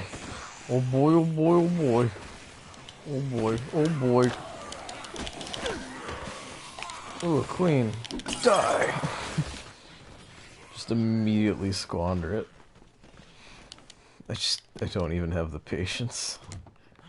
I feel like I've been in a lot of the stores and the mall now. Just scrounging around for food, at least. Yeah. Ooh, some dapper black suits. Yeah. Yeah. Yeah. So I wish they, like, gave you a well-defined Yeah. idea of, like, whether or not all 5 of these spots were just going to give you the same outfit or not, because it sure would save a lot of time, given every time you change outfits, Frank does an unskippable animation where he's like, yeah. Or with the ladies' outfits, he's like, ooh, gotta be all sensual as I ride up and down with this skirt. Oh, yeah. I mean, don't get me wrong. Frank is a very sexy man, but I just think there's a time for your sexiness to shine, and zombie apocalypse is not my first choice for that occasion. Extra durable clothes for that wild kid. That wild thing. I like these two guys just hanging out right here. The very front of the mall. You can see the town of Willamette in the distance. So apparently the new one does take place in Willamette, but like outside of the mall as well. So that's kind of interesting. Food items ability boosted yet again. So now we have even more health. Healthington health. And drink the milk. And full health once again. Just maxes right out. So technically each time I eat a piece of food now, it's extending it by not 8 units, but just whatever my amount of maximum health is, which is 11? Well, I'm getting about 10 each time. Before I was going by 8s. So that's like 40 minutes in game time. So it's not quite an extra hour per piece of food, but it does add up. Every, I don't know. 1, 2. Yeah, like every 3 pieces of food is an extra 2 hours, or something like that.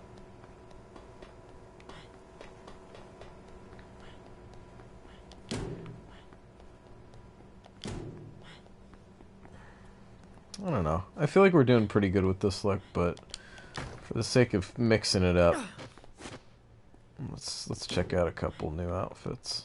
All right. That is silly. All right. It is also pretty silly looking. All right.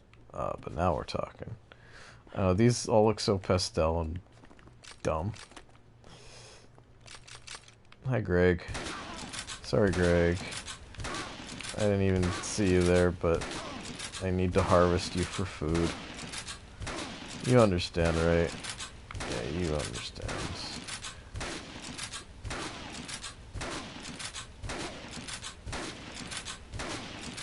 These are the real stats here, people. Strats, not stats. I guess these could supposedly be stats. These are my accuracy stats. It's called the best. Oh, why is he taking so much more damage from that one? Maybe I wasn't hitting him at the right angle. Well, he gave me a grapefruit. It's better than nothing. I can't complain too much. That paint is just excited to be alive. So I'm gonna wreck it. Same with that. And same with that. Get out of here. Get out of here. Let's see. I wonder if the helipad's got anything nice for us. What are you shooting? Something pellets.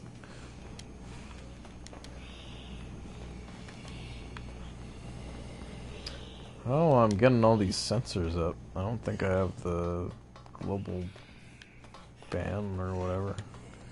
Maybe it changed my settings. I don't know. It might have been it. Maybe I might have turned it on. Because I thought it was like for universally banned words as in like words that should be banned as opposed to just silly cuss words. Well, not words that should be banned, so just like derogatory shit that we don't need to deal with people saying in chat. Anyways. Kind of old game. Oh yeah, I don't know if you're still here, Phoenix Tears, but if you're listening, Chris, my friend and old college roommate Chris, he was getting into Vampire as well. He was enjoying it pretty well. Now, what was I just checking? Oh, right, my account stuff. I should be running around trying to look for food, because it's not going to get any easier the longer I wait. Well, although I guess more people will arrive during the daytime, and then zombies won't be as angry during the daytime, and, you know, etc., etc.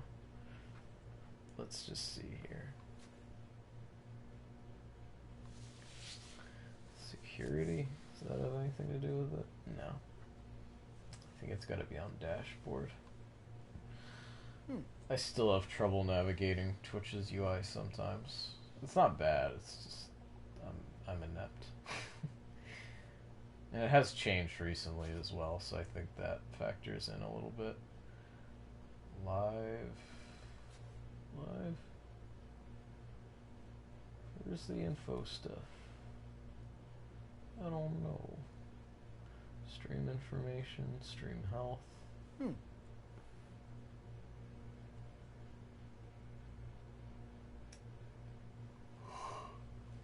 I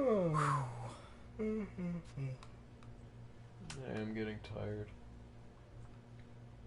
It was probably a bad idea to start this 14-hour endeavor at like 8-9 o'clock. that was my bad. My bad, guys. Oh, jeez, please.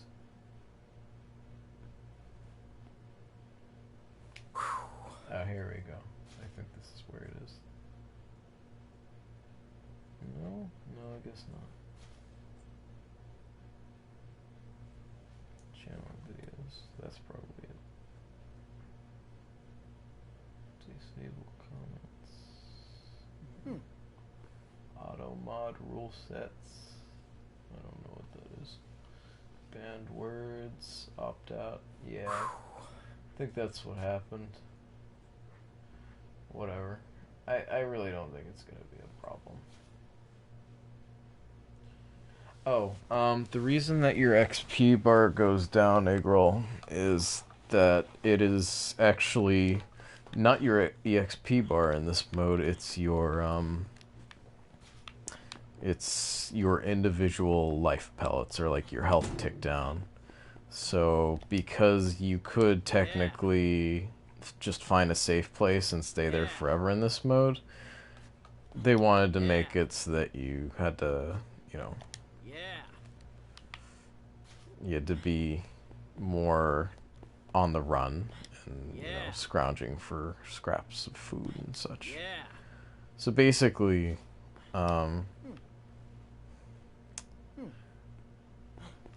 basically what? What am I trying to say? So basically, every time the bar goes from full to empty, you lose one chiclet, which is what I don't know why I like to call them that, but they're chiclets, you know.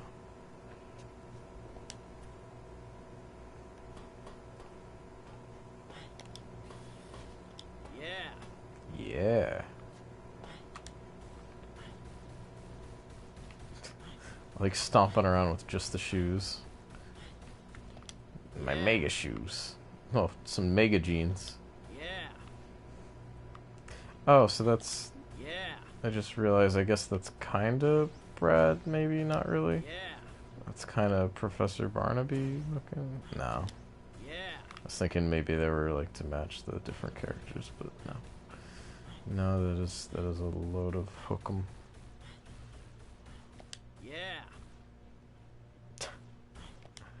This looks so silly. Why does it clip? Why does it clip through the back of the shoe so easily? Yeah.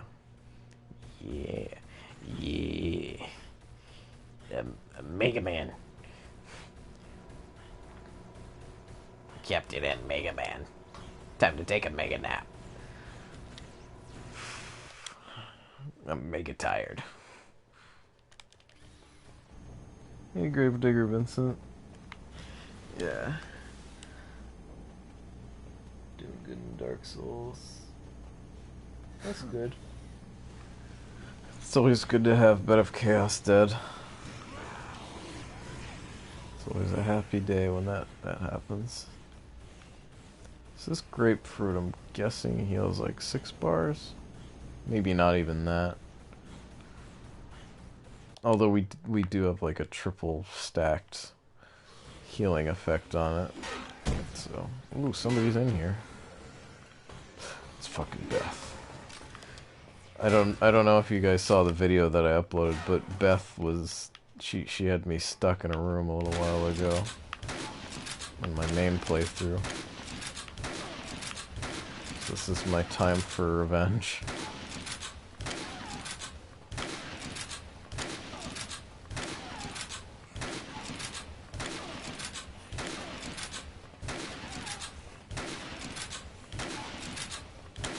Take that, Beth. She sure takes a lot of shots to the head. I have to give her that. Okay. Hey, Beth. Shit.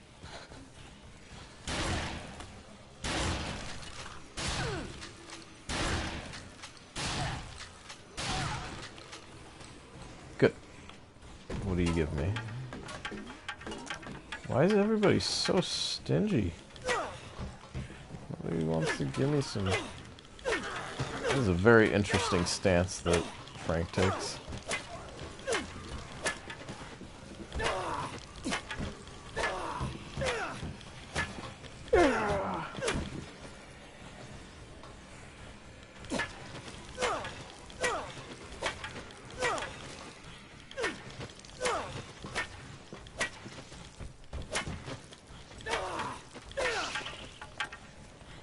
What is this? Is it a Japanese radish? Okay. Well, let's give it a shot. 1, 2, 3, only 3. So yeah, they'll only amplify the effect of the food you eat so very much. But you know, food's food. Food's done. Food's good. Good food. Oh shit, it's Kent. Alright, how's Kent gonna be for us? I recall from fighting him with other stuff, he's got some funky melee shit, but otherwise, yeah, he's kind of a wiener. Yeah, he's gonna go down real easy. He does have some high damage, like special flying kicks and shit though, so I gotta be careful of that.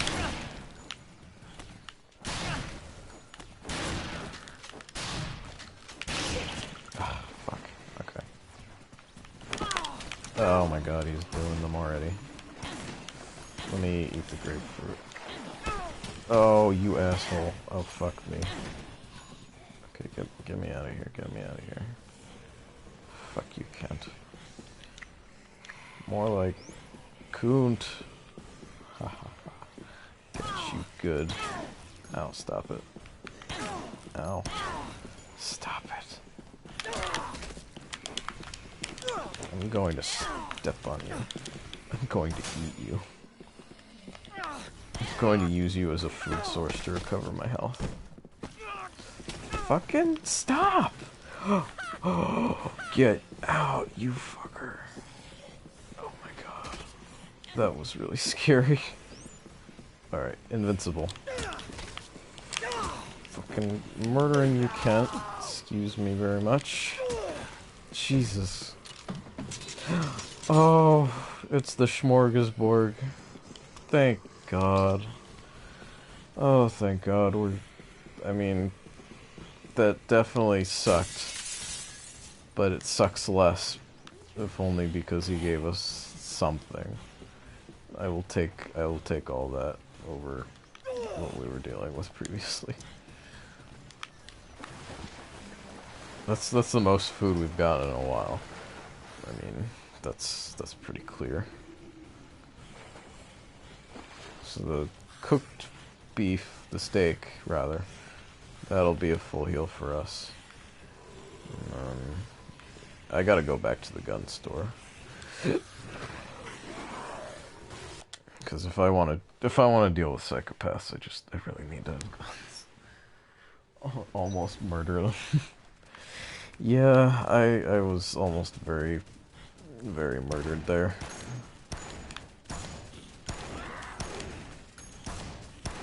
I don't know why I shoot the pistol, like, randomly. Bang, bang, bang!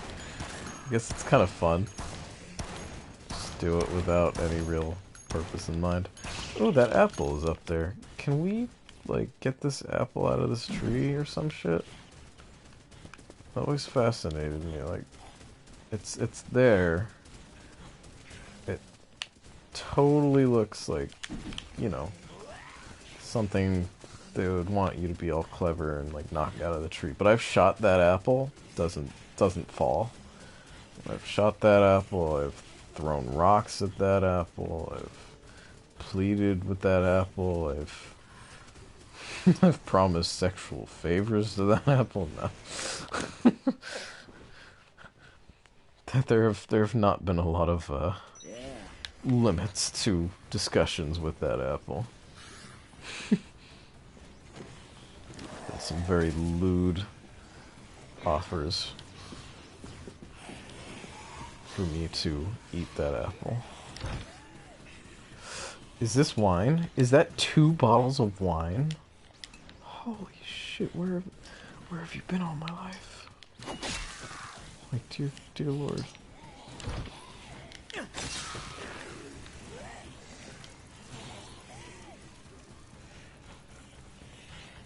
Like 2 whole bottles of wine? What? That's just crazy tough. If you told me I was gonna open that door and suddenly be 2 bottles of wine richer, I would have told you that you're beautiful, but that I don't believe you. Still nobody in here, but we got respawned goods, so I'm very happy about the goods. Now, the problem here is that we've got a lot of buffs to our stuff, but now we don't have as many inventory slots, so... Oh dear. Okay. I think we might hole up in the gun store a little bit. Get off of the counter! You're gonna damage the glass! You're gonna mess up my merchandise! Stop that! Stop that! Stop it, you piece of poo-poo! Fuck you!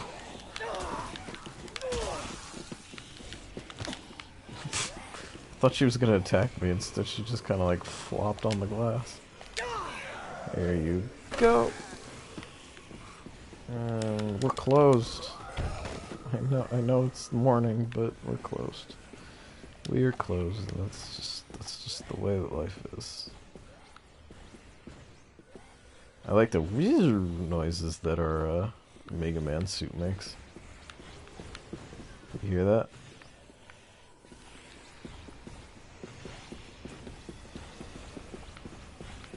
It's just a slight little sound. Did it ask you beforehand if you like peaches? Oh my god. Oh my god, that fucking fruit dating sim. That was classic. That was some classy shit right there. It was pretty bad, but it had its moments, and that right there was like, that was the crowning moment of all moments to be momented. A momentous occasion. Sorry, I'm just blanketing up because I'm like getting kind of cold. My room is simultaneously like, during the summer it is the during the summer is the hottest room in the house, but then during the winter I have good reason to believe is also the coldest room in the house. So I just, you know, I've got the best of both worlds in here. You know what I'm saying? Okay. I think we can make do with 2 shotguns and a sniper rifle. I think that'll do us just fine. Then the 3 books. Let's organize this a little better so that we're just, you know, being smart about our inventory. So, guns first, then food, then books. I think that's about the way to do it.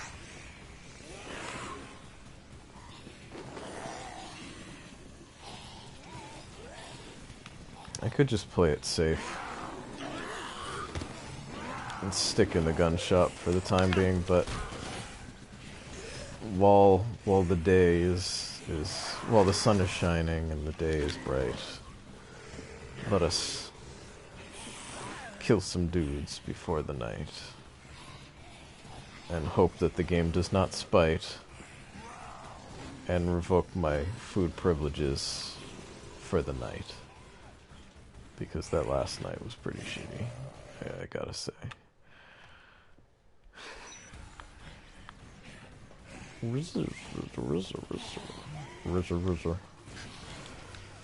haven't played Don't Starve in a long time. I miss Glommer. Glommer's such a boy. He's a good boy. Good boy, Glommer.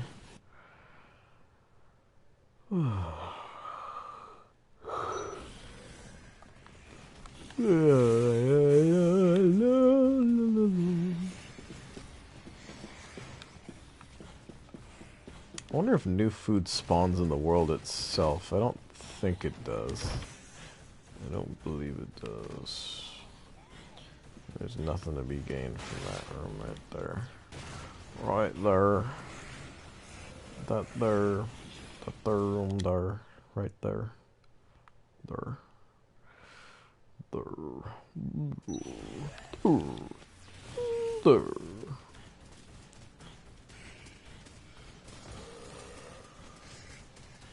Apparently the convicts will reappear each night, but after the crappy loot that they gave me, I'm pretty set on never bothering with them again in this mode, because it seemed like a pretty shitty trade for all the trouble they gave me, all the shots I took. And then they gave me zero healing items, just none, zippo. I forget how much it even took me to get through that fight. I think I only used like one healing item, but it's still a full heal, which equates to, I don't know, a lot of time. A lot of time that should be spent not dying. Oh, maybe, okay. I was gonna go to the entrance plaza again. I've been kind of going in circles, it seems like, this playthrough. But, you know, I think that's just the way of things with this. Anyways,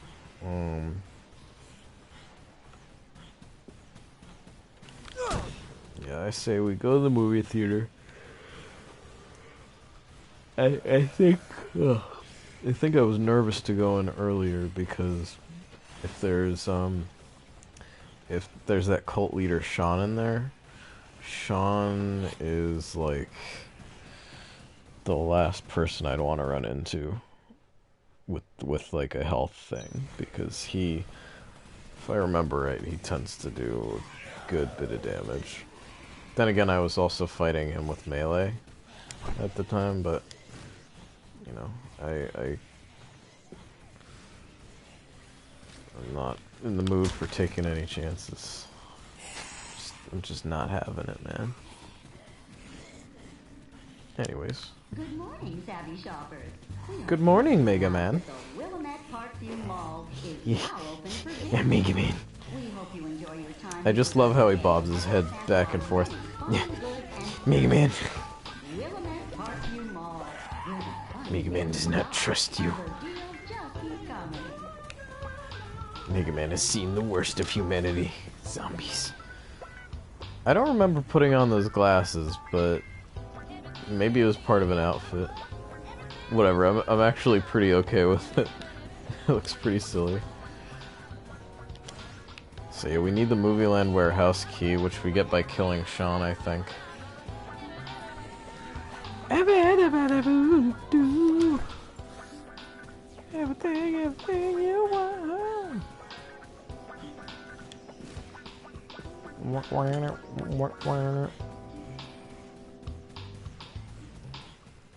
So smooth.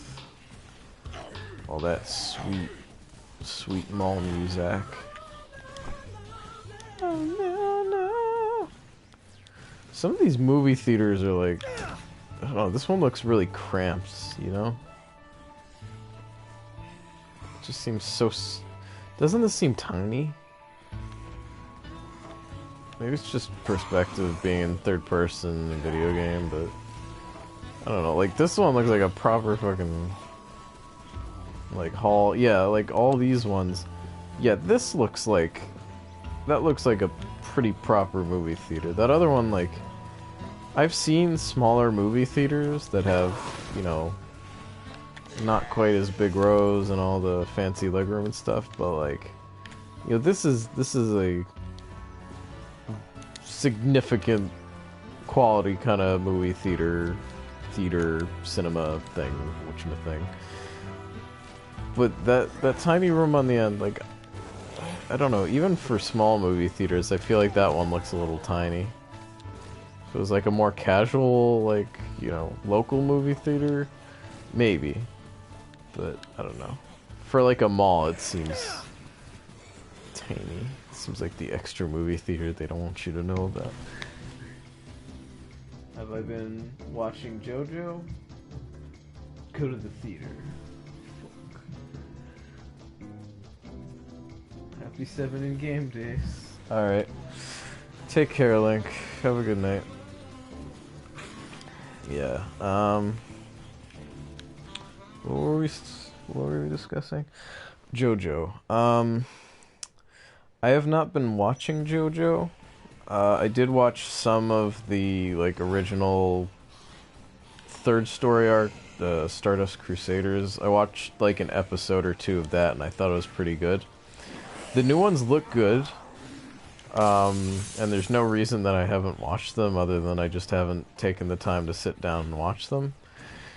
But I am a big fan of JoJo. It's definitely not an issue with the style. I love how over the top that series is. So that's definitely not an issue for me. It's just sitting down and watching it. Starting any television show for me is kind of difficult. I have trouble just starting stuff.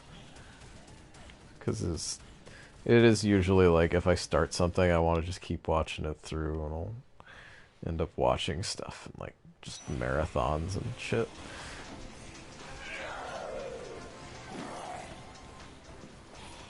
But yeah, when I read the manga, I got as far as Giorgio, you know, the Italian kind of mafia sort of arc where the guy is a descendant of Dio and all this weird shit. That one was pretty alright. I know the general story of that one only because of Nakatulili's playthrough of the PS2 game that was based on it. Golden Wind, I guess that was called. But yeah, I did watch through that one more than I read through it. I got maybe halfway through, and I don't know why. I just kind of stopped. But Stardust Crusaders is great, and the first two arcs are really great. The second art is so ridiculous, or second arc. Yeah, I like the series a lot. I just, for whatever reason, I haven't really continued checking it out in years. I do like seeing videos on it, though. Occasionally I'll watch clips and stuff, like when they were going through the series and stuff. Oh yeah, and I always forget the arc after Stardust Crusaders. But that one was interesting. There were some interesting stand users going on in there. It was funny though, because when I was reading it, the translation that was out was very like, I don't know, it was just a lot of things were misspelled or kind of like, I don't know, just improperly translated, I guess. I don't know exactly how it went, but it's kind of funny.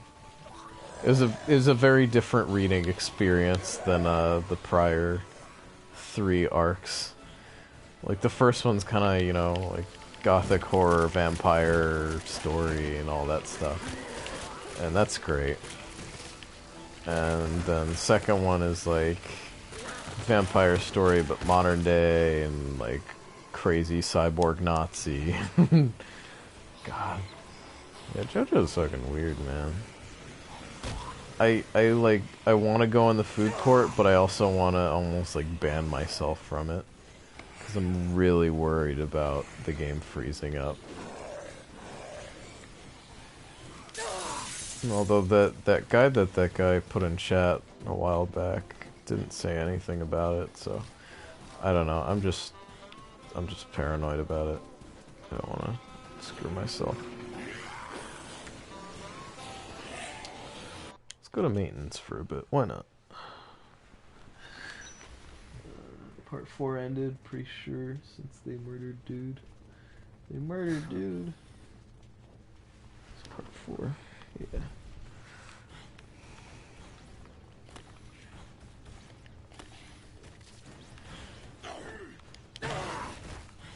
But no, yeah. I like the JoJo. I like it a lot. I just haven't sat down so much with it. Yeah, I was kind of excited for the fighting game that was made, the JoJo fighting game. But then I heard, like, or rather I saw just gameplay of it. It looked really, like, I don't know, upsettingly kind of just not as good as I was hoping for, you know? So there's milk down there, which tells me there are more treasures in this realm, and that I must seek them out.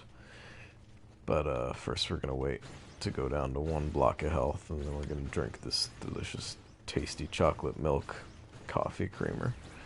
I love that it's chocolate milk. That wiki entry was great. It's like the model is clearly chocolate milk, and its location in Sean's food and stuff store indicates that it is definitely chocolate milk, and there is no reason for this item to be called coffee creamer. It's like, oh. just tearing down the wall of lies. It's like, oh shit, man. It's getting real now. Yeah, the PS3 fighting game. That's the one.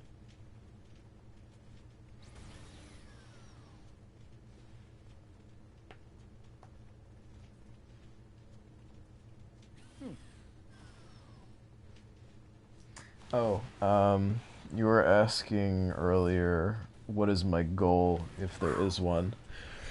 My goal, ultimately, is that surviving for 7 days in infinite mode gets you Achievo and some unlockable stuff. I forget if the unlockable stuff is...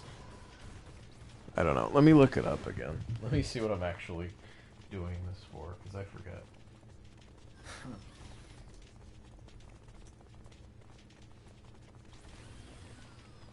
Oh. I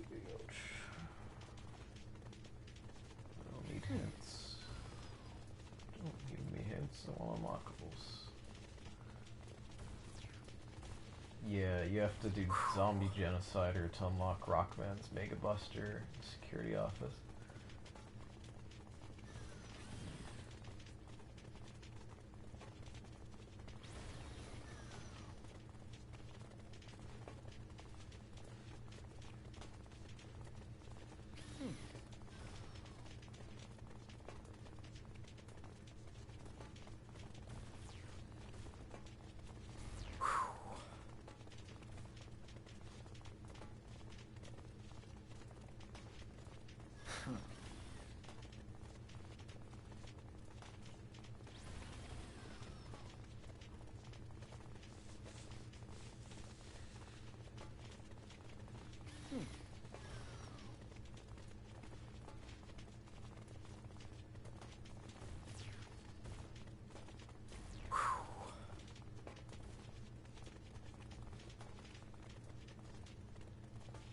you get... Really? Apparently you get Arthur's Boxers if you survive 7 days in Infinity Mode. So that's actually what you unlock. I don't remember ever actually getting Arthur's Boxers. I think I survived the 5 days to get the sword, the beam sword. And then I just, like, got the hell out of there. So, yeah. That was that. Oh boy. Maybe we should approach this area from another angle. Let's go back out to Leisure Park.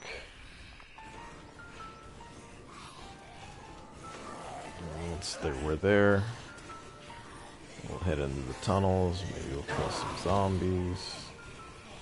Kill some time. Hopefully not get killed. So that would be bad. That would be not good. That would be very bad. And again, I don't know.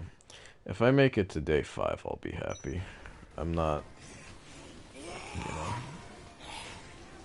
not super thrilled to be like staying up 14 hours for this shit. It's kind of ludicrous, you know. This fucking game. Once you survive, I mean, to see it come back like this, and to see like some of the requirements for unlockables retain their ridiculousness is like, oh man. You know, I mean, at least I got the Mega Man suit going on, you know? Like that I'm kinda happy with. I gotta do the Zombie Genocider achievement. I wonder if it's reasonable to try and do that one. I mean, you can definitely do it in 72-hour mode, but then again, 72-hour mode doesn't hound you to, like, have all this food going on. We're gonna constantly have to restock our food, and that's its own sort of conundrum. But otherwise, I mean, it doesn't matter what's in our inventory and all that. It's just make a couple roundabouts, get around 500 kills per run-in. It takes forever and it would be tedious as hell, but it's doable. Let's see.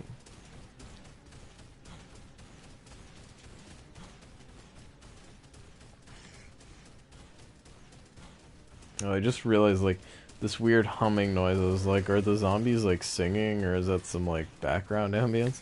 I think it's just the propane tank. Okay. Sure, why not?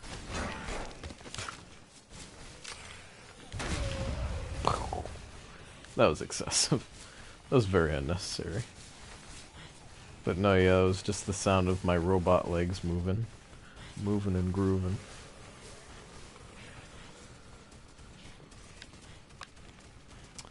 Super fighting robot.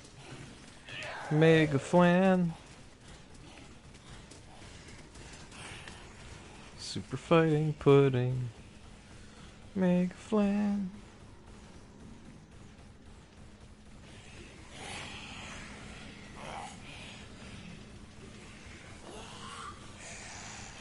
Oh no. Don't bite me. Don't bite me. Don't you bite me. My biggest worry, cause like it's weird. I think that your health tick down and the amount of damage you take are always separate. So if you take a piece of damage, you don't suddenly get the bar filled back up. So if you're at like 2 health and you take damage, and then it ticks down and takes another piece of health, like you're dead. So you have to be so careful, because like if things time themselves just wrong, you can end up in a lot of trouble with that.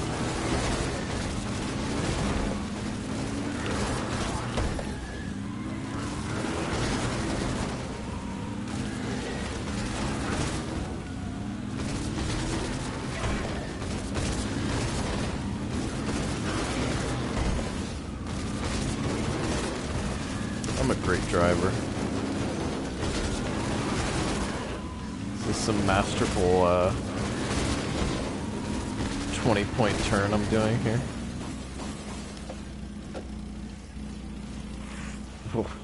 The one friggin' zombie that survived and that whole mess grabbed me, I was gonna be really disappointed in myself. Meat processing area. Every time I come in here, it's just a mess. Yeah, I don't think there's any reason to be in here. Right? I think we can just leave. I don't think they'll be too upset at us.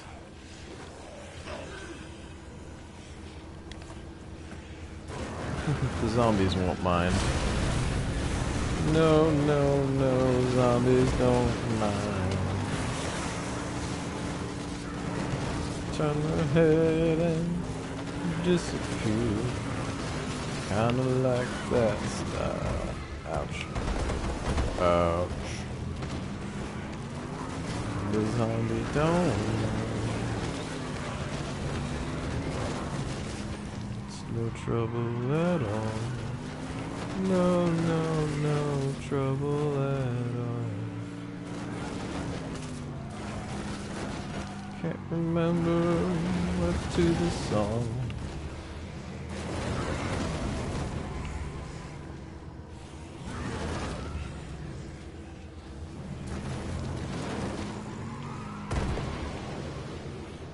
Boy, that sounded like a bad sound. Sounded like a sound.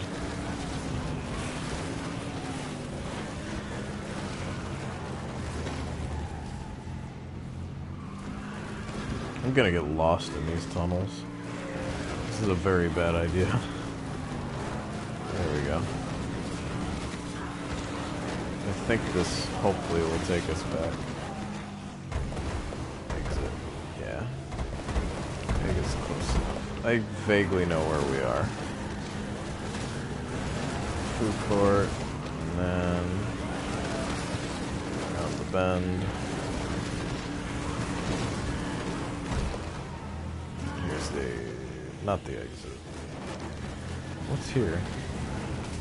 Around Plaza. Oh, there's milk. There's milk, guys. Milko.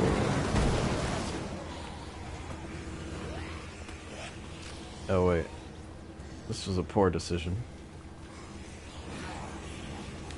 Well, we'll just etch that milk into our memory. Just don't forget the milk. We'll be back for milk another time. Here's the way we want.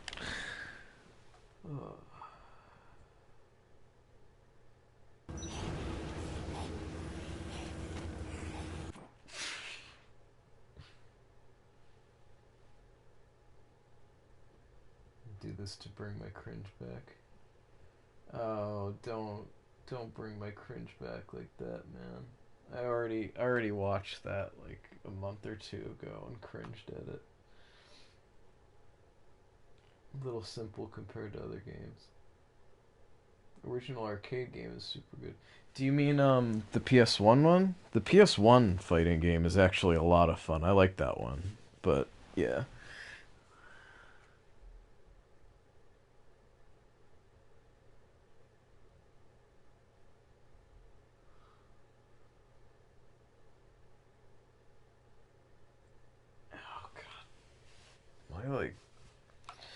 My rib cage just feels all bunched and gross and bunched. Your favorite is my Legend of Zelda arcade. So. Praise the sun. Wow, that just belted out at 2 in the morning.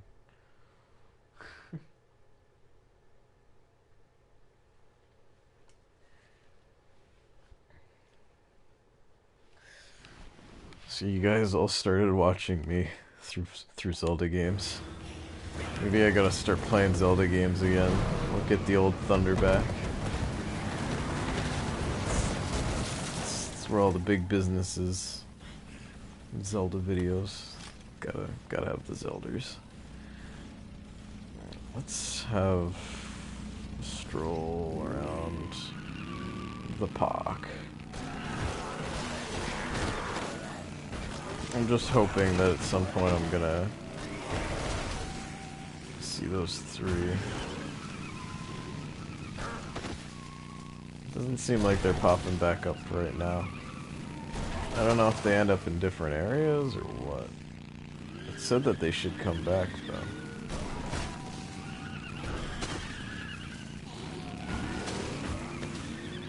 Some of the sound effects almost sound like they're coming like from somewhere other than the motorcycle. It's really throwing me off. Oh, an apple. Ooh, an apple. You like that? Just fucking sees an apple, scarfs it down, gets back on the motorcycle, and keeps riding into the night. It's classic. Classic Mega Man, really. It's very faithful to the original character.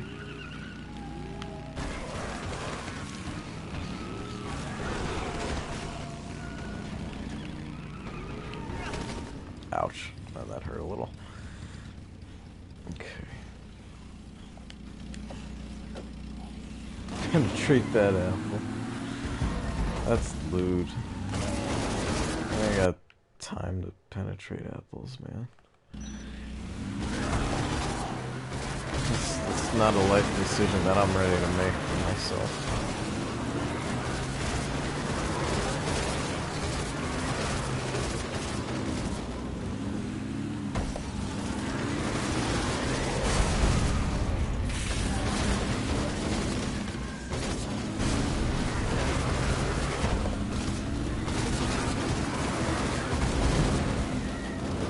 Pop drunken wheelies on these zombies. Yep, and it broke. And it broke. Broke indeed.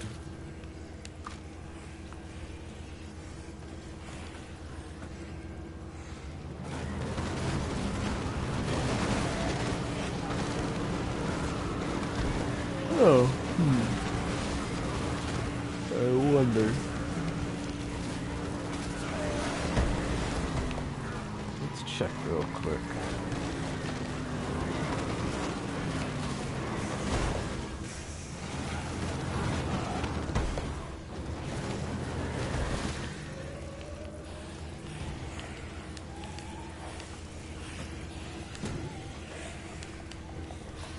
Nope. Wrong door. Get off of me. Silly bastards.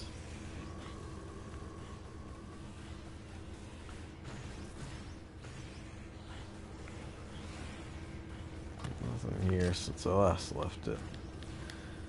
Yeah, nothing respawns, so guess it's just waiting. Whoa.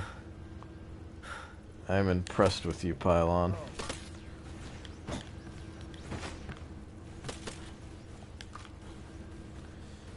Okay. Well, you know what? We're doing okay, and we know where another thing of milk is. So why don't we just give Frank another little break here, and myself. Favorite is Metroid Prime 2 or Stretch Panic. Still at Mirage. Yeah, I was pretty happy with Metroid Prime 2. Except for the Quadraxis fight, because that was stupid. Stupid gimmick. It's like, hey guys, look, it's my namesake. I'm gonna pretend to be him the whole episode. Like a pizza. Stretch Panic was alright.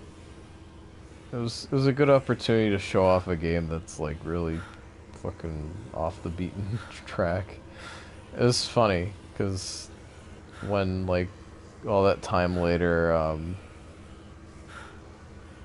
when I first did videos of that, there wasn't a lot on Stretch Panic. There were some gameplay videos, but not a lot on YouTube. And so when I did that LP, I felt like I was doing something that, like, you know, not a lot of people had seen. So I felt like it it was a good thing worth doing to show it off. Yeah, when the Game Grumps did it, it was pretty funny. At the time when I watched it, I was just getting like, oh, they don't even know how this mechanic works, which in itself, like, unless you read the manual, and like in that era, like even PS2 era of games, you generally didn't bother with the manual. I just did because, you know, why not? But I was guilty of the same thing. My first playthrough, I got confused on how like the scarf bomb worked, and I was just fighting the bosses normally. But when I did the LP, I did it in the foresight of knowing, you know, this is how the game works, and so I could explain it to people and be competent with it and be like, if this is confusing and obscure, it's because it is, and it's only in the manual and whatnot. But then they did theirs, and I watched the first episode. I was like, you guys didn't even read it, which in the end it doesn't matter. They do it for fun, and they don't necessarily plan every little thing out. But yeah, at the time I was kind of sassy with it. I never said anything. Not that I remember. I don't think I said anything. I might have made a comment, but I don't think I was being sassy. I think I just like explained the mechanic. That, you know, this is how Scarf Bomb works. And I think they found it out eventually. I don't know. I don't remember. It's really weird that Frank's camera strap keeps appearing and disappearing off of his body. I'm slightly concerned. Like, what? He goes from holding it, and then it's strapped around his neck, and he's just breathing very heavily, and I'm a little worried about him. He's exhaling strongly. Strong exhales. He's a very strong exhaler. Frank, fall off and fart. And Silhouette Mirage. I don't know how I felt about my Silhouette Mirage playthrough. I forget if I, like, missed things. I think I tried to show off as much as possible, like all the bosses and whatnot. I think I got everything, more or less. Because isn't there like a true boss after the end, or no? There's just a bunch of different routes that lead to different final bosses, which is kind of neat. Like, I don't know. Treasure had a very interesting idea with that game, and they definitely pushed it places. I think the polarity mechanic being based on facing left or right was a little too, like, I don't know. It didn't quite jive, you know, but it wasn't the worst thing.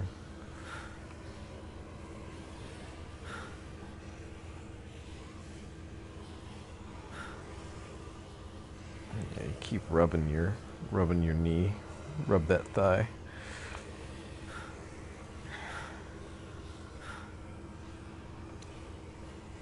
Yeah, I don't recall being super fond of my commentary in Silhouette Mirage. Stretched Panic, I had some moments that were like cringy for me, looking back at it, but that one wasn't too bad. I think my problem is just I've gotten too informational or analytical with games, and there's nothing wrong with that in itself, but I think I'm not a very funny person. Well, I don't think that's entirely true. I'm not a stick in the sand, but I think entertainment is kind of a backseat usually when I'm playing games by myself. It is very different when I'm playing games by myself versus when I'm playing games with a friend, if I'm doing co-op or whatnot.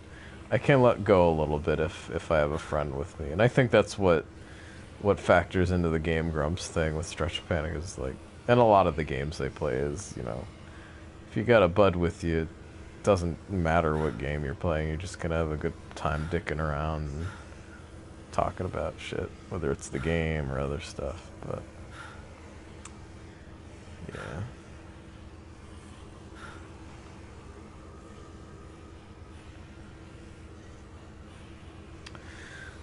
Why does this have to take so long? Fucking... It's like watching Mighty Number Nine's credits screen twice.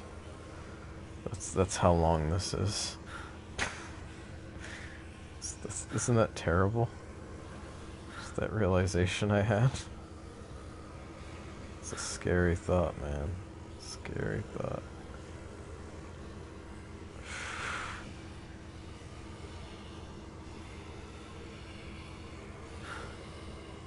Shut off pretty much everything. That's good. Claudia, I will give you a good game if you go dunk your head in a bucket of cold water to wake up. It fucks with your head.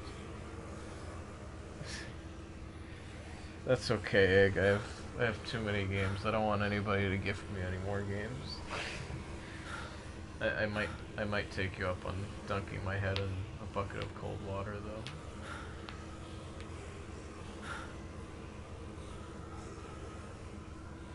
You've gotten too soft, soldier. What is it to stab a bear? Oh my god.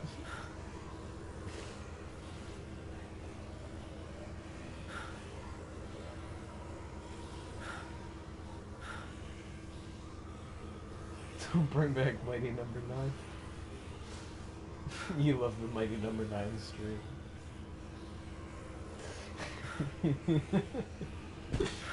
I'm giving you nothing because I got no money anyways. Good. Good. Fucking, can we talk about Mighty Number 9? Can we talk about how Koji Inafune went from like this and Mega Man Legends and other things to Mighty Number 9? Mediocre Number 9. Mighty Number 5, 6.5, whatever the hell that was. I think that's what I originally titled that stream. Oh my god. Mighty Number Pizza. Yeah. Shit. Jeez. Oh. Shit. Jeez. Why do you keep cursing? Why are you being so lewd? Frank, there's no reason to be uttering shits and Jesus. Sweet Jesus. Bejesus. Well, that was worthy of a shit movie. Cleaver. Shut up. Why are you Jeezing all over the place? Is he acting like he's taking damage from the slow countdown of health? The health tick? The old health ticker?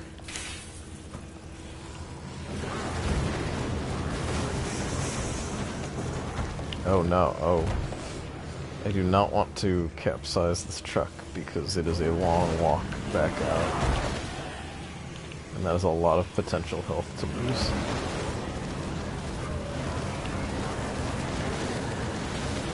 Yeah.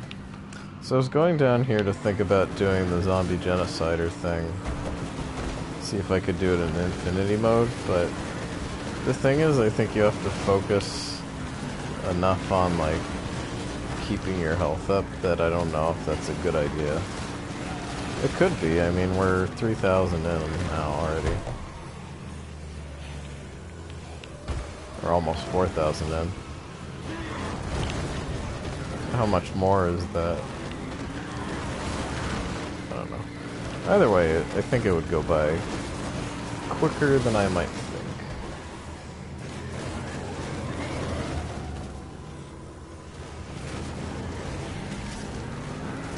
So I think we'll do one more go around the park. One more go around the park, James. Oh wait, or is that the Wonderland? Yeah, that's the Wonderland Plaza. Hold on, backing up. Whoop, whoop, whoa. Felt that one.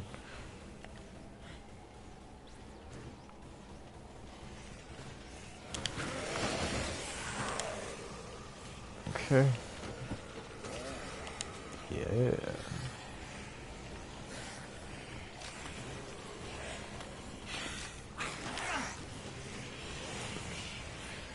a hit, but it's all good.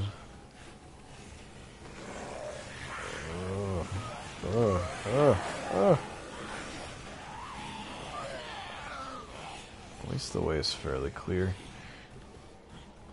I think we made a decent portion of the way. Yeah, the only stuff left here is the exit, or the next turnoff is the exit, right here. We're not in such bad shape. I mean, I might be in bad shape myself, but I don't know what the fuck I'm doing. I did this last night too. I was just up way too late finishing this game, finishing the story mode. And now I'm trying to do fucking... God. Why am I trying to do, like, this challenge of all things? 14 hours. It's 14 fucking hours. So from when I started, if I started at 9 o'clock, that would mean I would be playing this until 11 in the morning, which is ludicrous. This is why I wish you could put this stupid shit on pause. You know what? Technically, I could absolutely put this shit on pause by pausing the game and sleeping. Oh no, but you know what the problem is? My PS4 settings turn games off if there's no activity for like 4 hours. Which, you know, is a good thing for it to do, but... Maybe if I can change that setting, I can just split this up. I say we get to like 3.5 days, and then I sleep. And tomorrow's a new day, and we'll continue this shit pile. If that's an option, I don't know. I don't want to do another super late night like this, and my mind is starting to turn to, like, ways to get out of doing this all in one go. Because the asshole developers didn't bother putting in a save and quit. Fucking jerks. Jerky jerks. How dare they? How dare they?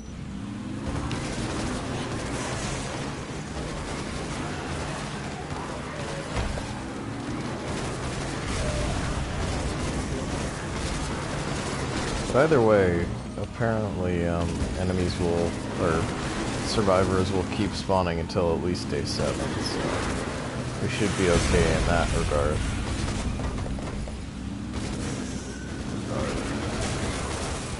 Getting food from dudes that we murder. And that's the most important regard of all.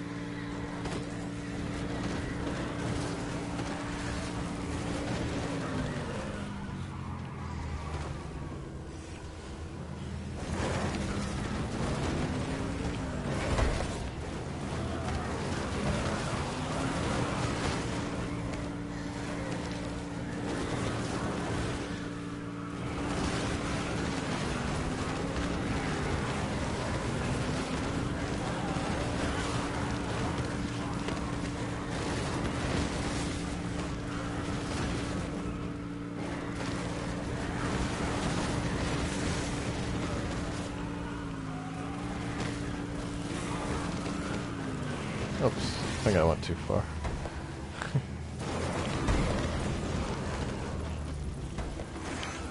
Actually, wait, hold on. I'm curious.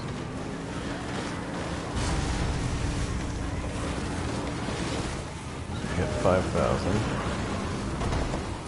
Like almost a tenth of the way there. So we do all that. What if we go in the meat processing plant?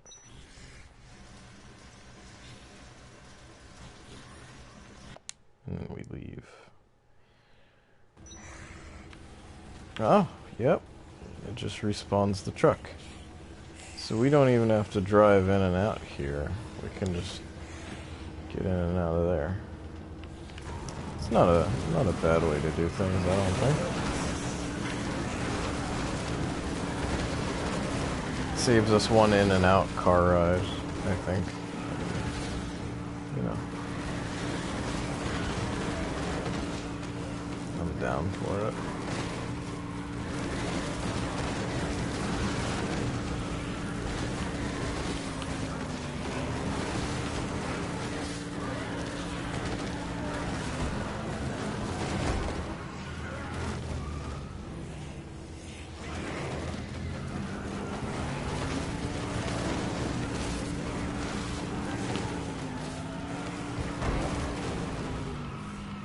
Oh no. For a second there, the truck was just stuck clipping on the wall.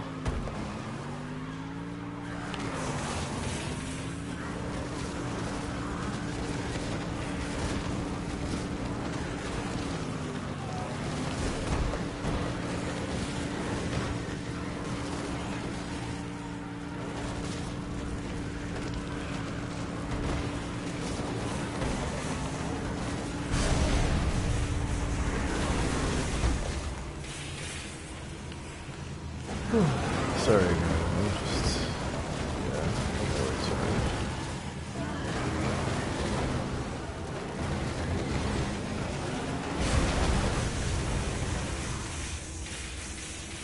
Oh god. Oh no. I'm stuck on the curse. I'm stuck on the accursed shopping carts.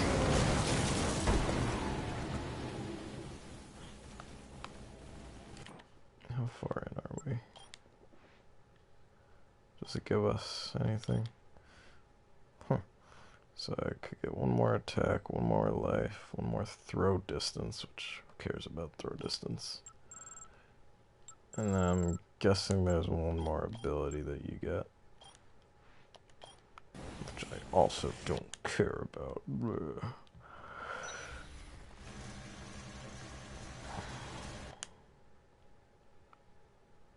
How much? 2 days, 18 hours, 11 minutes.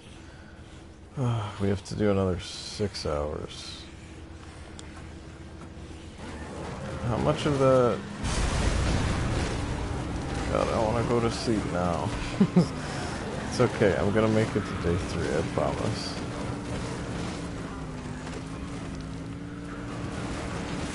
Let me get to a thinned out spot and then let me check comments. Because I've been neglecting.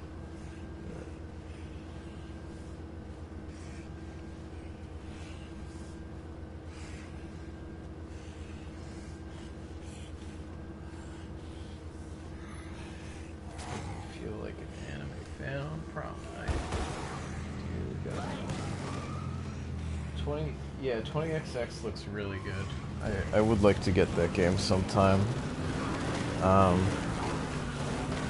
I saw Slow Beef play it, and I saw you put up some daily runs, and I don't know, just like scrolling to any given like second of that game, just it looks good. And for being like, I guess, semi-procedurally generated and all that stuff, like, yeah, it's fairly procedurally generated to a normal degree of, you know, games being procedurally generated to go. It looks good. It looks like a fun time.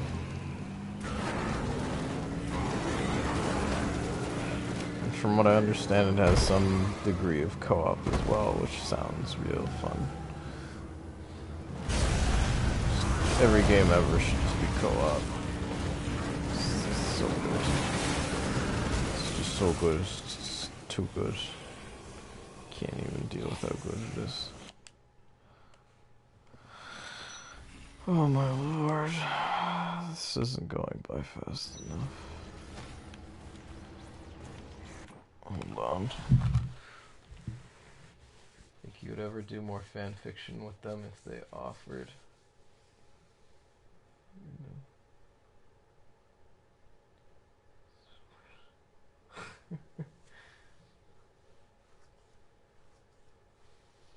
Are you talking about more fan fiction with Homer and Kame and stuff?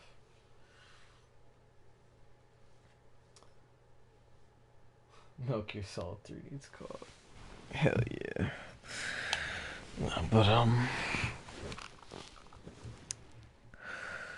what's his face?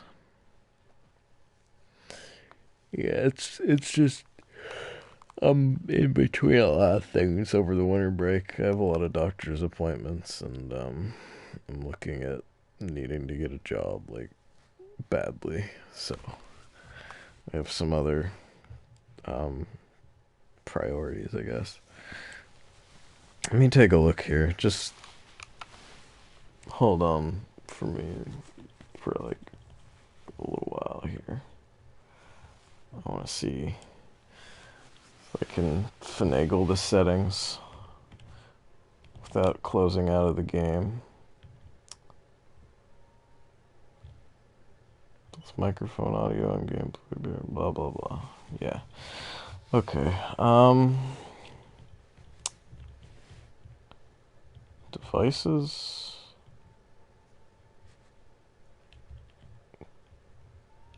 Not turn off device. Date time, power save settings. Set time till PS4 turns off. Yeah, media playback, general applications. That should be after 4 hours. Home screen, game or internet browsers being used. Okay, I can just set this to do not turn off. So, hopefully my PS4 doesn't explode, but by doing that, I can just leave the game playing on the menu screen and take a break when I can't stand anymore. I'm just really getting tired, guys. I'm sure you understand. Given what we're dealing with, I might need to have a good night's rest and then get back to this tomorrow. Actually, tomorrow's like kind of a it's busy. I don't know. Yeah, I don't know when I'm getting back home. It might be like 8 or 9. So we'll just have another situation like this then. Oh god. Because it'd be the equal amount of time that we've spent here. It'll be even sadder if I end up failing this, you know. Or worse yet, if the game, like, I don't know, crashes or has like a technical error. I guess if you see me never playing Dead Rising ever again, then that'll be why. I don't think I could sit through this. I don't think I have the patience for this anymore. Oh man. Putting my head down feels really good. You know what? This sucks too, because as far as I know, I don't know that I could really suspend the application and like go watch something. So I'd probably fuck it up. I think that would that would give it an error. I don't want to do that.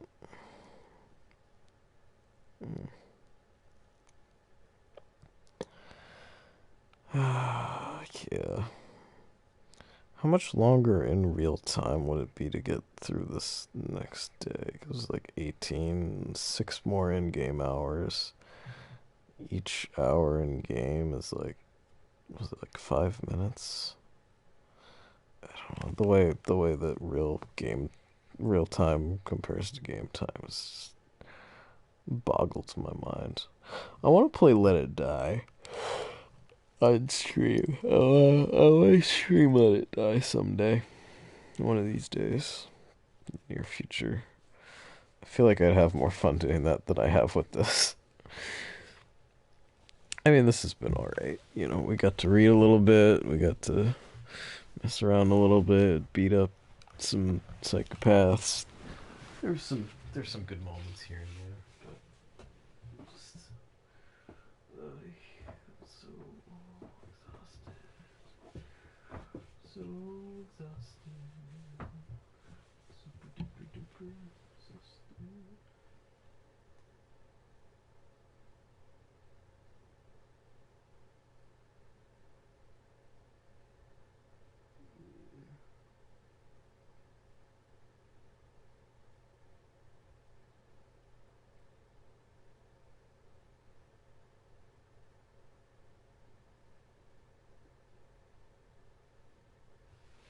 Yeah, if you have a PS4, Let It Die is a fun time, and it's free. And surprisingly, the free-to-play mechanics, you know, the premium currency and all that stuff, is pretty unintrusive. Like, it's basically just instant continues, and the game doesn't even, like, it doesn't pinch them very closely. You know, it's not like a miser about them. They give you quests in the game that you can earn them. They give you daily rewards that you can get them. I don't know that, you know, that might just be a close to release thing where they're rewarding people for playing, you know, near the game's launch and whatnot, but it's pretty nice. You know, they start you off with 10, I think, just to have them free. And then I've gotten, like, from daily rewards and stuff, I got like 20, and I used like a hell of a bunch because I kept resurrecting characters because I was being stupid. But I don't know, there's not a lot that you can actually use them on, at least not where I am in the game right now. Everything is based on in-game currency, and there's like two different types of currency. There's SP lithium, and then there's the kill coins. And, you know, some of it's kind of difficult to rack up coins and whatnot for upgrades and stuff, but all the permanent upgrade stuff is pretty fair. And then the death metals is the premium currency. They're just kind of, they're there to help you along. They can, that's the one thing, like if you're creating something, you can spend them to speed up the process of stuff. There are a few waiting screens for, like, upgrading your weapons, or, you know, speeding to allow you to buy more than one of a weapon at a time, but it's never more than like a minute or 3 minutes, and that still kind of sucks, you know, if you're sitting there. But usually you just buy one at a time, you go off, you end up finding weaponry and armor and stuff, like, as you run around, so everything is fleeting enough that, you know, you don't feel the need, or like, you don't feel like you're being cheated not having death metals or using them or having to use them. You don't really, you know. So that's nice. I'm gonna turn down the volume on this. You know, I think it's just so many zombies, and they're making me exhausted. I'm exhausted by zombies. Zomboners. They have 2 days. 2 days is 48 hours. 2 days, 48 hours.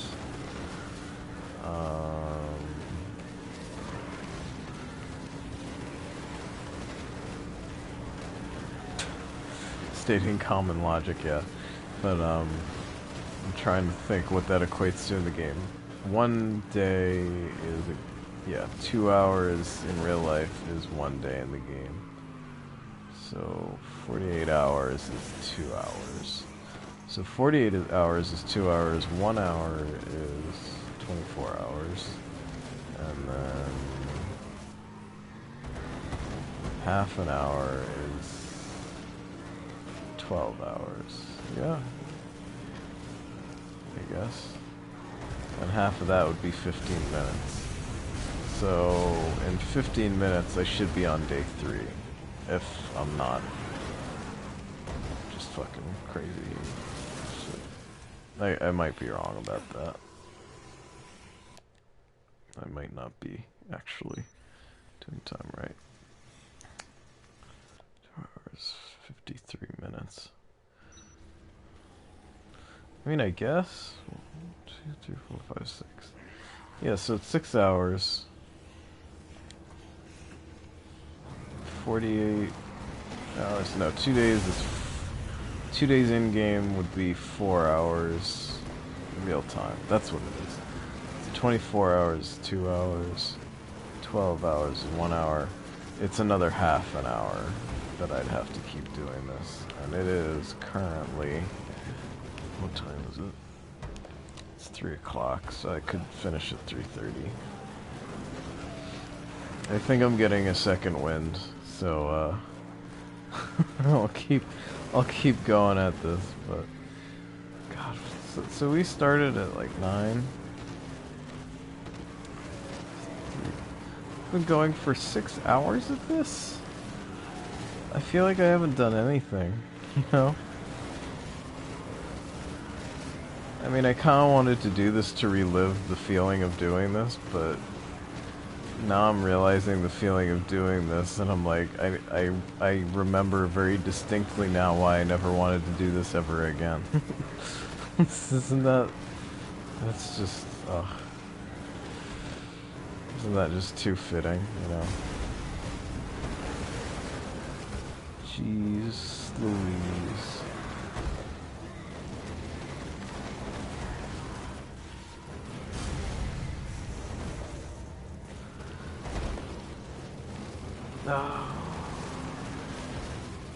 Zombie killer. Qu'est-ce que c'est? Better. Run, run, run, run, run, run, run away. Oh, oh, oh, oh. Ay, ay, ay, ay, ay, ay.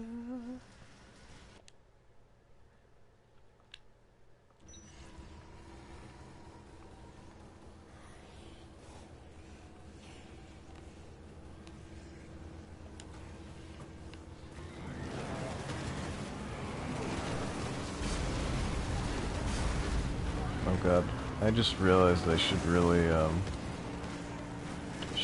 eat something.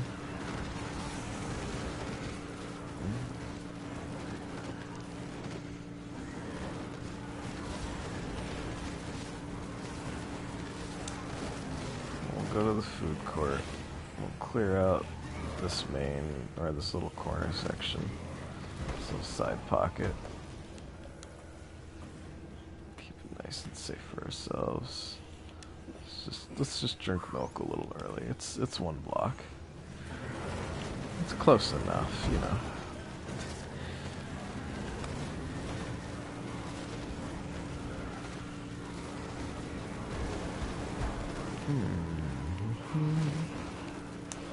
Oh, you know, I just remembered Knight's contract. That was back when Allie went to Germany. She went to a GameStop and she bought me a game there, and the game that she got me was Knight's Contract, and it was a kind of, I wouldn't say lesser known, well, yeah, lesser known. It was a not as highly received game that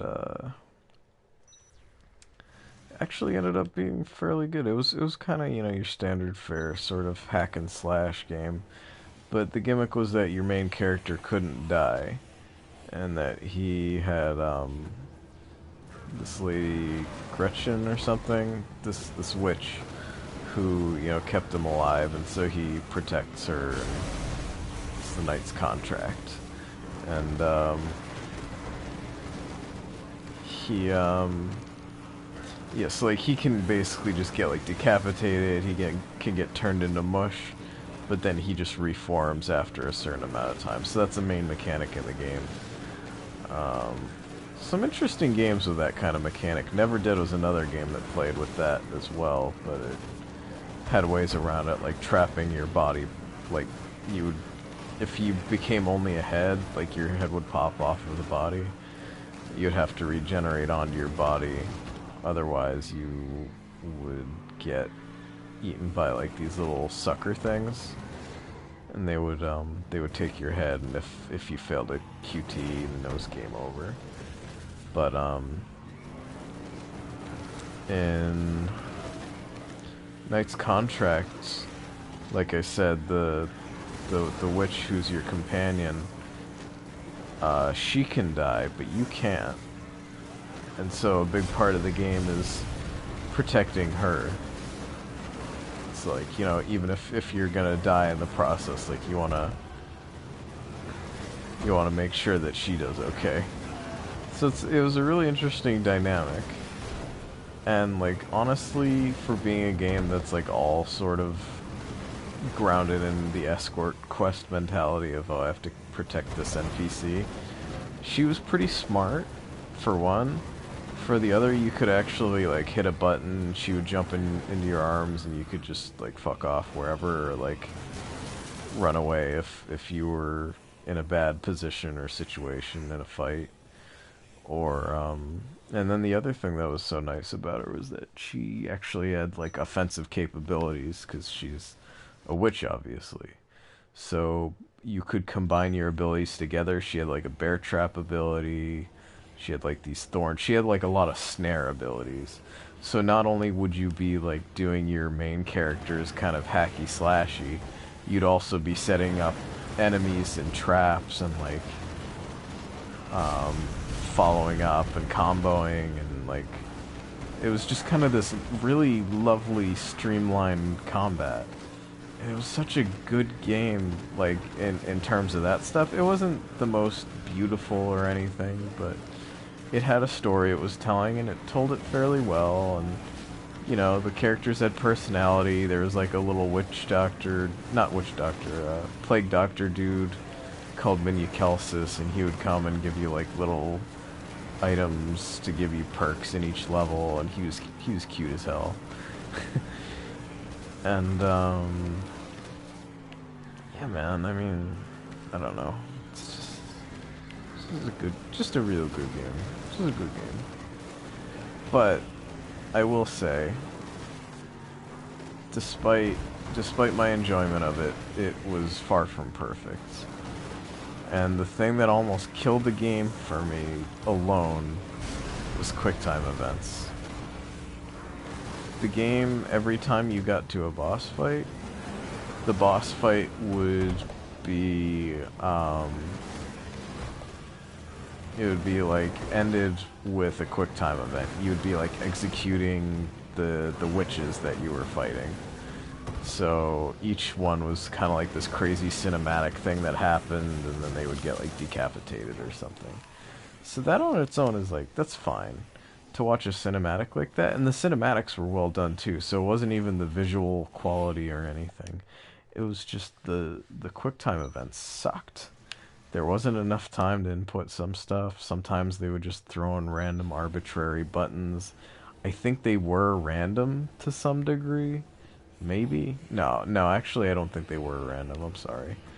But yeah, it was just, I don't know. Lots of problems with that. There are also some time sections where you get separated from Gretchen, and you'd have to like, I don't even remember if her name was actually Gretchen, but that's just what I'm calling her. But like, you'd get separated from her, so you'd have to fight through combat sections quickly and get back. But like, those I never got game over from those. I never felt like the game really trapped me off, or felt like it was being super cheap with my deaths, except for those QuickTime events. And the QuickTime events didn't kill you either. They just brought the boss back to like half of its final health bar. And so you'd have to fight through another, you know, portion of health. And with some of them that was very easy, but, you know, I don't know. Yeah, if you ever want to check that game out, it's on the PS3. It's called Knight's Contract. But yeah, Allie was in Germany, and she bought me that at a German GameStop. I was like, hey, that's kind of neat. And it's fitting, too, because the game is grounded very much in,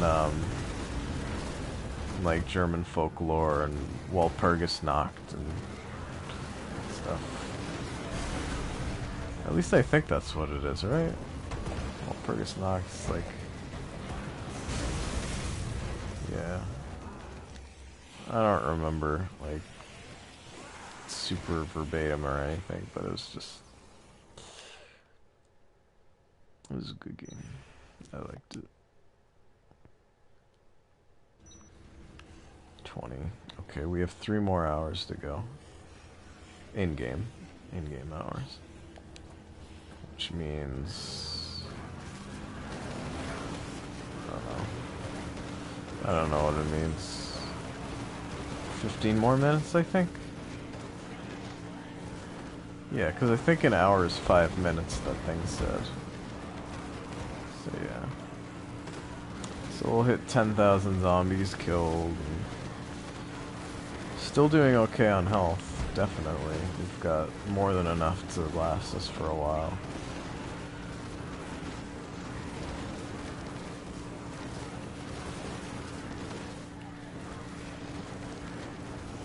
I don't think we have enough to get us through to day 4, but we'll deal with that next stream. For right now, I'm just racking up a kill count. It would be really nice if I could complete the Zombie Genocider alongside the 7-day, because they're both kind of tedious. The only thing is I don't know if you can get Zombie Genocider from Infinity mode. It might have to be story mode. I don't think so, though. I think you can get from either, because if you have a kill count in this, they should count it for the achievement and whatnot. Hold on. I actually want to look that up just so I know that what I'm doing isn't, like, pointless. What is my favorite Pokemon? Sandslash. Hands down. That's an easy one. Yeah, since I was a kid, I mean, I don't know. I've gone through like different teams and favorite Pokemon. I love Poliwhirl, Poliwrath, Alakazam, and Victory Bell, and Gengar I liked a lot. Blastoise was always my starter Pokemon.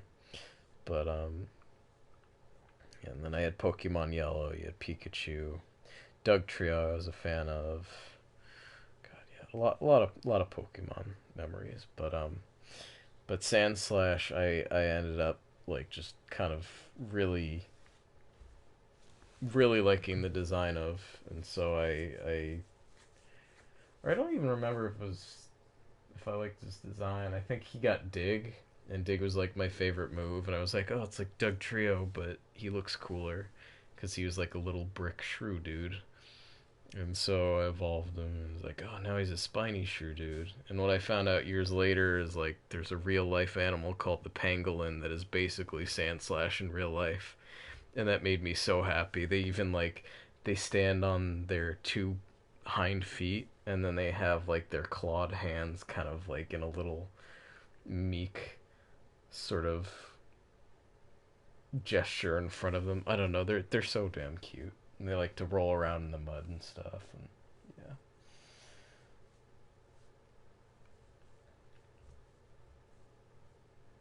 Did you like the Silent Hill Origins Let's Play? I haven't watched it in forever. I don't know that I'm proud of some parts of it, or singing parts. I don't know. There were funny bits to them. We were singing about like potato crusts. Fucking. I was still in my weird phase then. That was kind of the first big serious thing I did with Allie. It's interesting. It was very interesting. Good night, Egg. Oh wait, was that when I was like conking out? I don't know. What's my favorite stand from JoJo? What type gym would I have if I were a gym leader? My favorite stand from JoJo. I like Hermit Purple a lot. I don't. In terms of design, maybe not. Like, I don't know. I mostly just love old Joseph. Old Joseph is fucking a bamf. But if you had to go with character design, I really like Avdol's stand, but I think Hierophant Green I like a lot. He's just pretty cool looking. I'm trying to think of the ones, mostly the ones I can think of. The problem is, like, there's so goddamn many of them, you know, for every character, and I can't remember all of them. Whole Horses was kind of interesting. He could, like, maneuver the bullets in the gun that he had. I think that was, like, the Emperor or something.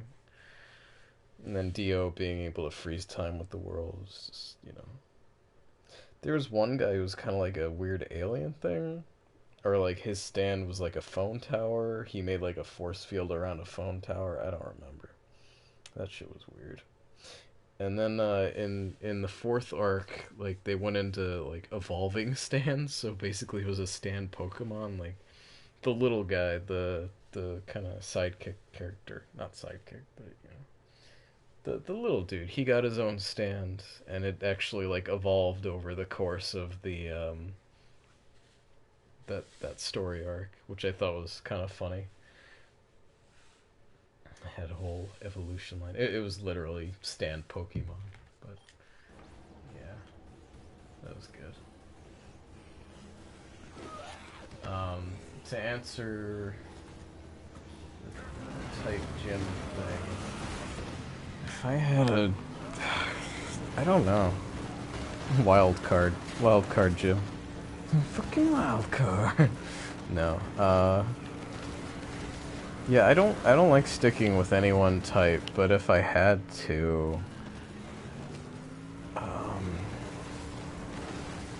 jeez, that is a tough question. I like ghost types a lot, but I also like normal types. So it's like at exact ends with each other. I don't know. It's weird.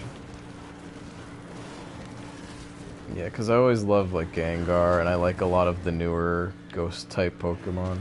I even like, some people are kind of turned off by, what's it called, Chandelure. I really love the design for Chandelure. I don't know. I like all the ghost types. Frostlass, I think, is really neat. Yeah, there's too many good Pokemon in there. I'm still catching up, like...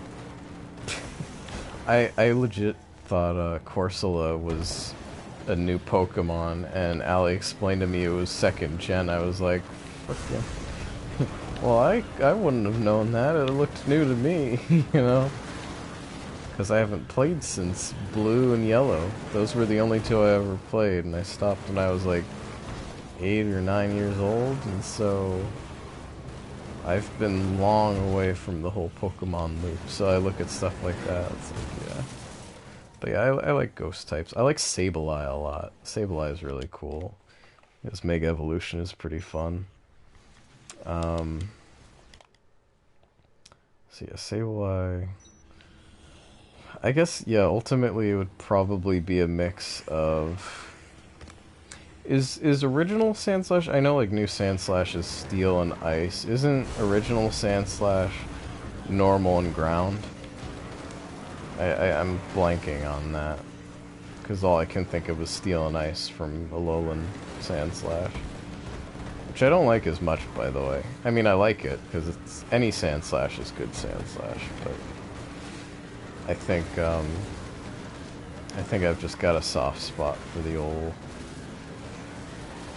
original, the OG Kanto Sandslash.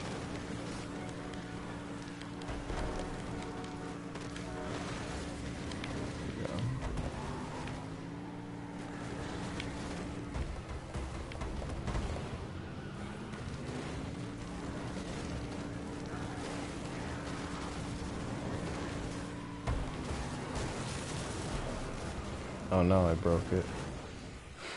I broke it, oh no. So yeah, I would say probably a combination of ghosts and normal slash ground. Just whatever would allow me to have a Sand Slash and a Gengar. Because they're my boys. But you know what, actually, honestly, funny enough, most of my... what do you call it? Most of my original group tended to be grass and water types. I had the Victory Bell, I had the Vile Plume, I think I had a Venonat, actually, so Poison type. Poison type as well was a big one, Gengar, Tentacruel. Tentacruel and Cloyster are two of my favorite Pokemon designs, and they're both water types, or rather, I guess Cloyster is an Ice Water, and then Ice Water, Poison Water.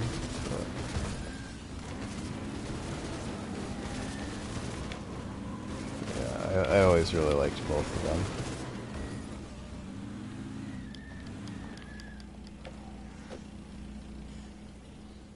So I don't know, maybe a water type gym too. Ghost water. Heck if I know. That was really weird. I don't know why the truck turned like that.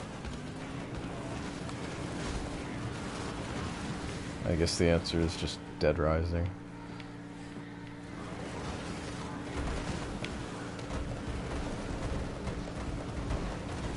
Ooh, I'm getting a little close to needing some sustenance.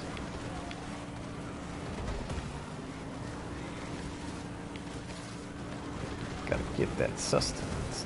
Yeah. Oh shit, we broke down already? What? Fuck. We're in like the middle of nowhere. Oh god.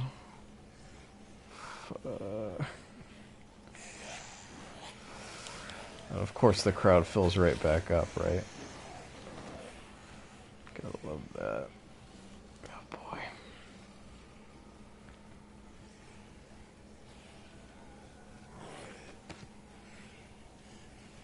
Here, food court. I guess we're trying out the food court.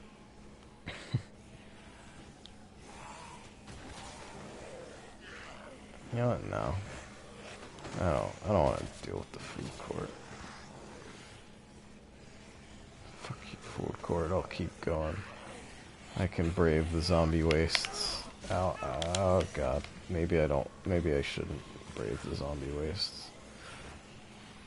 Maybe I should drink my wine. Dear Lord. Okay, we're just gonna hang out up here for like a couple seconds. Let that last bar tick out. Make good use of our last chiclet. Technically I could save even more time if I let the bar wind down a little extra. Honestly, it goes down kind of slow, but I don't feel like dealing with that. I see what you guys are saying. The cell tower you're talking about is Superfly, which traps people within it by making them part of the tower. If they attempt to leave, it also reflects all attacks back at the person. Yeah, I just thought that was an interesting chapter. Like, I forget. I think the guy ended up being friendly and like he got out, they got out fine. But I remember that part being really intense. It was like, oh shit, like it doesn't seem like there's any way out. This guy seems very good at killing people. So it was kind of scary in that way. And there's a lot of tension. A lot of tension to that part. Okay, we got 4 more. Oh, Jesus.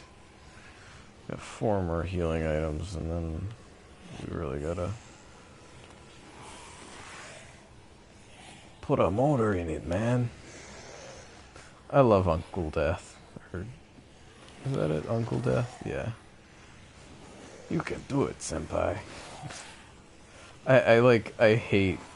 Okay, it's very strong for me to say I hate like Japanese honorifics in general. I see like why they are. I just think that like some of them can be a little like, I don't know, maybe redundant, or just like some of that stuff to me seems better unspoken, and that just clashes with the culture of it. But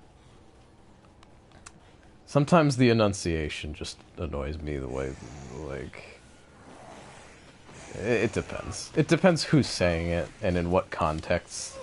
I think that's a big part of it, is like why somebody is saying it. If you're just saying because like, oh my god, Japan, it's like, fucking suck a butt. I don't know. I'm in many ways I am unfair in regards to these things. Probably more unfair than necessary, but no. But Uncle Death though is like, I just like his character a lot, and it's weird because I've heard like there's very mixed reactions to his character. Some people are like very cool with him. Some people are like, I fucking hate this guy. Like, don't find him funny at all. But generally, I've enjoyed him. He hasn't said anything like that has made me be like, oh, this is stupid. I hate this guy. You know, like he just seems like kind of a friendly, weird skeleton man. Which, I don't know. 2016 has been the year of weird, friendly skeleton men, I guess. Or it was 2015 the year of weird, friendly skeleton men. I don't remember anymore what happened when and where and why.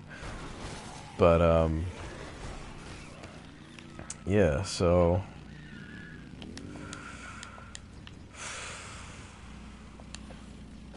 what was I saying? Oh, so yeah. Uncle Death is like the only person who I'm cool with saying the word senpai. I'm cool with him calling me senpai. Otherwise, usually I'm just kind of like, whatever. Honorifics are dumb, but no. With him, I make an exception just because he's fucking silly, and I think it's also the context that he explains it in. Usually when I see stuff like that, it's just kind of there because, you know, like, I don't know, I watched a friend play Persona 4 once, and listening to the character's voice act and be, you know, following up all of their names with, like, senpai and shit. Oh, Kaji-kun, do the thing with the buttholes, but then, I don't know, I'm just like, it doesn't jive with me as feeling very natural. And maybe it's just me being stupid and like not culturally aware and whatnot, but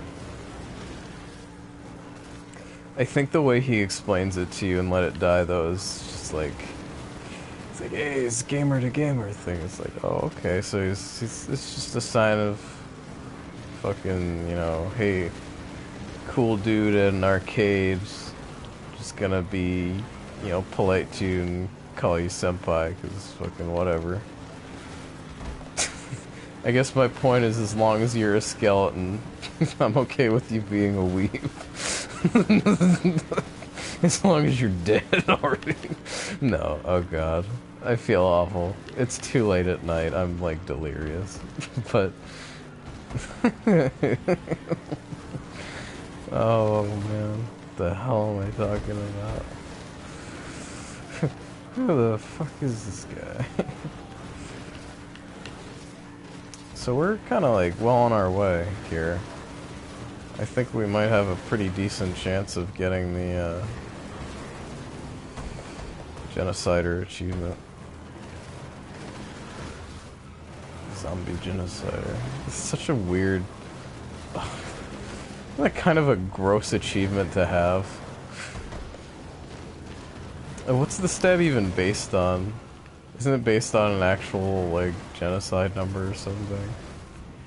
It's even more fucked up when you think about it. It's like, guys, did you really make an achievement out of that?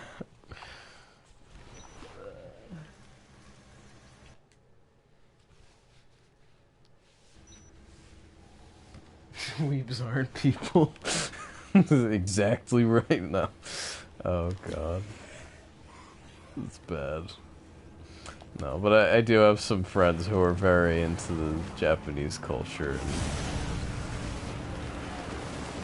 I'm not as in contact with them as I was, so I guess acquaintances would be closer terms as far as current stuff goes, but it always weirded me out.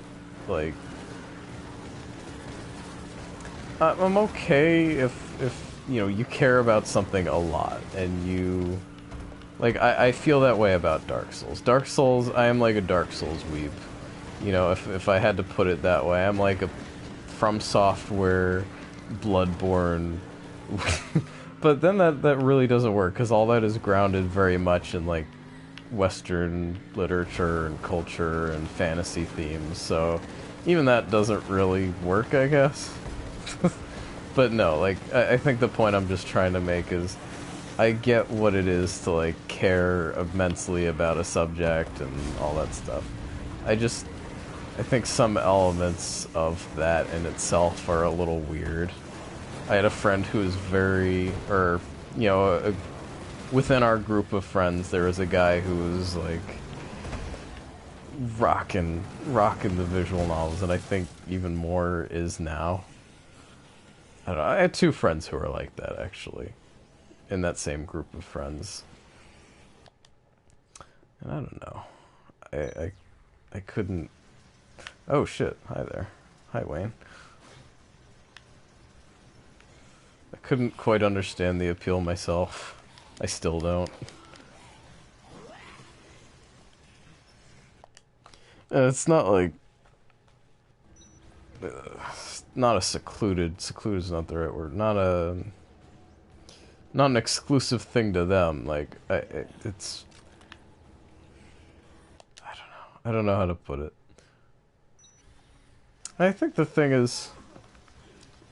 I'm trying to frame this in any, like, logical way to say what I'm trying to say. I think I'm just kind of blithering at this point. I'm not making a point. I'm not aiming towards any sort of real end point here. I'm just talking.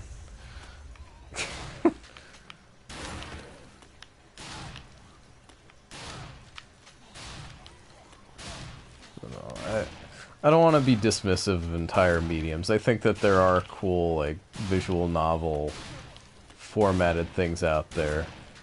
But, like, kind of the general fare that you see with those sorts of things, like, I don't quite get... Oh, Jesus Christ. I don't quite get myself. Wow. Holy shit. That was fucking scary. Did you, like... did you guys process what just happened there? Because I kind of... My heart skipped a beat. I was very frightened of what just transpired. That zombie grab into the mailbox was just like my heart stopping. I wish we could eat the pet food. Wow, holy crap. Okay, so it is now 3:34. I think I'm gonna call it a night, guys, so I'm not serious with this.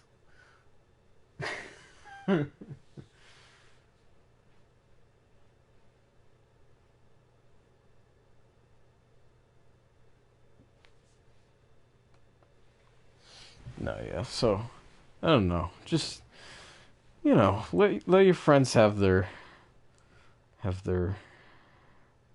stuffs. Their weird, gooey stuffs. Let them enjoy it. They don't bug you about the things you enjoy. That's my philosophy, you know. I've got friends who are kind of into the furry stuff. I've got friends who are into all different stuff, and I try not to judge.